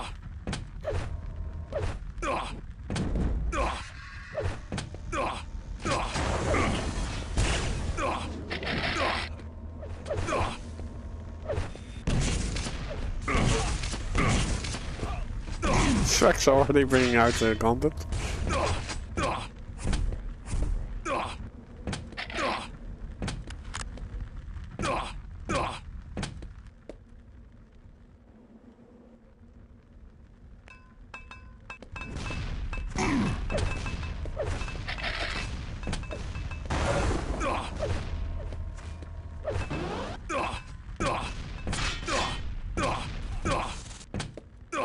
Like I heard definitely be moments that Boxane is a little bit low.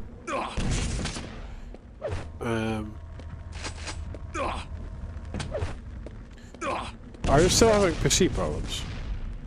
I was just looking quickly at the temperature analytics to see if it's actually that, but no, it doesn't look like it. Everything's staying at 40 degrees, so... Wow, that's actually pretty low. That's really low, especially considering that it shows me the max FPS hit is 2,500. I don't know where, I suppose that's the main menu.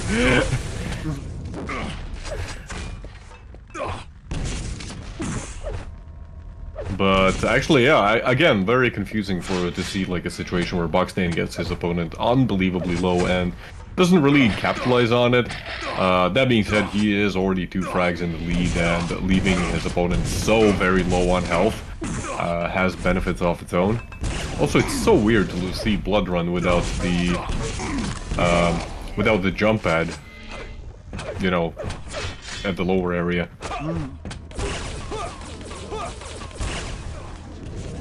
I think is Quake Champions the only one with that jump pad?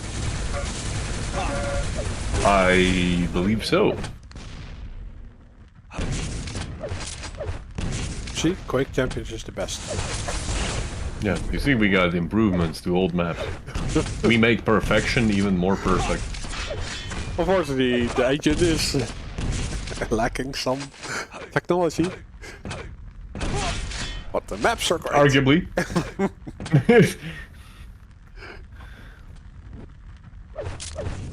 But yeah, fundamentally, like, this map does not play any different really between, you know, the both of the games.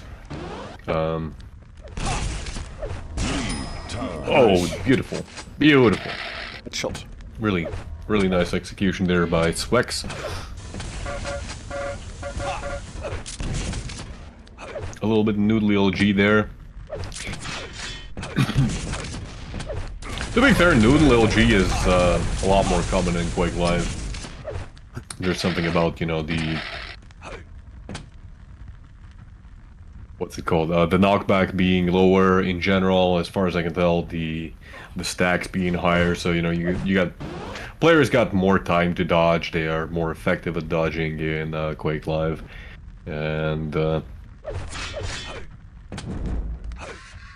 that's kind of why, you know, players like Strengths, like Sirius have always been so impressive in Quake Live and Quake 3, because they can actually hit, like, consistently really high LG percentages. Talking about really good LG, Swax hitting really nice damage here. All of his armor was deleted, but he's gonna get it back, and a finishing rail. Beautiful stuff.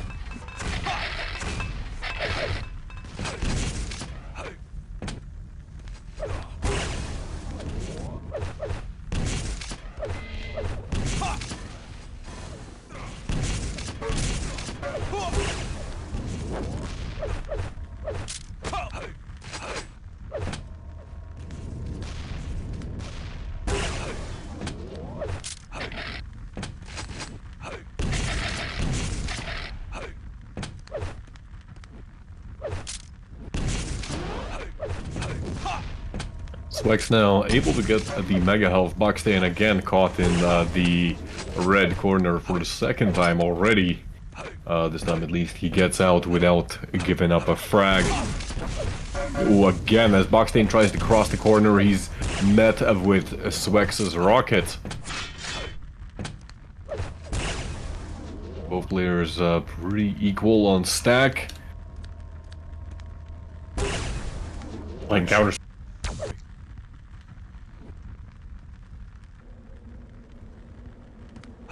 I am confused. Swax down for be able to get his third frag and back on the match. I am melting in my apartment. Just want to point that out there.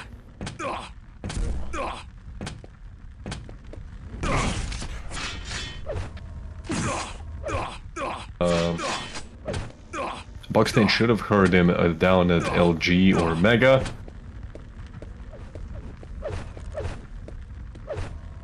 Boxane seems to realize where exactly his opponent is playing, but the biggest problem, you know, in these situations, how do you really approach that angle, you know?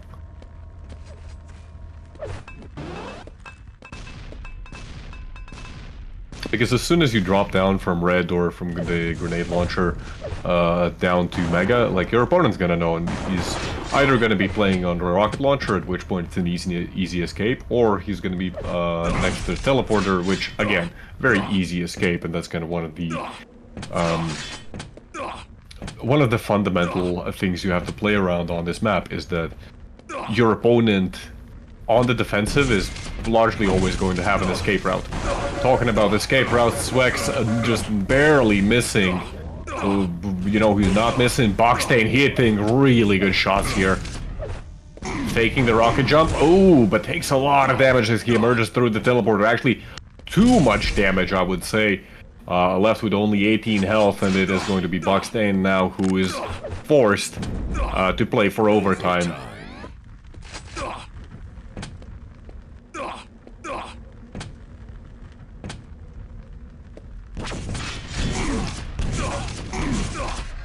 Very dangerous trap there by Swax. Boxane almost eating a rocket as well. Ooh, Boxane goes for the red. Will he be able to get out? Thankfully for him, Swax misses on the rail.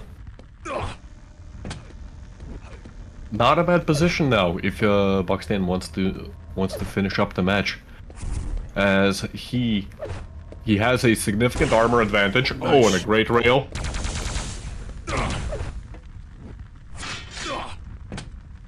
Wisely done by Swax to retreat after taking that rail. One more and he would have gone down. Oh, but the rockets! Oh, the rockets! Oh, no! Like he had 12 health left. Oh, 12 health in a dream, and Boxane does not dare to actually push into Swax. 50 seconds remaining. How is he hitting? Like we barely saw him again. Someone Check him, PC. PC. Yeah, this is not normally.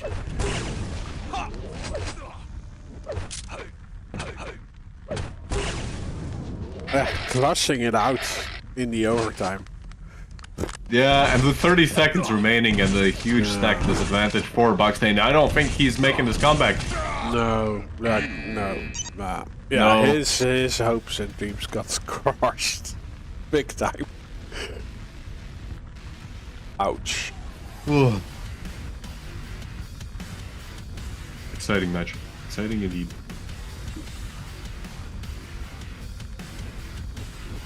So, Swax taking the first map. Second will be Vote Blood. now. Vote passed. No, we just played Bloodrun. What was the eventual score? It was 5-3. 5, 2, 3. And we move to silence.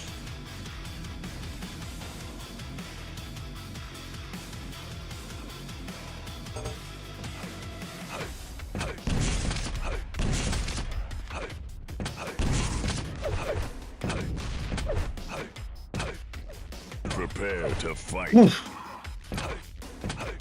Okay, there we go. Let's start with Boxane. 3, 2, 1.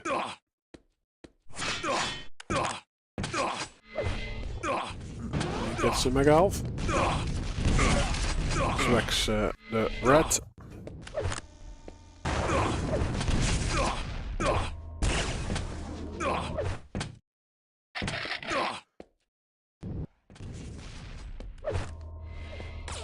Nothing significant happening yet, but those rails are decent. But the rockets are also a great answer from Swax. Oh no, he should not be here, but he's still there. Boxane, not the best play to make. Indeed, Boxane overstaying his welcome, and that made it a very easy push for Swax. Swax really making use of that shotgun there, getting a second frag with it. You don't get to see a lot of shotgun frags in Quake Live Duel.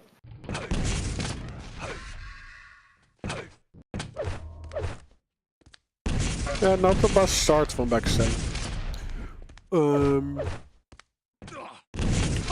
See, a little bit phased out because of the loss. The last map in the last moment.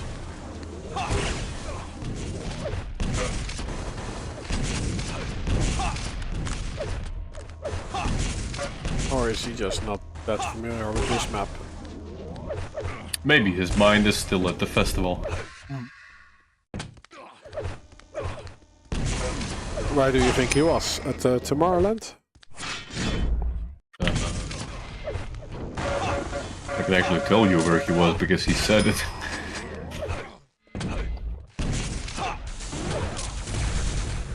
He was at Liquidity Summer Festival. Whatever the hell that is. I have no idea.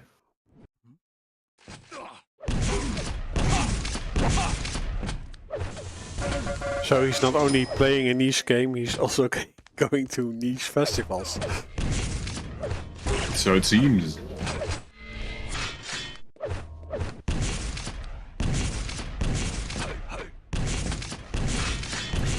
Two and a half minutes in, Swax is with a 5 frag advantage. Boxane, he's trying to get himself at least a present on the map.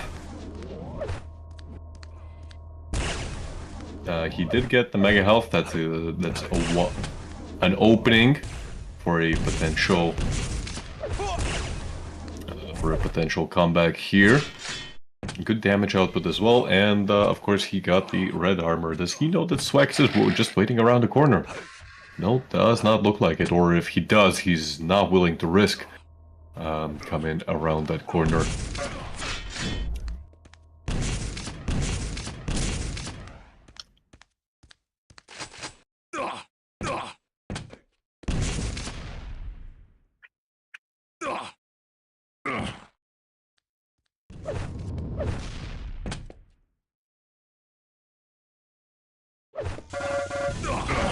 Ooh, Swax caught completely off guard, and Boxane just emerges from the sides, but he's still somehow alive. Well, not for long. Finally goes down.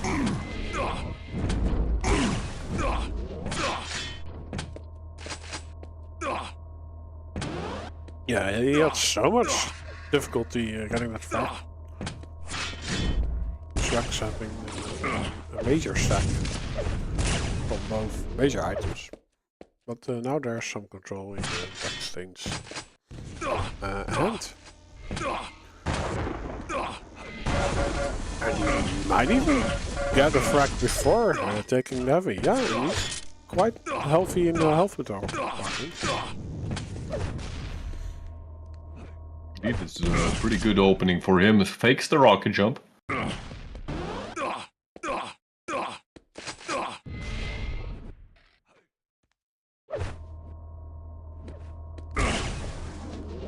Misses out on the rail.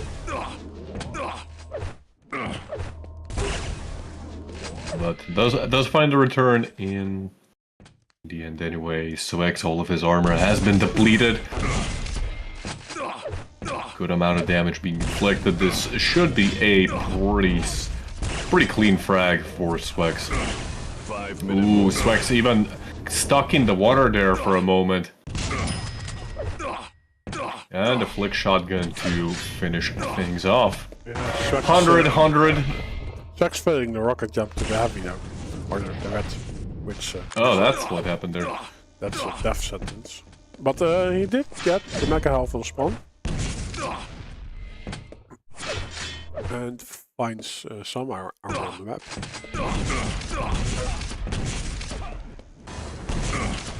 The drop down on the LG. Boxane definitely not healthy enough to fight for this heavy, I would say.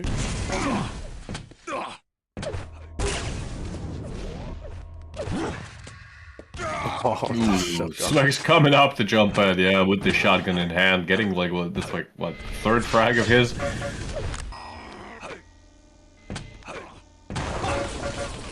Ooh, Boxane, he does get to steal the red. But his damage output isn't bad, so right now, with all that being done, Boxane and Swax, they're still approximately equal in terms of stack. Boxane, most critically, he doesn't have a rail at this point, which is going to make these long-range engagements really hard. Oh, but Boxane does not need a rail with rockets like that. Oh, dear.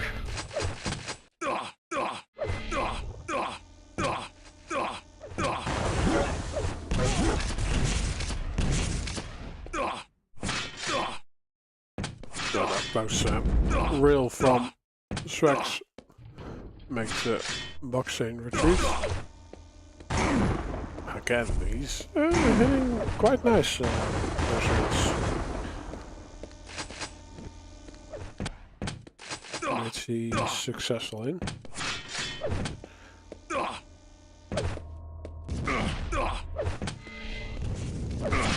2.5 minutes remaining for frag difference.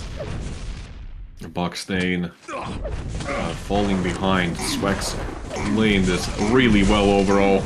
Oh, Boxane falls into the 50 health pool there. And a beautiful rocket by Swax to get the damage off spawn as well. Interesting that Boxane would drop down there, but what can you do? And this is looking very, very, very bad now for Boxane. At best, he's going to be able to get maybe a 25 armor. At worst, he's gonna get 2 rails to his head and give up the 11th frag for Swax. These rockets by Swax, they keep connecting! Go full on Honda.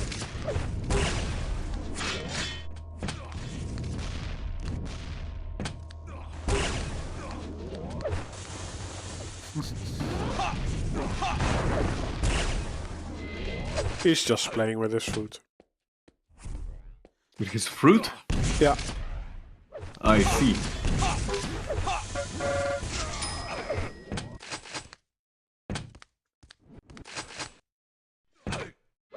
But yeah, he's 1 minute remaining. He's full of confidence. Like, look at this. He's just 1 minute. using the rail as a shotgun.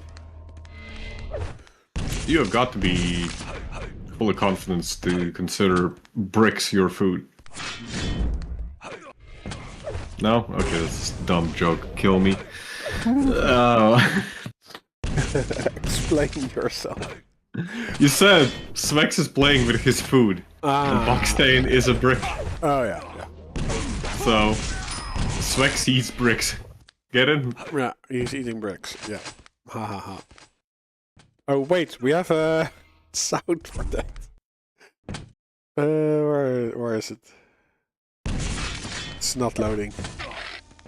Oh, it is loading.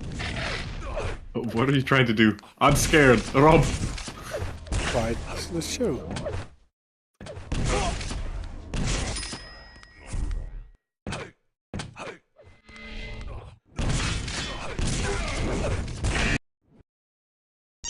There we go. Time limit has been hit. 14-4 is the final score. Swax with a decisive victory. We got the badumts. Yeah.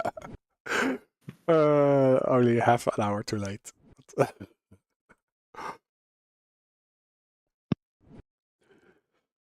So 14-4. Yeah. GG's being called. Swax victorious. Yeah, Boxane looked washed. Yeah, he did come from a festival. So probably did not sleep a lot.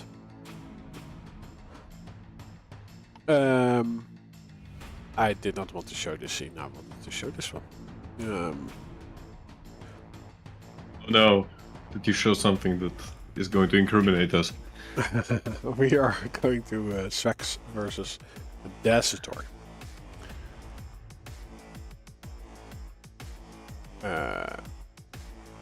Didn't they already play? Oh no, they did not. No. Desiator was practicing against Fog, but yeah, that's about it. Boxane looking washed. Wash out. Swax versus Desiator.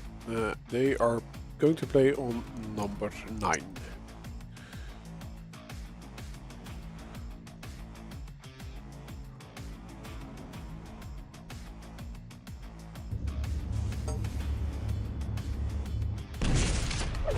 Okay.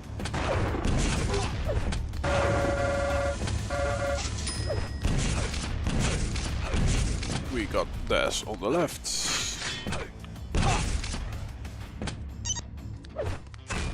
Desiator. And Swax.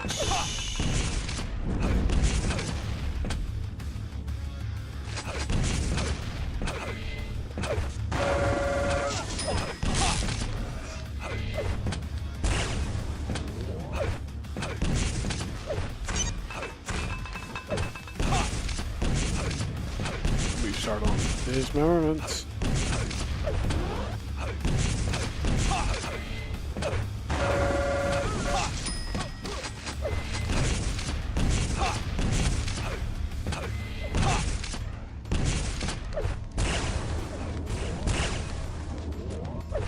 And we have one match after this one, Cipher versus Nutrino. Prepare to fight. I'm on Des.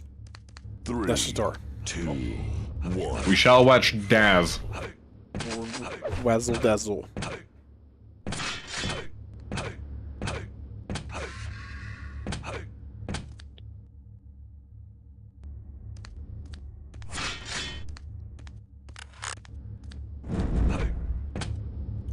a decent stack, but lacking the railgun. And the LG, well, his rockets speak great words. What did they say? They say damage. I was expecting you to go. I actually want to say fuck you.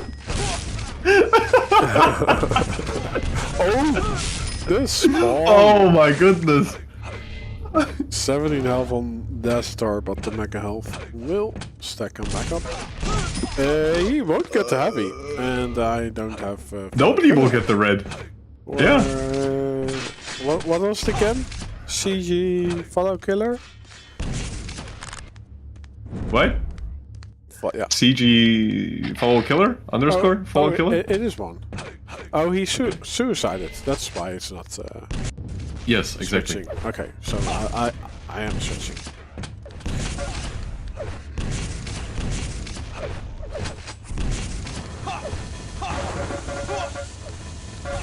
So apparently you cannot play when you drink beer, but you can still produce. You're just a little bit more confused. I mean, we saw Agent play. For like 3 minutes.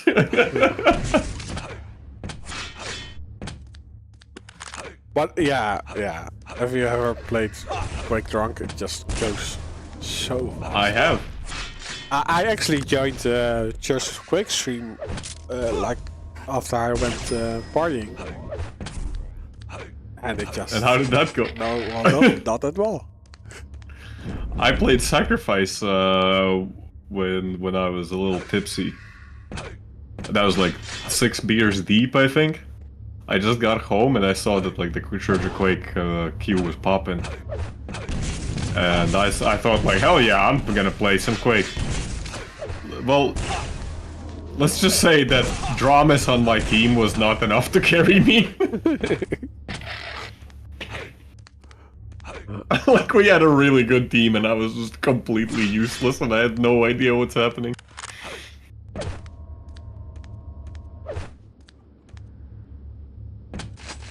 But yeah, that's the door. Decent attack, decent lead. Where is Swax? Well, appearing too late for the next major item. Doing some damage, but yeah, he's raidable. Very clean, very clean.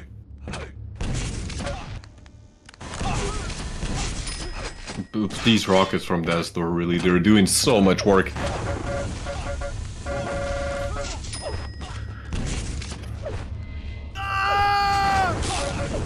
Hey, thanks for the follow. That's another really good rail. I would not be surprised if we see a GG coming out from Swax in the next 2 minutes. Dismemberment is not a map that we see a lot of, you know, frag exchanges happening.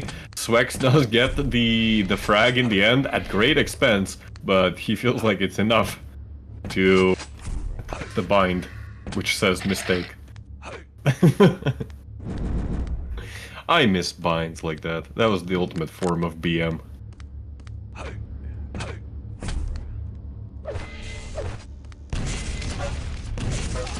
Oh, Desiator going for the rocket jump, able to steal the mega health, and you know what? Under most circumstances, this would be an extremely risky move, but right now, with how low Swax was even after the last fight, what happened?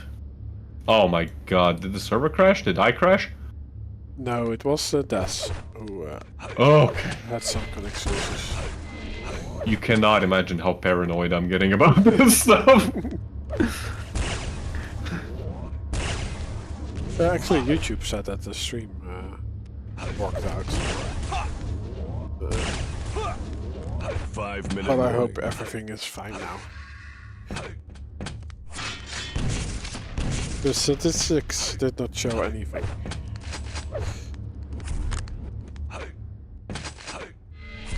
Well, let's hope that That was just a temporary issue.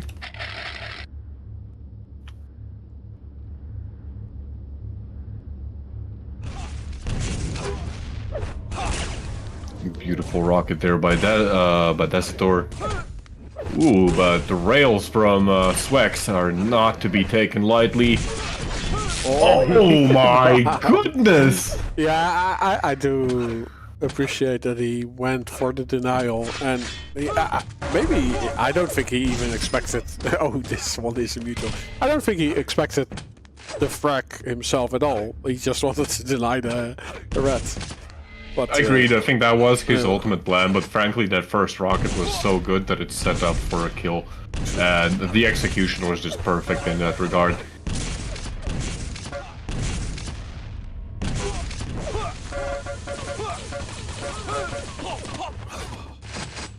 Even now, Desiator is staying alive on 5 health.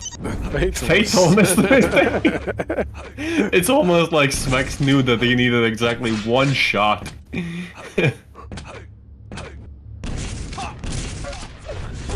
Wow, how do you hit that? It's like there was nothing to hit. Okay. Something is paying off for Swax. He has to wait a few seconds on this one. He might not even get it. Mistake. Mistake indeed.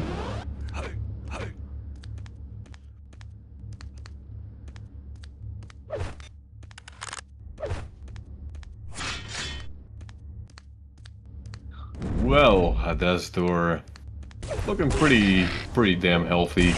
Still hitting really good rails as well. Gets real close up and personal. Again, just really good rockets. Like Desiator's rockets have been just phenomenal this entire map.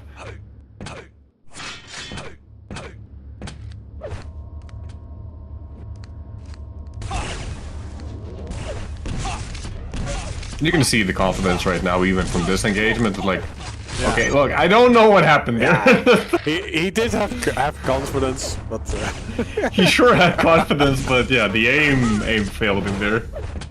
Did I jinx it? Was that me? Oh my. He died a hero. Indeed, he did die a hero's death.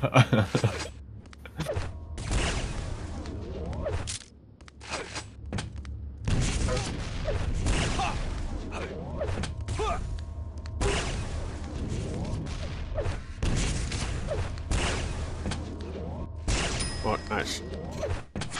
Holding the angle. Yeah, I don't see this happening. It looks like they are having fun. They're just challenging each other constantly to rail duels.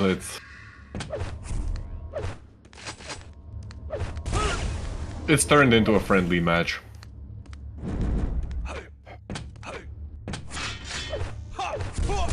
Minute warning. It is no longer the victory that matters. It is, I don't know, something profound. While playing video games.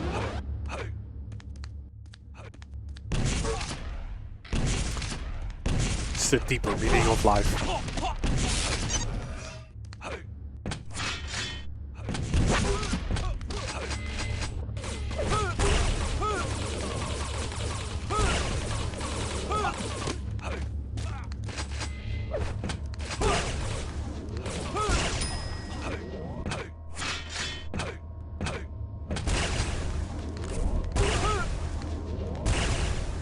So, how's the weather?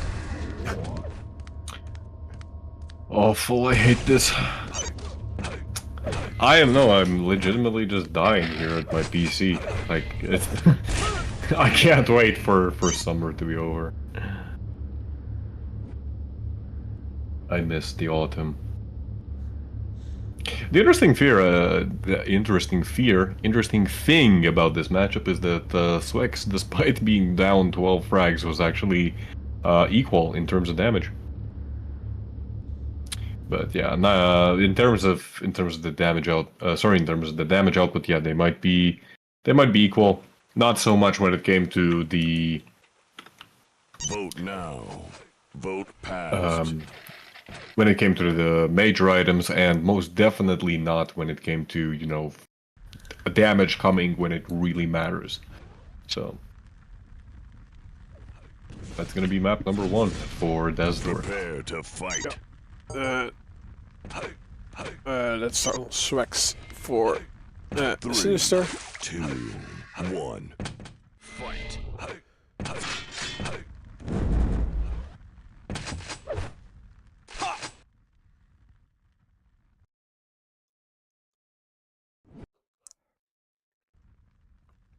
Hoping that Desiator appears in front of his shotgun.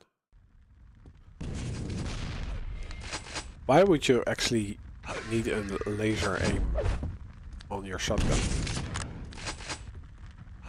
Like it's a close distance weapon. Because then it kind of makes sense actually, because like first of all, shotguns aren't as you know, they don't lose all their effectiveness like 3 meters out as they do in video games. That's one thing. Oh, look at this! It's gifted. Well, does he unwrap it?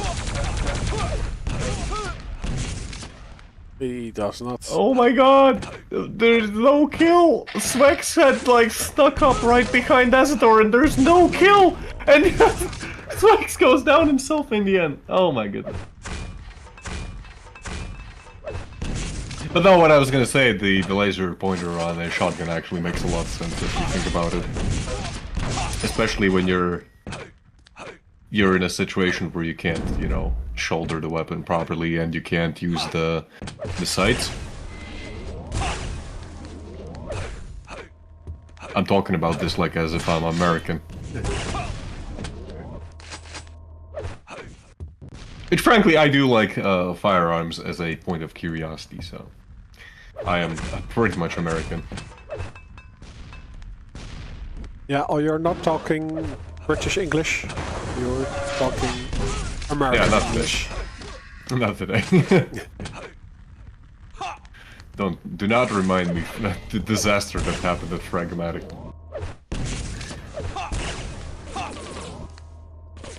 Oh, Rob Gore. No, it's Rob Gore. Swax in a terrible position. Why does my What? V not work? Oh, Your V it's on is fine. touch his nose before taking this yellow. Even adds a little bit more delay to it.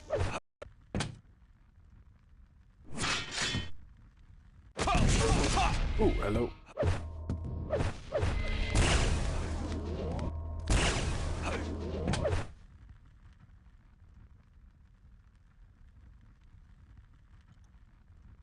The mega health?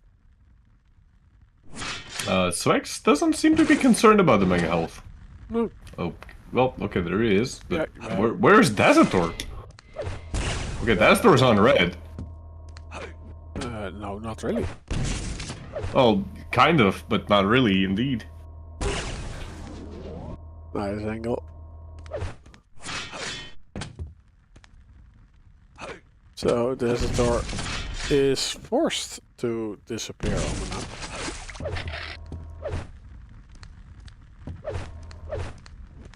Swax, yeah, hoping to smell something, and I think... Wouldn't you say so? Indeed. I would, but you did.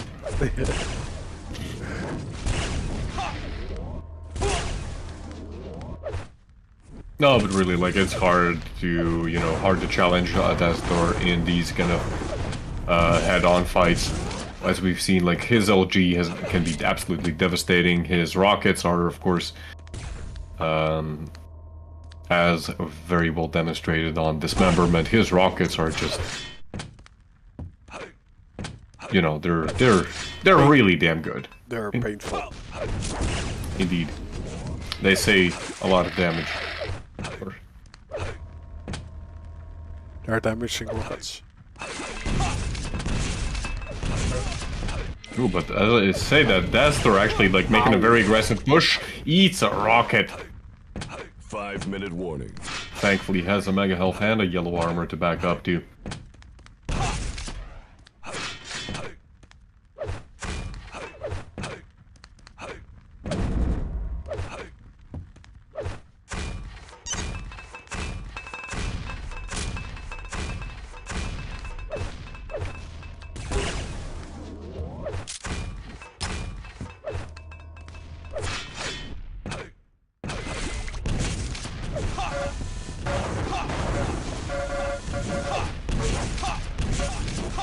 Oh no, Swax got pushed on the tactical secret super ledge. Yeah, it actually saves some. That actually saved him, and Desiator is able to get out alive himself.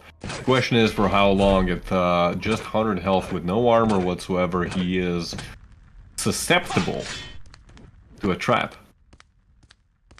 But Swax actually does not seem to know exactly where his opponent is. That I think also is a potential backup. These yellow armors, they come a long way. It's not like in Quake Champions where you cannot get overstack. Nope, in Quake Live, as long as you pick up some kind of armor, you're gonna be able to get more and more until you hit the limit. And look at this, Desiator now at 200, 160 versus Swax's 200, 200. In fact, Swax doesn't even realize that the Mega was picked up. He's still sitting on Mega as if it's about to come up. He has no idea. Desiator, in the meantime, he's already got the red. He comes through the teleporter. Complete miscalculation there by Swax. Oh my. What he's adding a tactical delay to it. Okay. That's one way to call it. And, well, we are 2.5 minutes away from the time limit. And there's just nothing happening right now, really. Like, both players are so scared to make the first move. See Desiator sneaking around slowly but surely. Oh, great trap. Swax does Awesome LG, is it enough? so much damage being inflicted by Desiator. And so much damage from Swax. Somehow Desiator makes it out alive. Swax, he finds himself with the mega health. Oh, Desiator. 81 health. He can afford to take one rail and nothing more. Oh no! Oh no! Like they're both just on life support, and it's Desiator who hits the rail. No. That was quite tense, you know, after an entire minute of seemingly nothing really happening on the map. We get a fight like that. And well, Desiator is the one who does score the frag in the end. Again, really good rockets coming out from Dez. Oh, talk about beautiful rockets. Two direct in a row.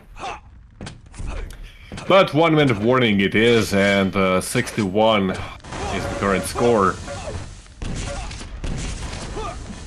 And with how, okay, make that 6-2, but still, given how slow, you know, these frags have been coming for Swax, I don't see him really making this comeback.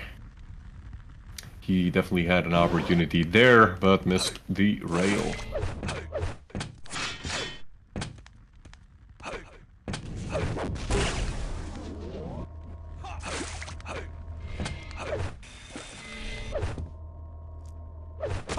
"20 seconds remaining.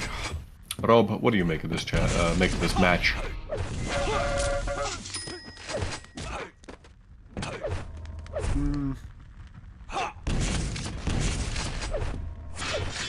Dus we'll wait this. What? I literally did not understand the word you said there. But I said nothing of significance anyway. Very well, so shall it be. My mind is blank. But Oh, you're just like my cat.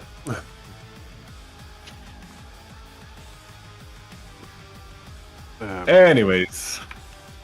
Do we still have some energy left for the last one? I think I can do it. What is the last one? It is Cipher versus Nutrino. Oh, that might be fun. Number 3. Playing in Sweden. So join the server first.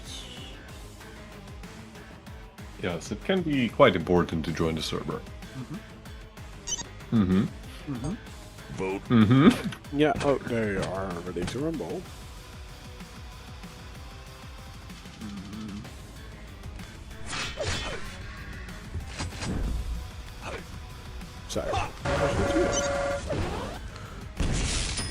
Cipher on the left.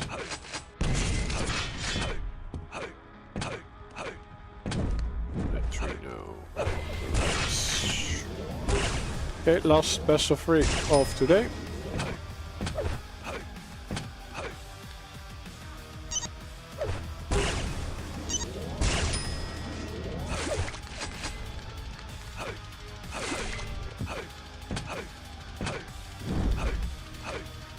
They are saying hi.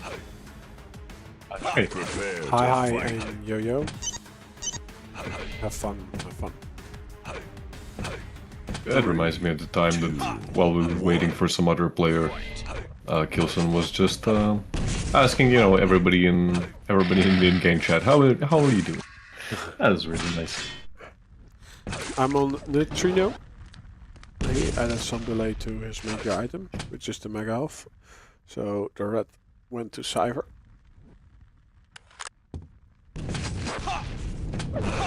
Ooh, great rockets. I think Nutrino is lucky that he does not get pushed through the portal.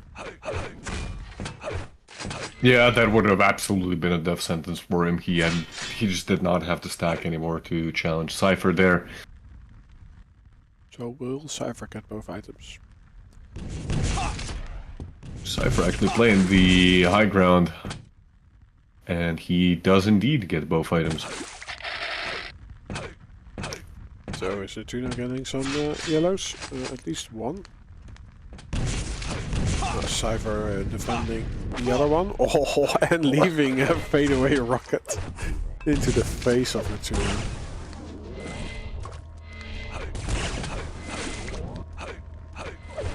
He does hit one rail, but I need to do more. Cipher with aggressive push does eat some rocket, but if you're stacked like that. Oh, but the damage! The damage output by Nutrino has been really good. It actually forces Cipher to retreat, and look at that, there's the Boxane jump. Yeah. He's using the Boxanes on the wall to climb it up. Yeah. That's what you can do with the Boxane. Boxane are multifunctional. You can throw it through a window, but you can also step onto it. We do not condone vandalism. Everything you hear is for entertainment purposes only. This is not financial advice.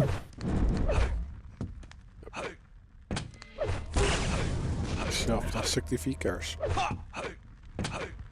No, we don't. What we say we do. Ooh, we get the first tracker on the board, but it's unusual. But still, I think the most impressive thing here is that Nutrino has been, you know, he's consistently been at a stack disadvantage, and still his damage output has been really good. And being able to challenge Cipher, you know, who's on 200, 150, or a similar stack, is no easy feat. So this is already looking like, you know, a pretty good start for him, even though the game is just tied and Nutrino has been out of control. Like, look at these rails, 3 rails in a row, gets the red as well. And Beautiful. Cipher just being punished for going to those health bottles. Like, he could have just stayed there on the heavy. But as soon as he moves to those health bottles, Nutrino steps in. Hits a rail and all the hopes and dreams are crushed. For all the Cipher fans, but it was not one that came cheap. Nutrino does get some poverty items. He is back in a pretty good fighting condition. Ooh, nice read there by Nutrino. Taking the perfect angle right as he emerges around the corner. That being said, Cipher still gets the red armor, and it is going to take some work to once again remove all that stack that Cipher has amassed. Really aggressive push coming out from Cipher, and the damage is pretty good, but again, the defensive plays by Nutrino, they are going to prove fruitless in the end, as Cipher returns back to a 125, 100 stack, and gets the frag as well.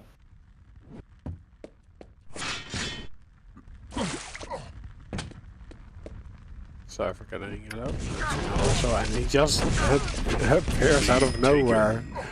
But not able to steal the mega health mid-fight that goes to Cipher as well as the frag.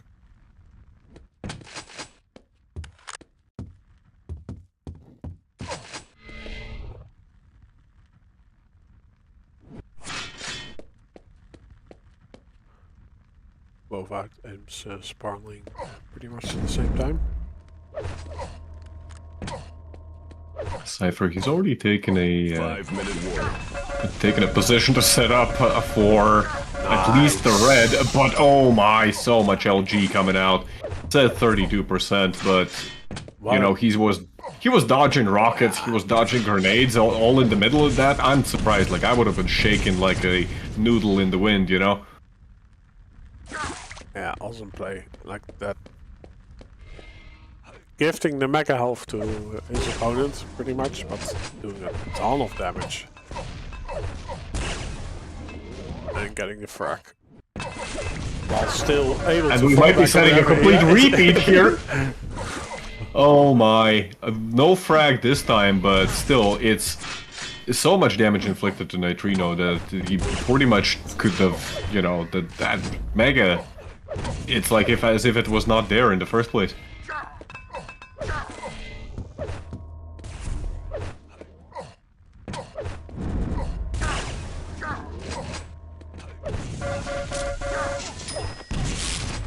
Slightly too early on the red as well by Nutrino. Well, he had a really good start of the game, but right now you can see maybe it's the patience, you know, running out. Kind of unable to hold his nerve. He is starting to falter.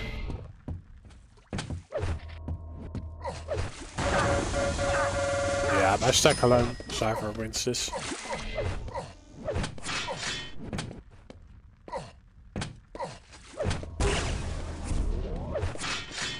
Also real.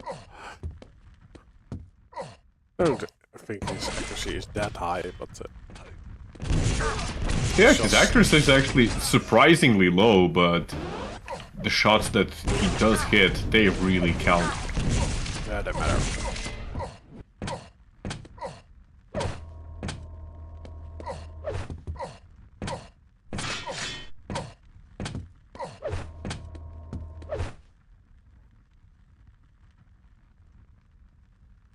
Cipher actually waiting for the wrong yellow armor.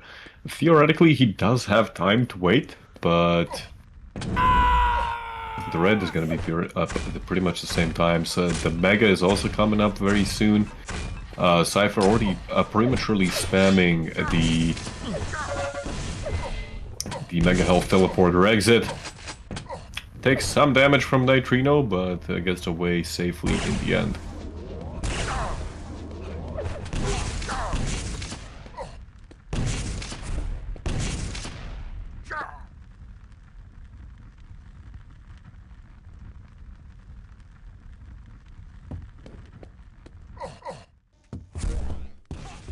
Cipher getting some room to collect poverty items. While Nutrino adds a full rotation to his stack. Cipher. The super technical edge. Yeah, indeed, the super tactical secret area.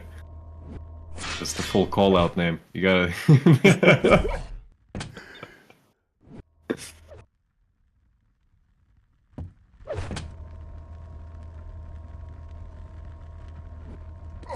Stretching his legs. Let's see what Tuner's up to. He gets Cipher quite weak, so Cipher retreats, so he might even die before. Ooh, the initial part of that engagement was so good, and to see, you know, him missing those two rails there breaks my heart. Really breaks my heart. That should have been frag for Nutrino.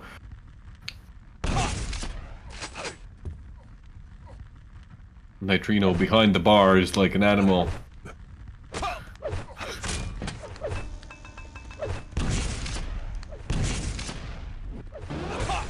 Nutrino doesn't even go for the rocket jump. Instead, tries to make the safe move, but the safe move is gonna prove to be a lot more dangerous as he takes 2 free rails from Cipher. Oh, but again. Free for free. But yeah, there's nothing to play for anymore. I mean, there's still time. 7 seconds. Dude. Yeah, I know. I want to hear the set horn.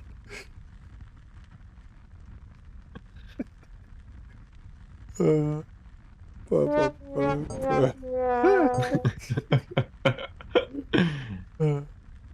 it was fun. It was fun. It was a funny joke. 8, 2, 3, 4, Cipher on Sinister, and we are going to Blood Run. You might have seen the map before. Blood Run? Yeah. They're voting for dismemberment. No, it's Blood Run first. Why are they going to dismemberment? Okay, Cipher's saying wait. Vote now. Vote passed. Okay. There is some madness to this madness. I like when my madness has madness.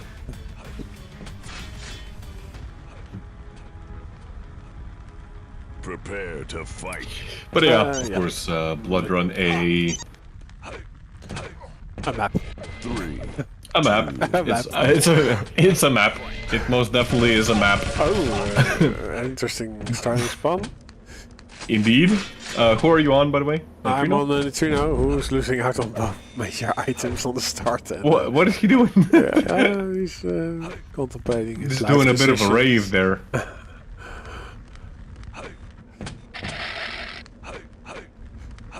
Oh, yeah, I'll give a point to Cipher.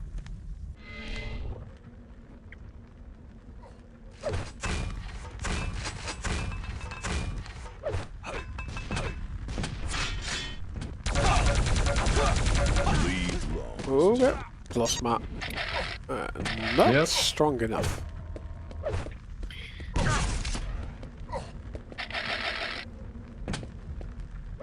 That is the first frag for Cipher. And I know that Cipher is very good at point and click.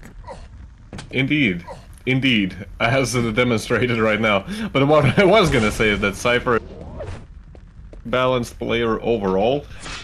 He doesn't necessarily rely, you know, on a really defensive playstyle like some other players we've seen who really like Blood Run. But I still do not see this being an easy matchup for Nutrino. Cipher has proved it time and time again, including last season, that he absolutely can play Blood Run, and he played really damn well. The light Beautiful is still rockets as well. and it's not going to Nutrino again. Yeah, Cipher is 100% real. 100%. Actually, 100%. Yeah. Okay. To be fair, it's only 3 rails. Yeah. Still all 3 hit. Oh no. It's 75. I'm not saying you jinxed it, Rob. But exactly as you said, all 3 hit. He missed. I'm not playing. He's missing. Well, why blame me? You have a good point.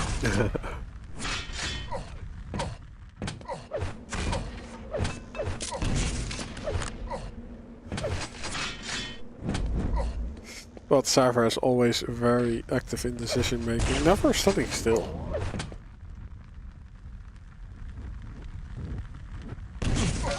And I mean, can you blame him with this? With a stack like this, you know, he could probably run right into Nitrino's face and still win the fight, you know,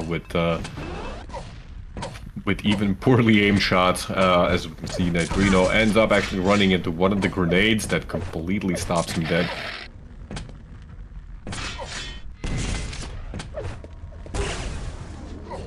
Oh, that pixel perfect. Real.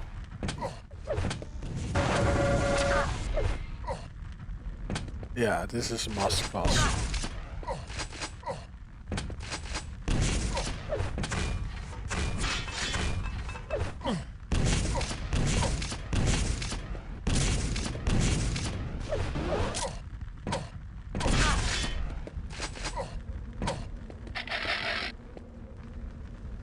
I'm gonna say it, but I would be very surprised if Nutrino even gets a single frag here. I am not hopeful. Oh, if he had a shotgun blast, it might have worked. Oh, no. Oh, but look at this. Oh, and just still with the railgun, because why not? Oh, we do have a mega elf steal.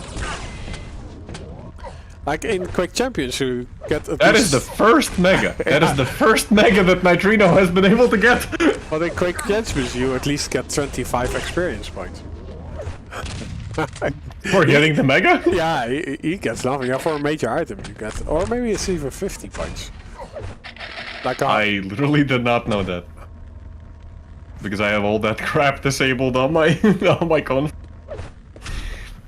But yeah, like what I do want to point out is actually like, you know, people. Oh, hello, hello.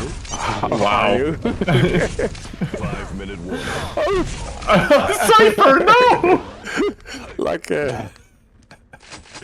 he was. Okay, my prediction failed. He was standing on like that moving platform on the that you have on some airports. Oh yeah, yeah. Just slowly gliding across. But yeah, what I was gonna say is that Cipher actually did a really good job of demonstrating one of the. I think that actually. Oh my god. I think that suicide was actually intentional. Yeah. Because I think he knew that he was gonna spawn in the middle of the map and he had time. Like I think. Destructor, now you're just cherry picking. One comment. Like we were talking about making it accessible for console players. Of course I don't think that it should be removed. Like, who the hell thinks that? Wait, what?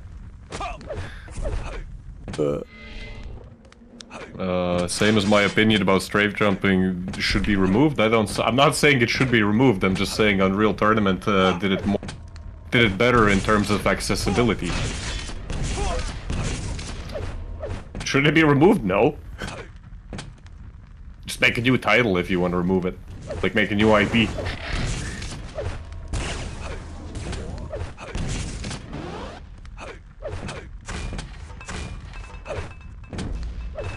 the rumors of a new painkiller? Rumors?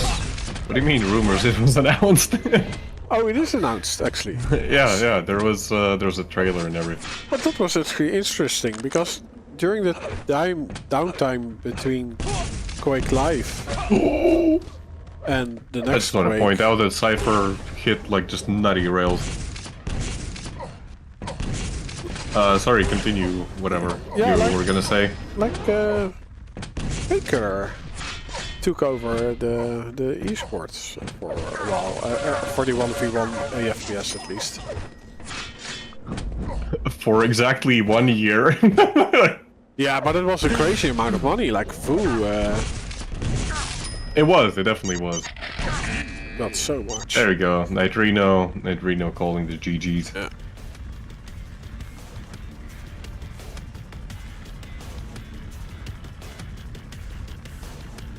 A trailer was released for Painkiller, a new Painkiller game, Orokutsaki. That's what we were talking about. But yeah, I know that somebody's actually gonna pull it out of context. Just to reiterate my thoughts, I don't think strafe jumping should be removed from Quake, or like even if there is a new Quake game. Like, no, I don't think it should be removed. What should be done is it should be made more accessible by actually explaining the mechanics in some way. How you're gonna do it, I don't know. It's not an intuitive mechanic, which is what makes it. It's not intuitive. That's the fundamental issue of the problem. And yeah, mainly also for console players. Yeah. Console players, it definitely isn't. This was And it. yeah. More to, And yeah. in my opinion, yeah, if people want to have if they want to see a skill-based movement system which doesn't require just nonsensical inputs, as is the case with strafe jumping, look at Unreal Tournament as an example. That was my point. But anyways, yeah, as I understand, we're done for today because everything else got postponed or cancelled or whatever the hell happened today. Right? Yeah. Are we done? Yeah, we are done. Yeah. Cipher won 2-0. So we did not see Firebot versus Agent, also no Agent versus Racy, no Pavel versus Gilson. Then we had Helldown versus Firebot, Arseny versus Nutrino, then a lot of waiting time. Then a lot of waiting time. And in the end, we powered through. Hey, look, we saw Firebot versus Agent for 3 minutes. No, it's true. It was great. Kind of. But yeah, and during the downtime we were just contemplating about id Software, FPS in general, how Doom is converted to a console game, and I imagine if there is going to be a new multiplayer focused game, the whole market is aiming at consoles with the auto aim, so yeah. So we will keep playing Quake forever and ever as our own niche game. So yeah. Sorry for all the delays. Yeah. It's not really in our control today. Until a K-pop still. star retweets a Shaftastic TV broadcast, then we'll get millions of players. Yeah. Hey, I'm just saying, if you're a K-pop superstar, shout us out. Yeah. Shout us out. I won't even pay you. I'll just have all the glory. I'll like your comments.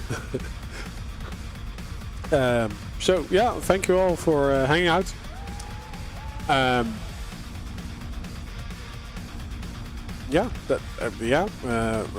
On Friday there will be probably in Sparty QUAKE Champions. That is Probably. next Sunday. Actually, what is the next?